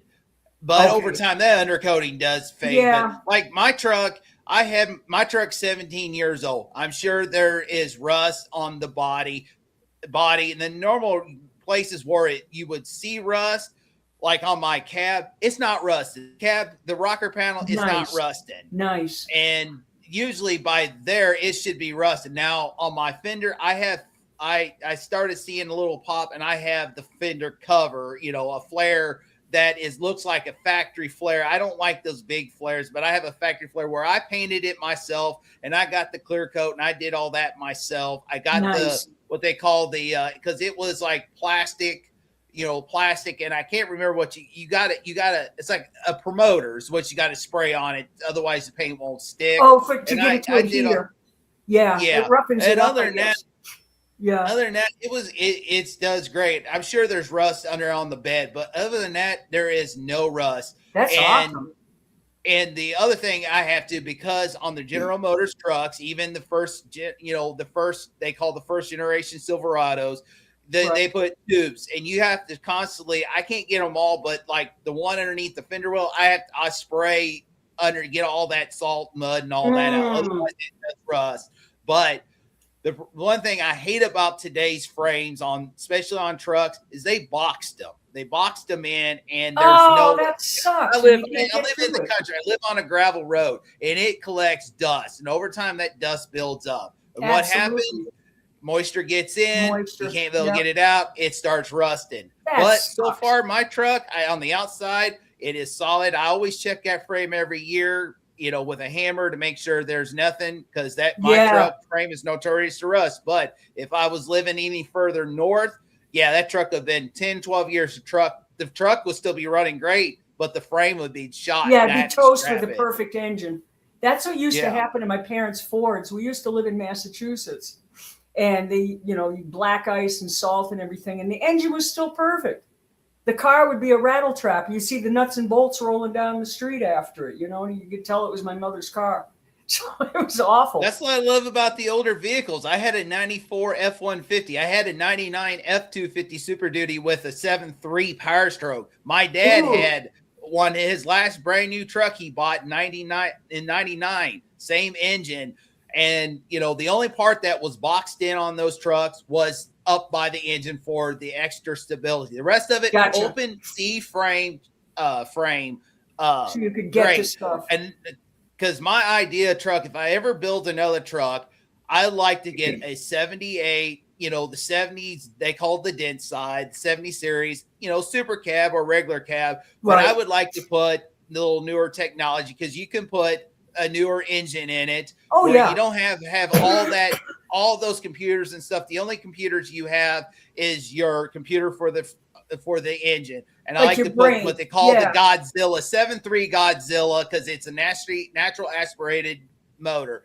And that's what I would love to take the new technology, but you still have the classic feel. You don't have all this big old screen in your dash, or that, but then you still have the newer technology of the engine, and they built that engine really good. Yeah, and you don't have to worry about the stupid kill switch. Oh God. Well, you know what? I've been watching videos that people disconnect those suckers, and I'm like, they underestimate human ingenuity, because the more that they try to stop people and control people, the more you're going to get some smart guy or girl that's going to hack that shit. And it's like, too bad, Yeah. I mean, you can turn that thing off. That's one thing I'm worried about. They want to put this kill switch, and it is by the government that's trying to do that. Yeah, it is. Of course it is. And this is the thing I'm worried.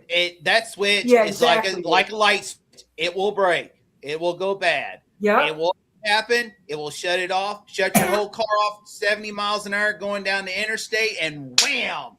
That's what kills me. I know. Like, thank you for bringing that up, because the thing that really irks my world is the fact that, let's say that you got some psycho that's chasing you, okay, and that car is made to pick up on your, maybe you're overheated or your eyes are dilated or something, and it's going to say you're drunk, and it's going to shut your ass down. And guess what'll happen? Whoever's chasing you is going to be able to get you, because you can't get away. Or if you get an emergency situation and you've got to rush to the hospital. There was a guy, actually, I can't remember his channel, but he was talking about he got a horrible, horrible cut in his arm. And if he had that technology, and that was the point of the video, it would have shut him down. He would have died and bled out. You know, you don't think he was elevated and had his heart going fast and everything like that? I mean, that's such crap. And they do it under the guise of, oh, we're protecting you. It's like, protect this. You know, I get so mad at that stuff. It really, it enrages me because it's such a lie. And they're trying to sell it, you know, and then the you know, just, you know, the sheep will just suck it up and, oh, we have to be protected. The government cares. It's like, are you kidding me right now?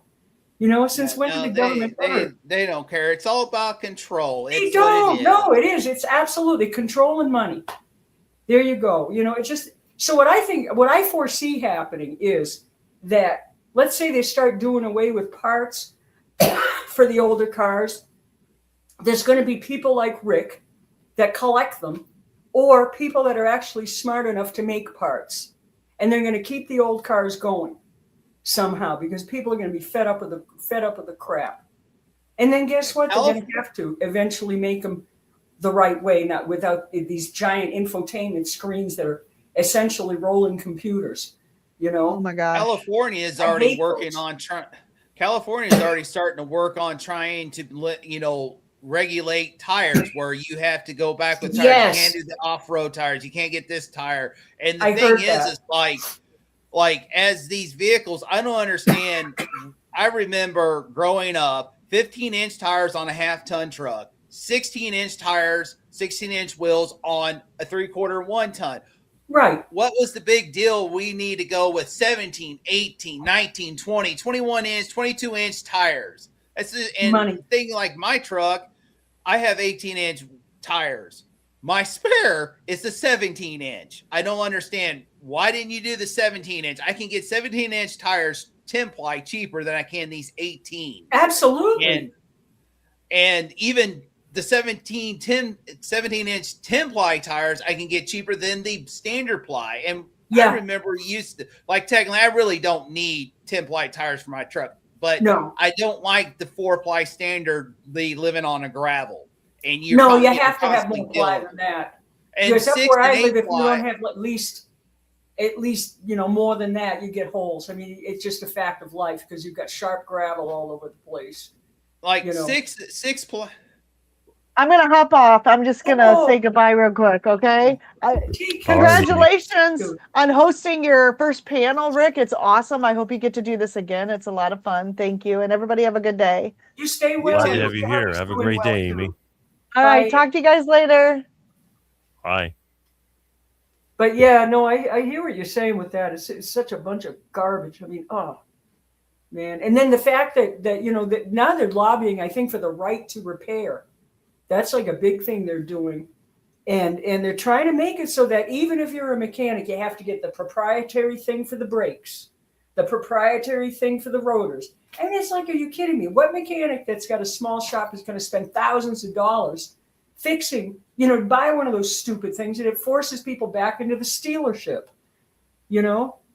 I mean, it's just such a scam. So I'm going to keep my old car going as long as I can.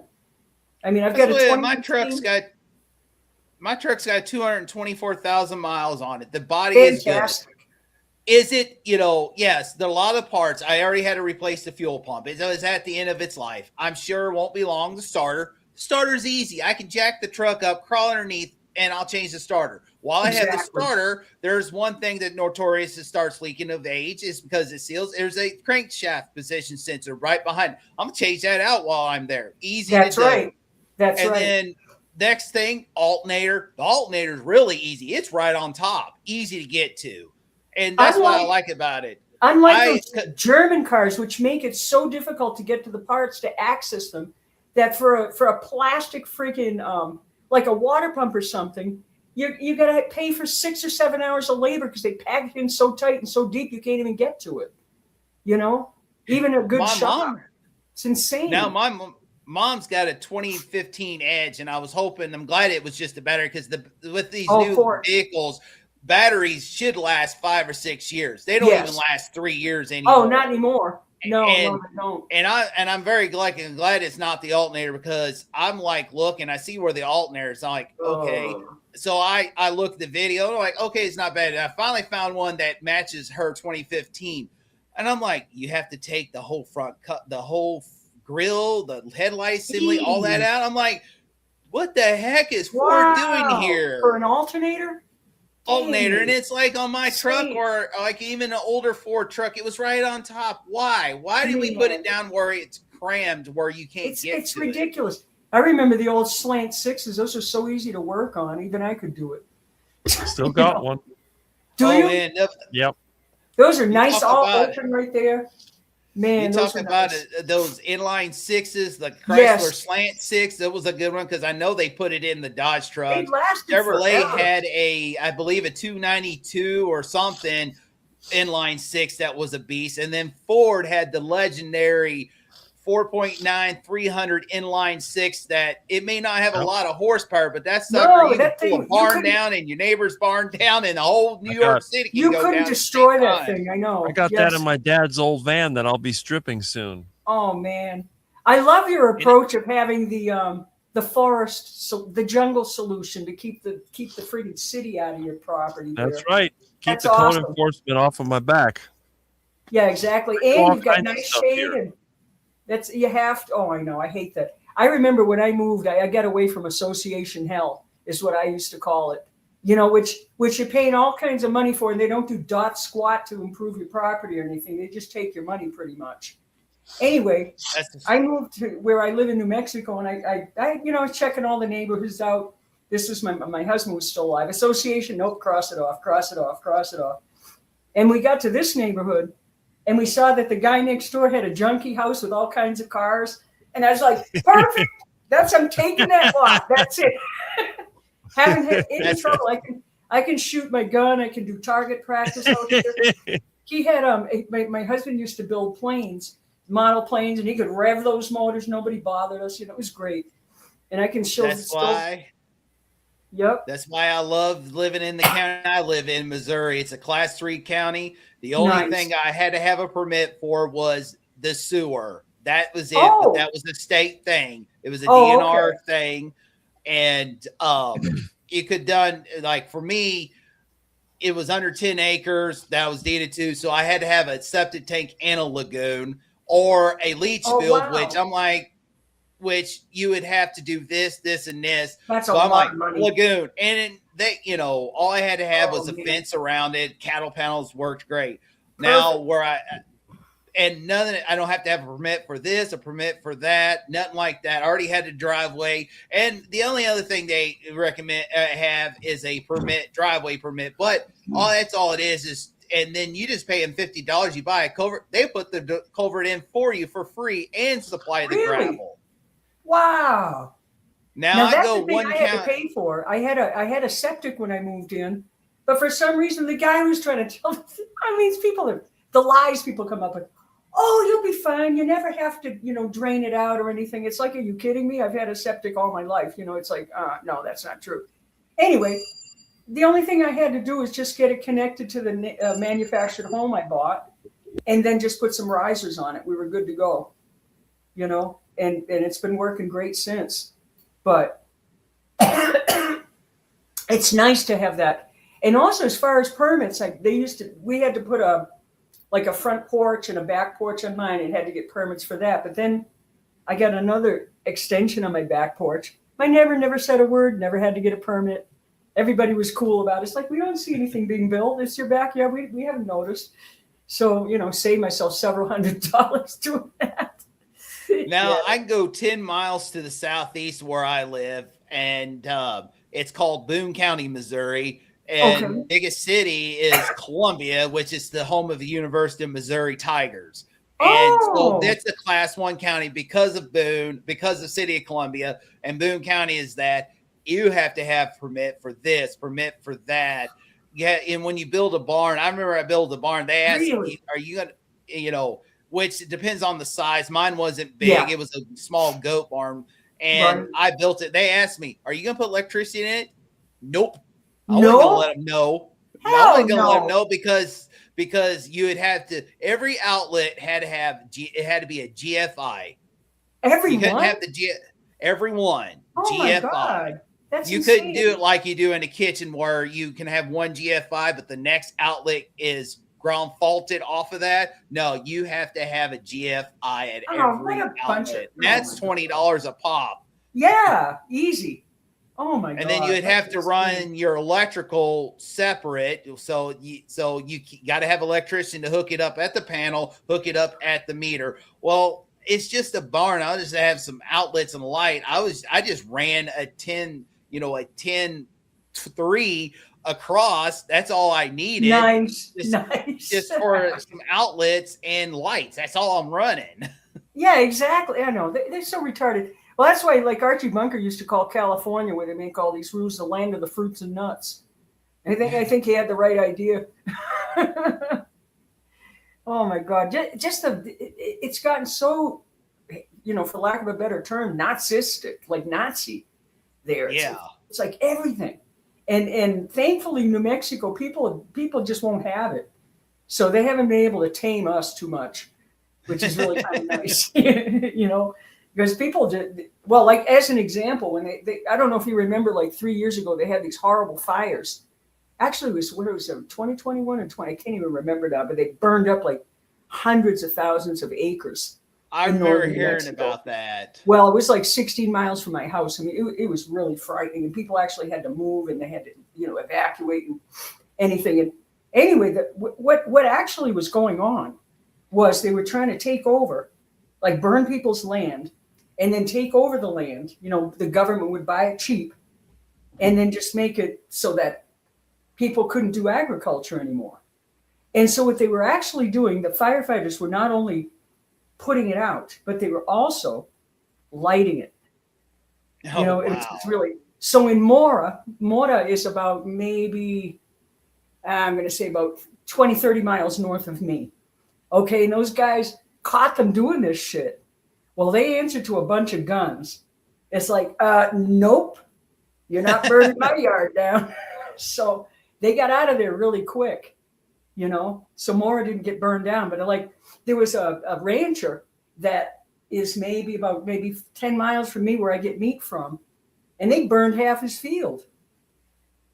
It wasn't just the fires randomly doing it; they set them. So you had the good firefighters who were actually putting stuff out, but there were people actually setting stuff too. It was awful, But yeah, they caught them. It's like, no, I don't think so. New Mexico is one of those unique states. I remember going through from a mission trip. You come out of El Paso, Texas, and then you hit New Mexico, and you're in desert. You're in you're in the desert and hot desert. And then I remember it was I can't remember. It started with an A. US 54, US 70 went through there, but I remember US 70 goes right up. Yeah, that's it. Alamogordo. Yeah. Alamogordo. And I remember you come right out of there. You can go north on 54, US 54 towards Santa Rosa or Old Route 66, or go up through the Apache Mountains. I remember that going up through the Apache Mountains. I mean, you go from desert to mountains. It's something.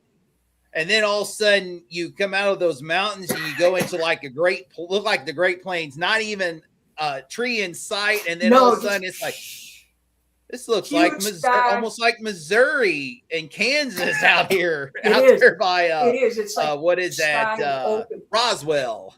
Right. And then you go where I live and you go even further, a little bit further north, and you've got like thick trees and pines and all kinds. You've got different ecosystems. It's really interesting.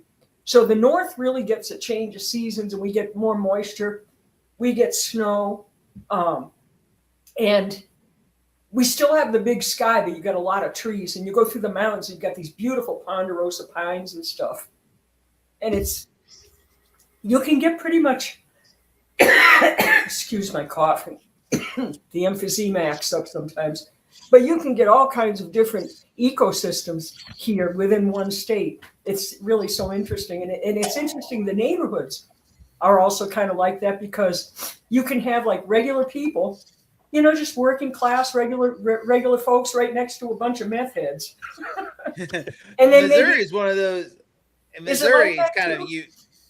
Well, Missouri's kind of like that. In my area, we have more farmland. We have more to say choice of duck food, growing food that they grow up here, The corn duck and food, soy. yep. That's the biggest thing. There's some duck wheat food they grow, but like where I live, there's not one field close to me. You know, it's all woods and grass, you know, Oh, wow. that kind of in hills. Cause like if someone comes and say, hey, we would like to rent out, we want to rent and lease your land out. Cause I don't understand, why are we plowing hills because you're deleting? I'm like, nope, it stays grassland. I will let That's the right. land grow up in thicket, woods and brush before I ever Exactly. allow a plow to it. Exactly.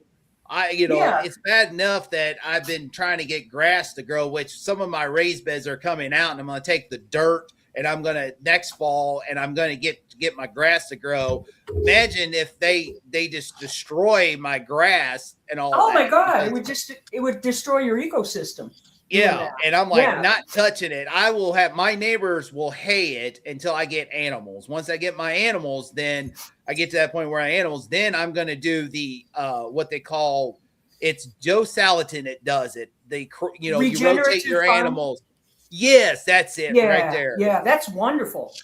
I think that's the way to go.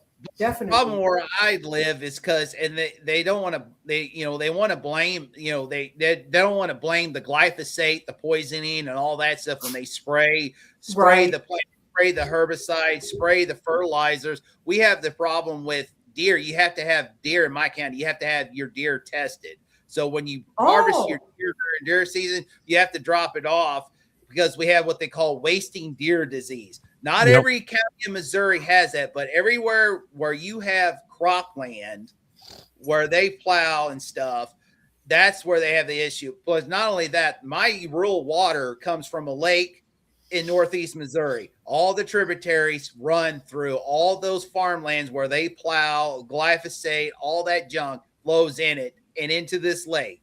You're starving to death if they're wasting away like that? No, they get sick from all the poison, and they call it wasting deer disease.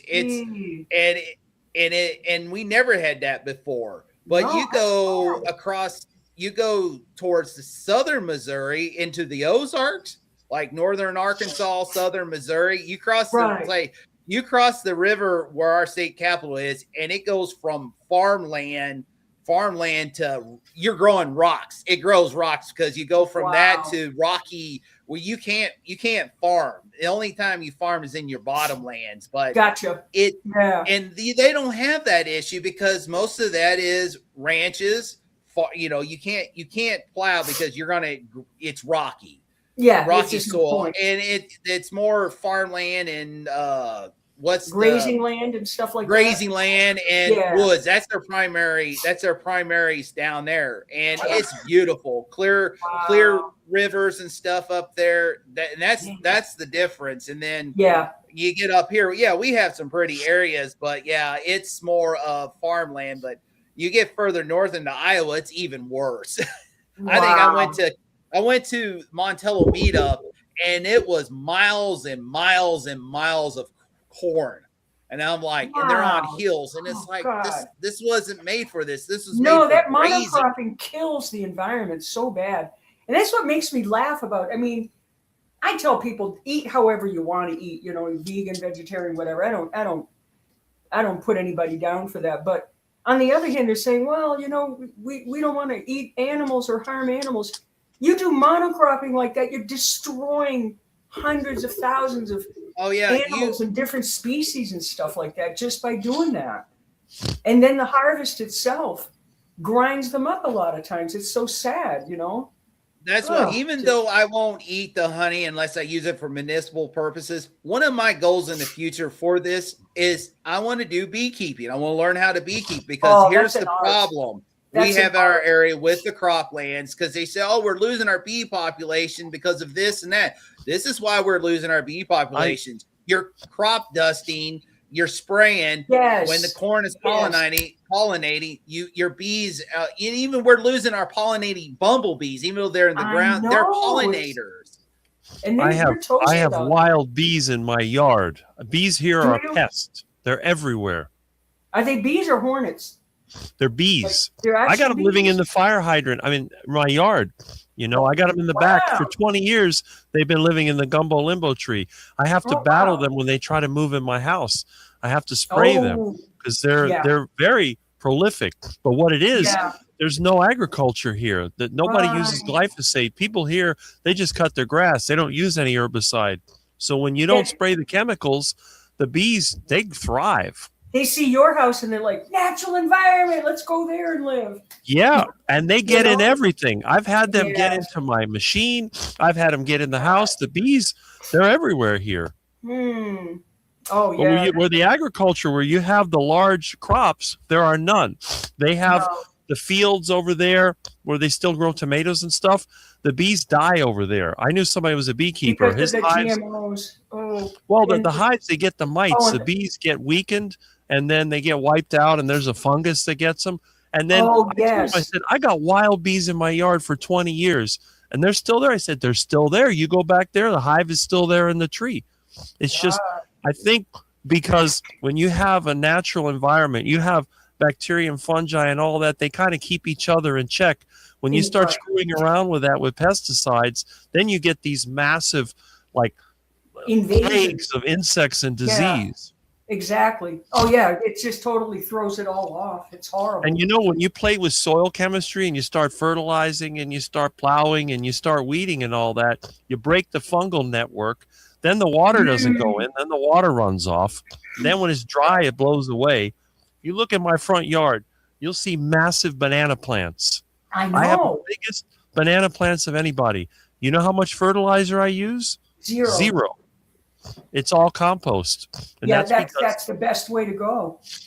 banana trees need a lot of nitrates. A lot of nitrates. They used to use potassium nitrate, which is saltpeter, as a fertilizer. Oh, wow. But I don't do that.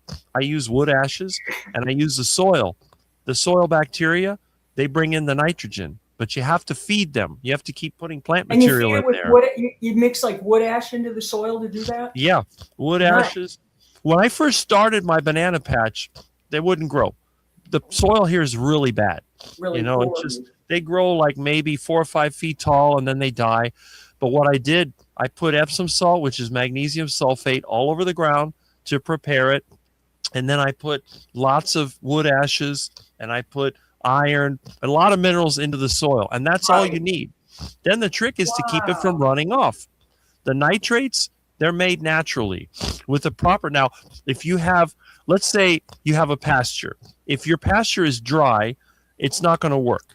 They're going to overgraze. The pasture isn't. But if you have a lot of rain like we do here in Florida, and you put the cattle out there, your soil improves because Wow. grass will only grow so much until And it's then cut. It's Right. that's why we mow lawns with a lawnmower. If we Sure. just plant it, it'll grow up to a certain height. It'll look ratty. So you have to keep cutting it. And that's what the animals Right. do. They graze. Right. So as long as you got enough water in your soil, your animals are grazing. They're pooping it out. So now that poop it generates bacteria. The bacteria that produce methane also produce nitrates. Oh, So- wow. By having animals eating your plants, you're actually building the soil. As long as you have enough water. If you don't Yeah, have that's enough the water, key. it doesn't work. But if you got Right. plenty of water, all that grazing, you're building soil. Man, It's that's rapidly building. You're going to end up with something that's much better. Like they said, you have Greg Judy and Joel Salatin that are out there talking about the regenerative ranching. There's also Right. tricks. If you have, like Kelly was saying, you have hilly ground, you can Yeah. actually make strategic trenches. That's what's called a key line swale. So when it rains, instead of the water running off, it goes into a low spot and then it sits there and then drains down. They call Those- them arroyos here. That's what they've done for many Yeah. centuries. Yeah. That's it. And if you do that and you keep the grazing going, then you have to make sure that you have cover all the time. The soil has to have grasses or shrubs or whatever on it. Right. When the rain comes down, it's going to go down into the soil, and then the bacteria, they use the water and the organic matter of the soil to produce the nitrates. So it's like Man, that's something. but if you just put no animals there, Yeah. and then it'll grow, it'll eventually it- turn into a forest. It breaks the cycle, actually. Right. Yeah. I wish you lived near me. I've got about a 3-foot pile of wood ash that I, every now and then I'll spread it out because the alkalization is really good for the vegetation out here. Right. But Well, yeah, because of the calcium and the potassium that's tied up in the ashes goes back in the soil, and then all the right. compost creates acid, and the the ashes, they balance it out to get that pH between 6 and 7.5, which is what most of the plants like. Grasses tend to like a higher pH, That's why the whereas grass is always greener over the septic tank. whereas pine trees and conifers, they like a more acid pH. Right. Yeah, New Hampshire has a lot of acid soil, and we used to have tons of berries, which I know you hate. Right. But but the wild ones are a whole different flavor than the ones they grow. But at any rate, it was just full in the spring. Like you could just pick and get piles and piles of berries, and they love that acid soil. And Yeah. but the pine trees were dangerous because if they were too close to your house, high wind, they don't have deep roots. And I've seen more than once, pine trees blowing over and trashing people's homes. Right. So I keep my trees away. I keep, especially because, we have fire danger here. So I've got like rocks and gravel all around my house where you could literally drive around. And then up the hill, I live in in the bottom part of a hill. Up on top of the hill, I've got all my grass and plants and trees and everything. I just let it grow wild, and it also cuts the, when it rains, because we get torrential downpours a lot of times, and it's clay soil. So it's not absorbing as much as it should. And the grass and the trees sort of slow down the flooding, because that's the problem we had after all those fires we had were floods and mud. It was bad.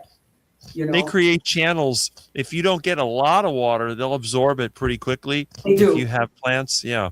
And then even the leaves sometimes hold a few drops of water. Yep, exactly. Except we don't have a lot of deciduous trees here. It's mostly conifers and stuff. But no, we have a few. But like they're not local. They're Chinese elm, which are invasive. But yeah, they do work to do that. Cottonwood, stuff like that. So. The problem I have here is when they brought an invasive tree called the Bradford pear to Missouri as a decorative tree. It in the spring it blooms. Well, it tends to spread, and it is everywhere now. And so I have to constantly. Luckily, I can brush hog most of them, but there's areas that I've seen growing that I'm going to won't be able to do this year, but next year, once I get this hip replaced and I get recovered. Next year, I am going to be doing a lot of things here on this property that I got to get before it gets too tall. And exactly. I didn't realize you were dealing with hip issues. That sucks. Wow. Well, I probably didn't even know that I damaged it. It was probably something minor, and it happened probably the start of it maybe 10 years ago. I slipped on ice. And I fell on ice. And when you get up, you don't think nothing. And I didn't only once, but twice I fell in the same exact spot at work on ice. And you get up and you're like, you feel fine. But I noticed that over time, I thought it was just normal of aging. But I noticed that it was getting harder for me to reach down, touch my toes on my right side, bend down on my right side. It's pulling all your muscles all the wrong way and everything. Yeah. And then, I was thinking, and then when I was, keto, when I started this health journey and I started with keto, everything was fine. But I also didn't know that I thought, when I was doing keto, eating all these plants, almonds and stuff, I didn't know that was harming me with all the lectins and all the oxalates and stuff. I thought that's what it was. Because when I went carnivore, it changed. Well, I noticed everything changed but this one thing. And I noticed that no matter what, like the inflammation, there is no inflammation in that hip. No, but it's literally damaged. Yeah. But I could, my mobility, my flexibility is not there no matter what. I can squat. I can do anything. But here's the miraculous thing. I should be walking with a cane, or I should be not hardly walking. That's what's carnivore's helping me get through. And then when I did this lion diet for 30 days, and I didn't do a clean lion diet, I did a dirty lion diet. I had some seasoning because I had some seasoning with it, and I had my 2 cups of coffee. But what I really took away was a lot of the dairy. I noticed it, and Yeah. because That I makes want to a get big leaner. I difference. want to finish this weight loss journey. Plus, if I gain any more weight, because I did gain some weight over the winter time, I gained about 20 pounds, and I had a weight loss stall. Freaking Dairy will do it. They would cancel this surgery, and I gotta have it. I'm like, I gotta have this mobility back, and so that's what prompted me to do it. And just doing it just dirty. If I did it strict, I don't know what it'd be. What would it be? But I had a little bit of barbecue sauce, not the regular barbecue sauce, but the cleanest, no added sugar barbecue sauce. Because sometimes to me, just eating ground beef with salt can get quite boring. Steak, chuck roast, no problem. I love it. Oh yeah. Yeah, I could eat it without that. But ground beef over time, it gets a little old, and so I'll change it up. And then, of course, I had to do the pacemaker pizza challenge, and that was but it helped me be more disciplined. But I lost 8 pounds. This is my last day on it. I lost 8 pounds. That's fantastic. I lost 2.5 inches around my waist, and the start it has shifted. So I got to start. I got more. I noticed in that I had to take the lift out of my right foot because I was with a lift, and I noticed that I was walking without the lift. Like my left, I was putting a lot of weight on my left foot, or if I shifted, I would have a stiff ankle. But a lot of that stuff has just went away. So yeah, that's wonderful. So I'm going back, but being this, having that better discipline, like I'm still going to have dairy, but not like I had it before. You'll be amazed how fast you heal, because like I literally, my hip broke completely. It was a freak accident because my bones are really strong. I don't have brittle bones or anything like that, but that's another story in itself. But I know most people my age, I'm 66, and most people, this is according to Laura Russell too, most people my age that get a broken hip, and I've also got full-blown emphysema, die after a hip surgery. And it's not the hip surgery that kills you. It's the fact that you have to lay still with your leg elevated in order for it to heal. And I was moving around as much as I could. And with the carnivore diet, they kicked me out of the hospital in 3 days, and no rehab or anything like that. And then once it healed up, I went to like 8 weeks of physical therapy, which helped quite a bit to strengthen all the muscles. But I mean, I'm doing everything I was doing before. I just walk with a little bit of a limp now, but it's amazing how fast. And I mean, my kids are really scared. They thought, oh my God, this is the end, and because of what happens to people. But not me, because of the carnivore diet, I healed really fast. And the only thing that sucked is that the hospital food, they had, they call them hamburgers, but they were more like hockey pucks, and trying to choke those down, like, so I lived on bacon, because even the eggs, they have these hospital regulations, at least in New Mexico, where they can't give you the regular eggs as a patient. They give you this powdered stuff. And I'm extremely sensitive to dairy. So I get a lot of really bad pain. So I couldn't have that stuff because it had powdered milk in it. So I lived on bacon. I said, just give me like a quadruple order of this stuff. They come in with a big pile of it, and that's what I lived on until I left. That's one thing about it. This helped me. It helped me get jump started, but it helped me be more disciplined. So like if I want ice cream, I'm not gonna go buy ice cream. That stuff is disgusting to me. I'm not gonna make the full Kilt ice cream recipe. I'm gonna cut it in half. I'm not going to use my machine. I'm going to do 3 egg yolks with a pint of the best heavy whipping cream I can get out there, and a little bit of Mexican vanilla. And I'm going to shake it up, and I'm going to put it in the freezer. And that's, it's be a treat, because this time of year, I like the frozen treat. But the other one is like every now and then I'll make a heart attack burger.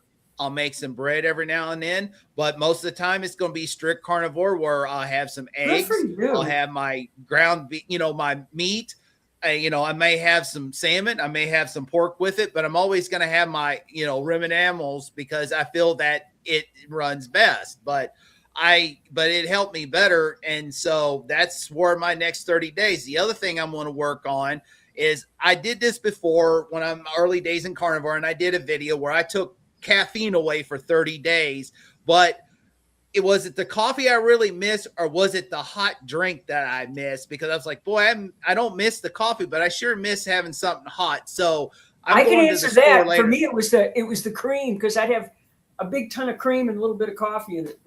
So I had to quit. So someone gave me an idea for a recipe, and so I used it, but it had a lot of dairy in it. So this time I'm gonna go get the good bone broth. I can get it at Walmart, a clean bone broth. They do. They have good stuff. Yeah. And I'm gonna have that. I will use my Mountain Dew salt, heat some water, and I'm gonna make a flavorful hot drink. That and sounds then great. I'm also going to try something, and I'm not going to do it there. I know a lot of people does it, but I'll do it for about a week. It is apple cider vinegar, a little bit of that, and warm water and lemon juice. I'm going to do some of that too, because it somewhat helps. But my thing is I want to try to see what coffee, because people gets off coffee, they found a tremendous difference in it. And so, and I'm not saying get off the coffee. This is what I'm trying. This is my next 30-day thing. The next thing I also want to try, I'm thinking about adding into it, is one day I'm going to pick a day, either a Sunday or a Monday, and I'm going to have a no eat day. It's a fast day where I don't eat. Just do one day. And because I did do a longer term fast, but I want to build that up, because when I do have this surgery, I'm not going to, as I'm recovering, I'm going to do some fasting, and I'm also going to, make sure I get my protein to heal, definitely, because in October, I haven't done it end of August. October, I'm going to Kentucky, because that's the first thing I asked them when I'm scheduling this surgery. How soon can I start driving? Because I'm going to Kentucky, and I am going because it's my right hip. If it was my left hip, it wouldn't be a big deal, but it's my right hip, and that's my driving hip. So I gotta have it. It took me about, I think, 6 weeks, and I drive a clutch, and I broke my left hip. But I found that just doing an automatic after about maybe 3-4 weeks, no problem. It healed. They said as long as you're not on the any pain medicine, you should be good by end of September. The only thing I took was ibuprofens and Tylenols, and I rotated them, and then I just kept cutting them down till I don't need any, and it worked really well. I didn't even have to take. They gave me oxycodones, but I'm an addict. I don't need that stuff in my body. Yeah, I'll have it just in case I need it, because the last time I had an oxycodone, they described it at 20 years ago when I almost lost my right leg, and they took the dead tissue out, the gangrene tissue out, and it had to heal from the inside out. I got sick. I threw them away. I did not want to have nothing to do with it. It was Darvocet. Exactly. And it really didn't do any good when they did it, because when they did that pulse vacuum, they gave it to me 30 minutes. It wasn't 2 hours later, I was a zombie. And then I'm like, oh my God, I know. Especially if you're used to not doing any meds or drugs or anything like that. So that's really something. I'm just gonna do my normal. I'll take ibuprofen if I need to, and change it up with Tylenol. Yeah, I'll have it just in case I need it. But other than that, I'm gonna try not to take it. I'm gonna let the diet and let the fasting, let all that do that. Well, I'll tell you this. The other thing you might want to think about too is getting a full length stocking that goes all the way up to your leg. It'll help with the swelling, because any surgery that you have, you're going to get edema. That's just which means the swelling in your leg. So what I did was I just put first thing in the morning, I'd sit down, make sure I sit down and not stand when I'm putting stuff on, and just kind of roll it up the leg. And you can find videos on how to actually put them on. It really helps. And they have the thigh high kind, and that keeps the swelling if I do, down. I'll probably order them, because what you find in at the store or stores that's FSA, HSA eligible do not fit right. No, they don't. And you can order them on Amazon. I've got the same problem, except I'm tiny, so they always go up to my rib cage, so because I'm 5'2", so I have the opposite problem of being small. But Amazon, you can pretty much find everything with that, and you don't need to get the extra firm compression. What's that?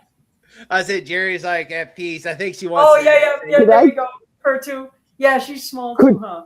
Could I chime in for 1 minute? Thank you so much, Jonathan, for allowing Rick to use your StreamYard.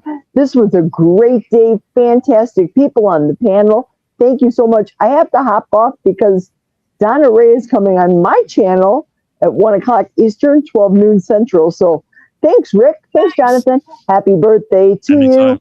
Happy birthday to you. Happy birthday, dear Jonathan. Happy birthday to you and many more. Yeah. Bye, everybody. Bye. Bye. Take care.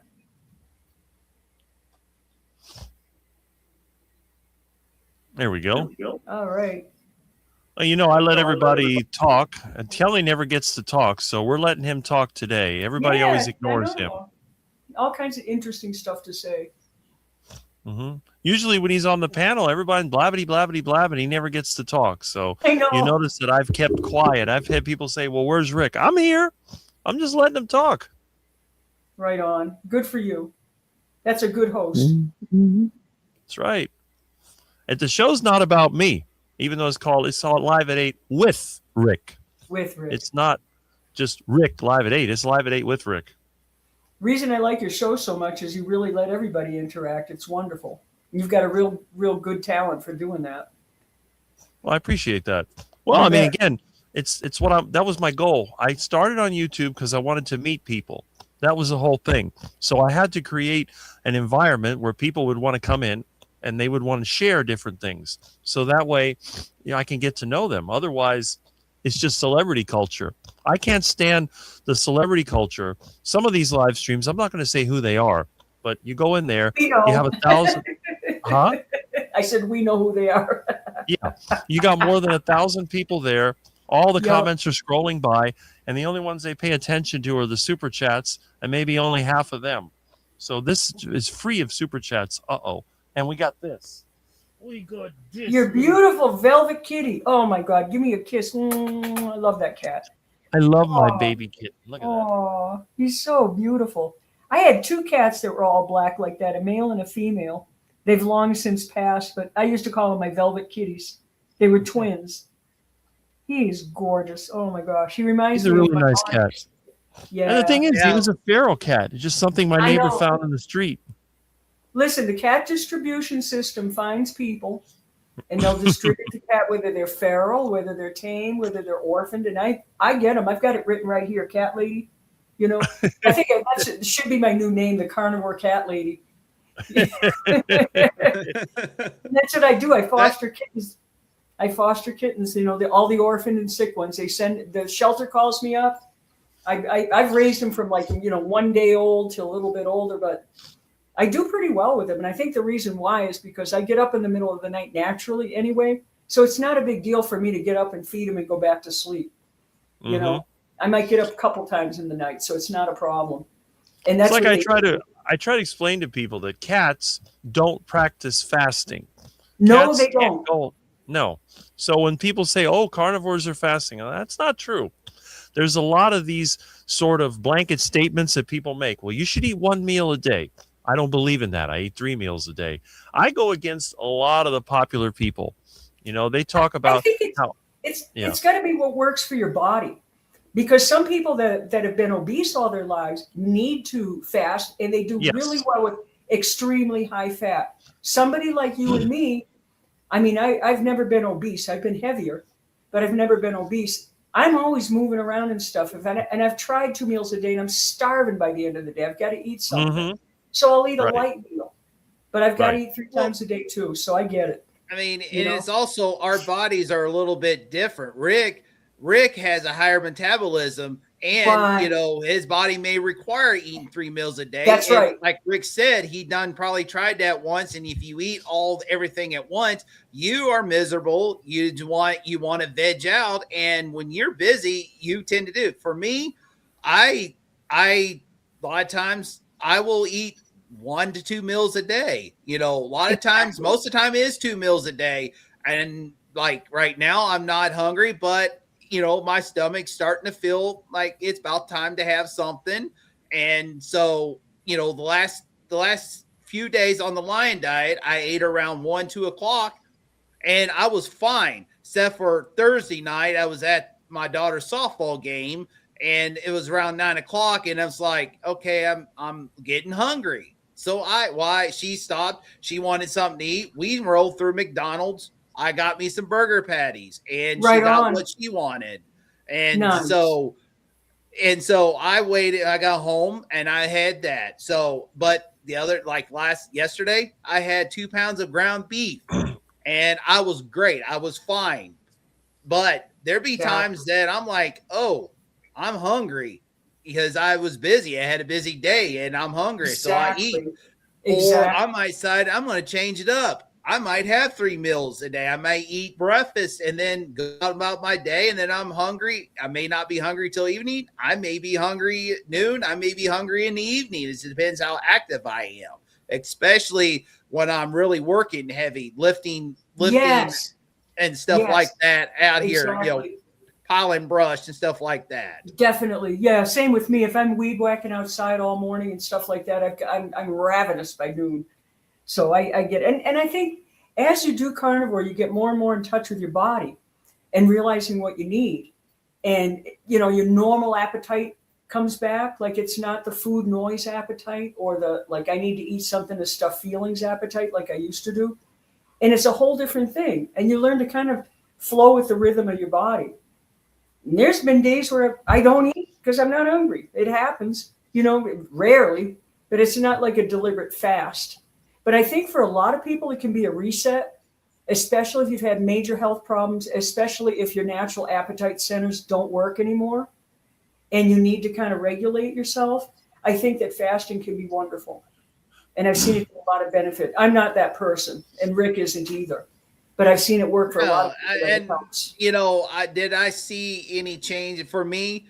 Probably not. Really? The only thing I saw the change is this. My stored fat was being gone. Other than that, maybe some inflammation. But like I did the lion diet for the 30 days, which they say that it's the most pro-inflammatory food out there, which that is to me is a debunk, because if it was, I should be miserable. I should be in agony. You'd be in agony. I shouldn't be doing what I did for 30 days. I mean, we dealt with the maintenance monster at work where I had to pull a tub from a water leak where they had to cut the tub to get to the leak in the middle of the night. Oh my gosh. I had to put ceiling in. I put a whole bathroom sheetrock ceiling in. And normally I would have to have the extra hand. Even granted, it's not a 4x8 sheet, but it was a 4x5 sheet. And to get it up there, once I got it up there, I had no problem. And before, I didn't have no upper body strength. Now I'm starting to have that upper body strength. No, and the thing is like, people, and this is the issue that it gets me, angry in this community, because you have people say, well, you need to do it this way, that way. You need to go to the gym and all. No, you don't. The only thing you need is do what works for you and get your movement. It doesn't matter if you go for a walk, you go for a bike ride, you're working, your job is active and stuff like that. Or if you want to go to the gym. I hate going to the gym. I hate going on elliptical. I hate on a treadmill, all that stuff. Oh my God, me too. Yep.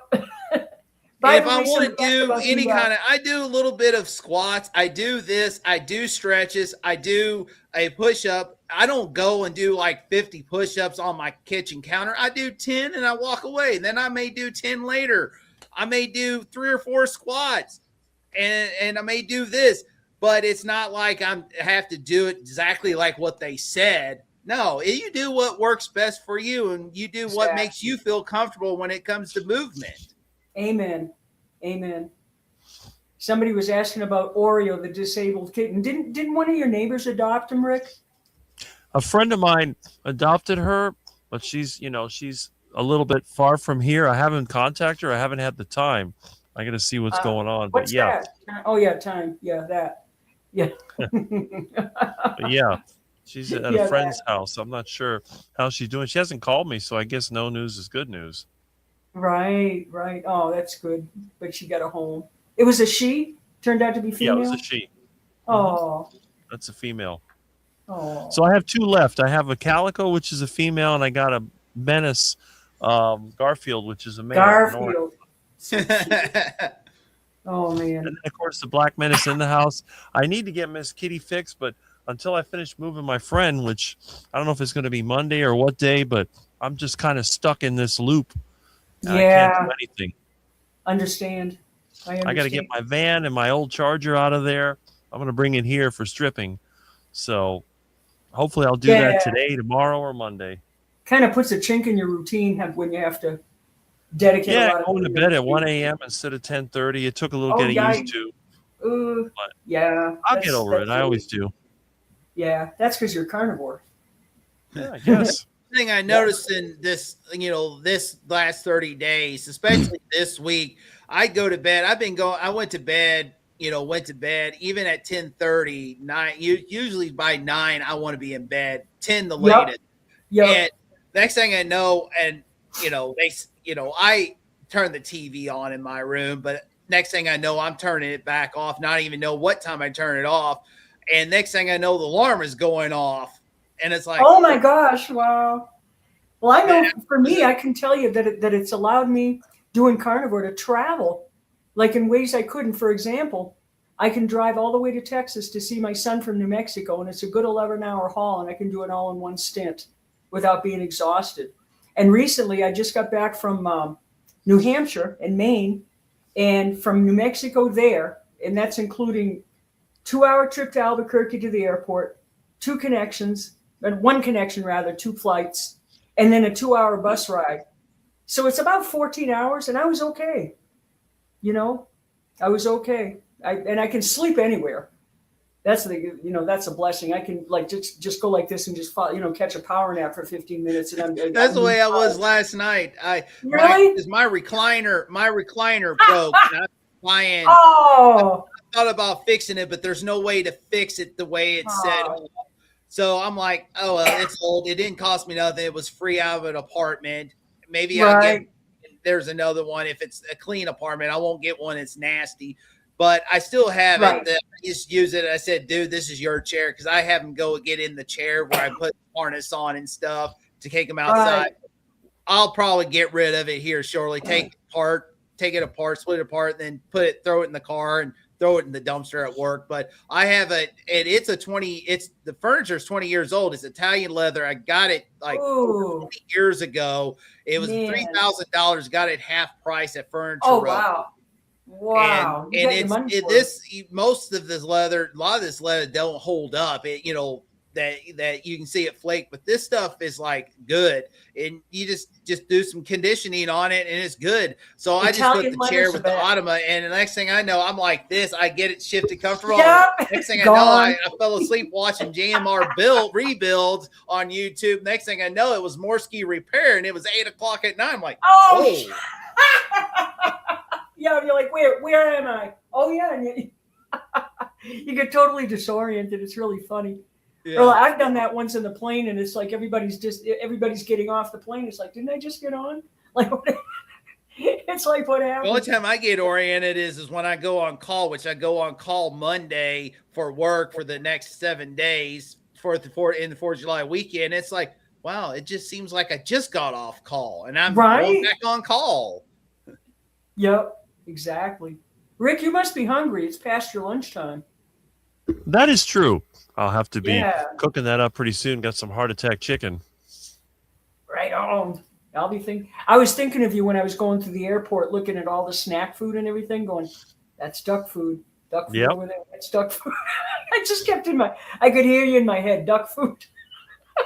Evidently, I've had an effect on some people. I've had other people talk about duck food. I know Kelly talks about duck food. I tell my friends that, and they die laughing.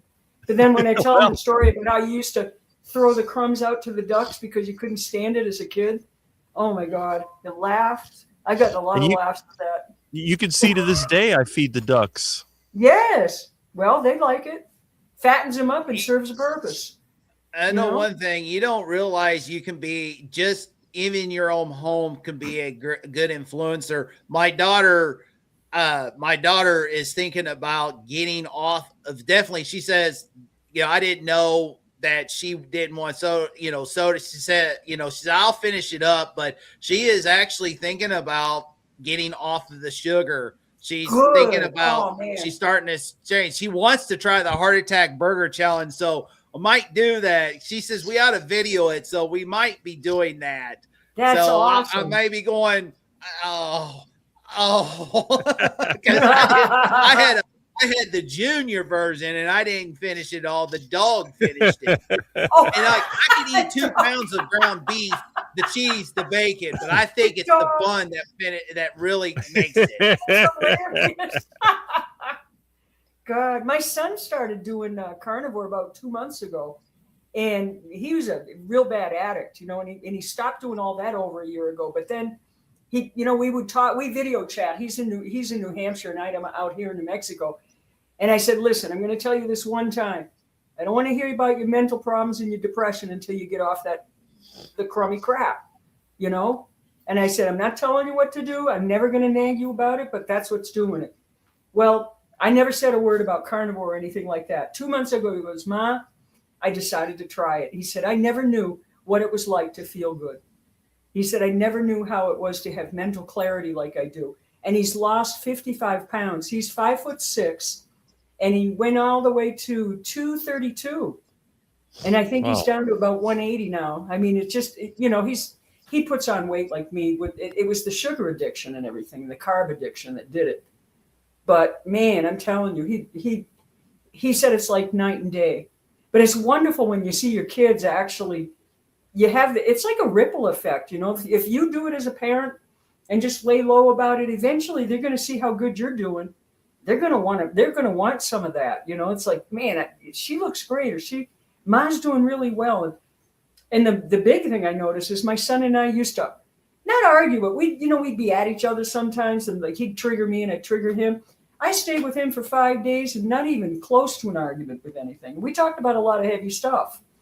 It was wonderful. And it's that calm, I think, mentally that the carnivore diet gives. My mom is 77 years old, and of course she is a borderline diabetic. And of course she's going low carb. She said the only time I eat is the bread. She said last weekend, I'm getting off the bread. And I say that's good because she's talking about carnivore, but she said I can't just eat meat. And I said, do clean keto, do fermented vegetables. I said that's right. Do sauerkraut, have some fermented vegetables. Exactly. Cook your broccoli. If you want some broccoli or cauliflower, cook it. Meet people where they're at. Said, that's wonderful. And that's I told her, I said, what I would stay away is from the grains. All the shakes, because she has some protein, like the Atkins shakes. I said I'd get away from that stuff because this stuff is gross. The stuff is just junk. It's got garbage junk, and whoever bought the Atkins name to make this stuff, they ruined his name. What he stand for? He was for a ketogenic, modern protein diet, and that guy carb. would be rolling in his grave right now if he saw some of those products out there. Oh my God, they're horrible. And they're loaded with sucralose. And the sucralose gives you, at least for me, I think I may have autoimmune issues, but the sucralose gives you the runs. It's really bad stuff. I mean, and this is coming from somebody that got addicted to stevia again. Yeah, and I'm talking the pure stuff. I'm day 3 off that stuff now again. But it's so bad. They put it in everything. So whatever they claim is keto or diet or anything, the best stuff is anything that you make yourself, and then what's going in it. And if you can't pronounce it, it's probably a soft kill bioweapon, Oh yeah. And so what I'm going to do is I'm going to buy her a Courtney Luna cookbook cool. for her. Nice. I'll order it and give it to her if she wants bread and stuff like that, because it's really easy to make. But she's doing a lot more heart attack stuff, like natural stuff. She don't eat because she don't eat seed oils and nothing like that anymore. Good for her. But she's 77 years old, and she says, I feel the best I have ever been. And sadly she's watching her she's got her youngest, so she's the second to the youngest. So she's watching her sister. She's type 2 diabetic. She has restless leg syndrome, all this stuff. And it's like, like you can reverse your type 2 diabetes, but she don't want to. She's already having cognitive memory loss. Her 2 older sisters, one of them I think is in early signs of dementia. Yeah, they call that she's type got- 3 now. They're calling it, I think Yeah. Dr. Chafee calls that type 3 diabetes, the dementia. Yeah, It's like and a progression. she, the early, the early on stages Alzheimer's and dementia, where her short term Yes. memory is going, but she Oh, has yeah. great long term memory. And I Right, think the that's- same thing is her her oldest sister that's still alive is the same way. She's Oh, losing that her sucks. mind. My Yeah. uncle, which he was like big, but he had a very sound mind. The only thing I think his, what if sadly is he's enjoying his life in the nursing home. He's just laying around. He's just enjoying his life, but they're feeding him that duck food. The And I remember food growing is up, he was terrible. big. Oh. He was a big man. And, Yeah. he farmed, he was in his 40s. He was big. He was like a He was size strong, 54 though. He bib was like- overall. Like Rick was talking about, there are people that are big like that. They're healthy, because they He was work healthy. hard, they Never got been good to the muscles. doctor. Right. He'd never been to the doctor. They grew their stuff on the farm. Like the only thing Exactly. they had was the breads. I think things started changing when my grandmother died because she used to make biscuits 3 times a day. They, Right. they raised the chickens. They raised their own meat. They grew a garden. Wheat, they Rendered used in their the own flour. lard. The flour that they used and the lard, right? The flour that they used was different too. It was a lot more pure. The stuff they have now literally goes directly to your bloodstream, and your body doesn't even get a chance to properly break it down, which is why you get obesity now. They don't have, and I know I have one friend that she's very healthy. She eats a lot of fish, and she's able to eat vegetables and maybe very little pasta and stuff like that. But she buys her own flour. If she makes anything, if she breads anything, she buys organic flour that's definitely made from the old type of wheat. And she looks amazing. She's 54. She works on a farm. She's strong. She's slim. And it's because of how she eats and she makes everything herself. The stuff that you buy in the store is completely contaminated, And I don't care if they call it organic. It's horrible. And that's probably why, your aunts are getting the dementia, because the stuff they feed you in the nursing home is horrific. And by law, they have to. They can't feed you quality food. It's designed to make you sick. Same thing into school. I remember going to school. Same school my daughter went to. Oh my God. Same school. Yeah, we had the duck food, but the duck food was Not more like nutritious. And then now you go in, I always ate breakfast here at home, but a lot of times it was junk duck food. Oh my God, it's so bad now. It's but then I unbelievable. walk in, they used to have eggs and bacon and sausage, but I go in now and they're feeding them donuts and cereal. There's not eggs or bacon or sausage anymore. No, you never saw donuts like that in school when I was going. I mean, they still had crap, but it wasn't like now. We used to call it like Monday's hamburger, Tuesday's Salisbury steak, and then they turned it into like a corned beef hash the next day. It was the same meat.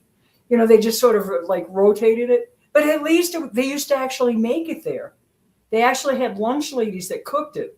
And then it went from that to the big Cisco truck coming, and basically all they did was heat it up. And now it's just all this shit they just put in microwaves. If I could go back the time to the late 80s, early 90s, where I was starting to grow up the teenager, because I know what it's like to be made fun of. I was always called a fat boy. I was like one of the biggest in my class and stuff, and I think if I can go back to time, I would say to my old self, don't eat that junk. Yeah. That stuff is disgusting. I know, but we don't know what we don't know. I mean, and I didn't know. And of course, my mom was on that health kit, lose weight, this diet, that diet, the slim. Oh yeah, and then the low fat and all that kind of stuff. Low fat, egg diet, egg and grapefruit, all that. Yeah, I don't know. She tried to do her best. I mean, same with me. I grew up Italian, and I'm talking European Italian, where I had a Mediterranean diet. But what I didn't know at the time is I very likely have autoimmune issues. So they would give me pasta. They made all their own bread. My father used to make pasta from scratch. They grew vegetables and stuff. But yet I remember even as a 6-year-old kid having plantar fasciitis, shoulder pain, just all the joint pain and stuff, even as a little kid. And then the main thing with me was the horrendous depression. And it was all from the carbs and starch. And then I was addicted to sugar. Even as a little kid, I used to break into the brown sugar and just eat it straight. It was bad. And I mean, as I got older, I'd steal money to go buy candy because it wasn't allowed in our house. And Like it's one of still, the- I mean, you know, it's just unbelievable. And then even with that, you know, as we weren't fat growing up like that because everything was made from scratch. Rick Hester, did you need to say something? You got your finger. Oh, you got your wild man over there. Milton the Menace. Look at that. He is a wild boy. Look at him go. But, you know, it's really sad because everything's become all processed. People don't even know how to cook. I work in a health store for a while. People didn't even know how to cook. And I used to like write down how to boil water to make their own, you know, just to cook stuff. They literally didn't know how to boil water to cook veggies or anything like that, or how to fry meat. I mean, it was just like, wow. And now it's all like DoorDash and Uber Eats and all this kind of stuff. And so people, I like to watch Financial Audit a lot. I don't know if you ever seen that with Caleb Hammer. He's hilarious. He's like the Jerry Springer of the finances. He's really funny, but he gets these people on, and there's a pattern. They're mostly morbidly obese. They're in huge debt, and they're always ordering Uber Eats, DoorDash. Then they play those games like Gems or something like that. There's like a pattern to it. It's like a whole mindset. You know, they buy the garbage food. They don't know how to take care of themselves. And he's even got, like, for people that come on his show, he gives them cookbooks, which it isn't carnivore, but I think he's got the right idea. You know, that make stuff at home, make whole foods. Don't eat the junk that's in the, you know, on the convenience stuff. You know, he tries to help people change their behavior. And he's got a real good point.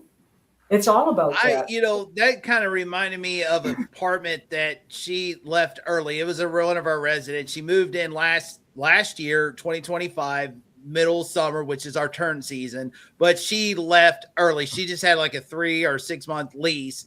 And we walked in there because they's like, yeah, you got to do some trash. I'm like, it can't be that bad. I walked in and it's like, oh, Scary. It was scary. And she lived here for 3 months. And I'm like, how did this person can afford this? Rent has gone up. I mean, it has gone up. They go on price by demand. And it's like, even here in Missouri, even though our cost of living is down lower than other states, our rent is like this 1-bedroom apartment that had all this she was renting last year cost more than my mortgage payment a month. Oh my God. Wow. Even if I'm on a variable, which I'm going to work on getting on a fix, you know, refinance for the remaining, like a 15-year fix and get this thing paid off in 15 years instead of, you know, 20. But if I had to pay the highest interest rate on my variable, which is a 10%, it would still be cheaper with escrow than a 1-bedroom apartment where I work at. And there was Uber Eats, there was DoorDash, all this. It was more of this takeout. I'm like, how can she afford this? They can't, but it's the convenience and it's that whole lazy mindset. And I honestly think the more of that junk you eat, the more that your brain gets paralyzed and you're not thinking right to begin with. And I mean, you've heard about people that eat like that and they get the horrible food fog. And I've seen that with my son and what a difference it made when he cleaned up his diet and how clear he is now and his music's better. I mean, just amazing. Rick, do you need to go? You seem like you're getting restless. Milton is stalking me. I don't know if I've met him. He is. He really is. He knows my schedule. He's thinking, how come you're not paying attention to me and you're sitting at that computer? Right. I am the cat after all. You know, what's wrong with you? He knows. This cat is pretty smart. I worry about him. He can open doors. He's a smart cat. Yeah, with that little hand. Oh my God. Yep. I don't know how he does it. Yeah, they once they figure it out, they get that little hand just right. And they pull. This was great. It was a great time. It's been awesome. This is what I love about these panels. I love about this. I'm thinking about doing it. You know, if anybody's available for my live, I may just share the link tomorrow. I love you know, we just talk different things. And, you know, even if it's related to the sad diet, why we don't do it. It was fun. It was really awesome. By the way, Target Prime Rib Thomas has a roundtable discussion that he's doing at 4 Eastern time. That's So I why just I'm wanted to gonna. put that- That's why I'm gonna hop off of here because I ain't even got dressed yet. My video that I'm editing that's coming out tomorrow is just about done where I can upload. I got to get dressed. I need to get to town to get this, post, that foam mix because I just got my mailbox post, new one put in, trimmed the trees last Friday, but Nice. my neighbor dug a hole last February because she accidentally run over. She felt bad. She backed over my mom's mailbox, which it was on a steel post, but someone already hit it, and I hadn't got a chance to put a new post on. But her and her nephew dug a hole, put this post on. So at the same time, I went ahead and got her mailbox settled. And she called me yesterday, and someone hit it again. And so I'm like, great. So I have to go. I got to go get that stuff. It's easier than Quickcrete, and I can just mix that up. About 3 to 5 minutes, it's done. I cut the access foam, throw it away, put the mailbox on the post, and I'm done. So I got to. And so I want to get back by 3 o'clock because I would love to be part of the My last mailbox post destroyed a car. What was that? That's what I thought about it. My grandpa, that's the way they had it. They had a mailbox post, and they had it where it's steel, but it was on a spring. And if someone purposely hit it, it went bang. I have one. It's a 4-inch steel pipe filled with concrete, and it has a plate welded to it, and that's what the mailbox sat on. But it had the arm. It was spring loaded, so if you hit the mailbox, it would do this. It come back. And I made the mailbox out of 1/4-inch steel plate. I heated it with a torch and bent it. And then to see how strong it was, I drove the Bobcat over it, and it was fine. he did testing. Tested out. That is awesome. I love that. I wish I had known that when I lived in New Hampshire. I used to always take a baseball bat to mine. Oh, I took a baseball bat to it, but it dented the bat. I love it. Oh my God. That's you know what? I got to dig that mailbox out. I took it out when I moved here, but when I moved to my new place, I'll revive it. You'll like this thing. Man, that'd be awesome. Definitely. I won't mess with that. That's for sure. Yep. Milton settled down. All right. It's good to be here. I'll see y'all later. Definitely. Much love. See you soon. Okay. Right. Yeah. Have a great day. You too. You too. Right. Okay. Oh, there we go. So it's a little bit later than usual, but we're having our live stream. Our live stream will be coming to an end. I want to appreciate everybody that has come in. Let me catch a few more of these comments. I didn't go into detail, although I did display them. So we have, let's see, there was a question earlier about my kitten, and I haven't gotten any updates on it, but I will. Let's see, you should build bricks around the mailbox. Okay, let's see. Yep, build structure around the mailbox. They'll break that, though. And another trick is to put a tree, and then when the tree grows big, put the mailbox next to it. The purring is full power. Well, you know how kitty cats are. So I think we had a pretty good stream, and I'm going to go ahead and wrap this up. Now, again, 4 o'clock, I believe we have Thomas. Jerry is on right now, I think, starting at 1. So she's been on half an hour. I may or may not be here for Thomas, because if my friend calls me, we'll probably be back out at his lot trying to get trying to get the van wheels or the Charger wheels to move so we can haul that over here on the car trailer. But that's our plan. And hopefully I have some clothes washing in the washing machine. Hopefully they will be done. And I've got my lard heating up. I'm going to have some heart attack chicken. If I get a chance, I may even go to the store. So any bike rides today? I don't know if I have the time, but if I do make a bike trip, I will bring my mobile device with me, which I think needs to be charged. No, it's okay. And that way, because this is what I use to take the video. And let's see. Thanks, Rick. Enjoyed. Well, thank you, Sandy. And I know we had a couple of comments that I wasn't talking enough, but that's okay. I've talked so many hours. This is not an every week thing. It's just something a little different. We have 37 people right now, so we're going to go ahead and end this. How many ducks in the yard now? There are 10, 1 mama, and 9 ducklings. And I'm sure there'll be more once they start to mate. You know how ducks like to reproduce. And Coach Angela Mullins, I guess you've been here since the beginning. Have a great day, Rick. Well, thank you. Thank you for being here. And to the 35 of you that are still watching, I really appreciate this. Had an excellent day. And hopefully, pretty soon I'll be making more videos. I get my work done with my friend, and hopefully things will start to get back to normal. And maybe I can get some time to work on my truck. That would be awesome, because I really do need to get this thing out of here. Get a large mailbox, stand it up, send it a regular mailbox, pour cement in the space to fill it. Oh, there you go. Well, my homemade mailbox made out of a steel plate, bent with a torch, you'll get a laugh out of that.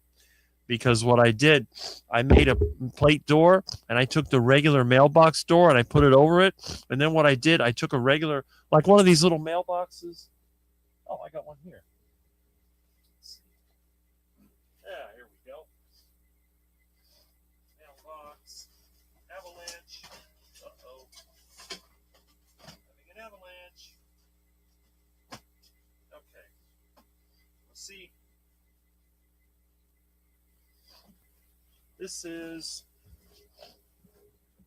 These are the kinds we usually put on the rental units when they move out. This one is a black aluminum, so it can't rust. So what I did, I built a mailbox that fits underneath this. And then, so when you open it up, it's actually steel. So you could beat this thing. This thing will dent with your hand, basically. But once you've put it on top of the steel mailbox, the other thing that I did, I took roofing cement and I put it in there. Not roofing cement, silicone. That's silicone material, and I glued it together. So you can hit this thing with a baseball bat. You may get a little scratch in it, but it's not going to break it. So, anyway, thank you for being here. Let me go ahead and catch the rest of the comments, and we will see you next week. I don't know if I'll be on any lives, but if I am, I will let you know. And if not, well, I'll catch you when I catch you. Yep, too many people treat mailboxes like free targets. But when you have that 4-inch pipe filled with concrete, if you hit it with your car, now it's set back from the road. I had it back from the road about 6 feet. Still 7 feet, whatever the requirement was. I had it right by the property line, so they couldn't complain that the pole was too hard. And then the arm that the mailbox hung on was spring loaded, so when you hit it, it would just go like this, and then come back. Meanwhile, the car that hit it, not only did it break the windshield, but it also took off. It cut through the pillar. This thing was really powerful. The guy was drunk anyway, so no insurance. All right. Again, let me log off. Thank you for being here, all 25 of you, and I'll catch you on the next one.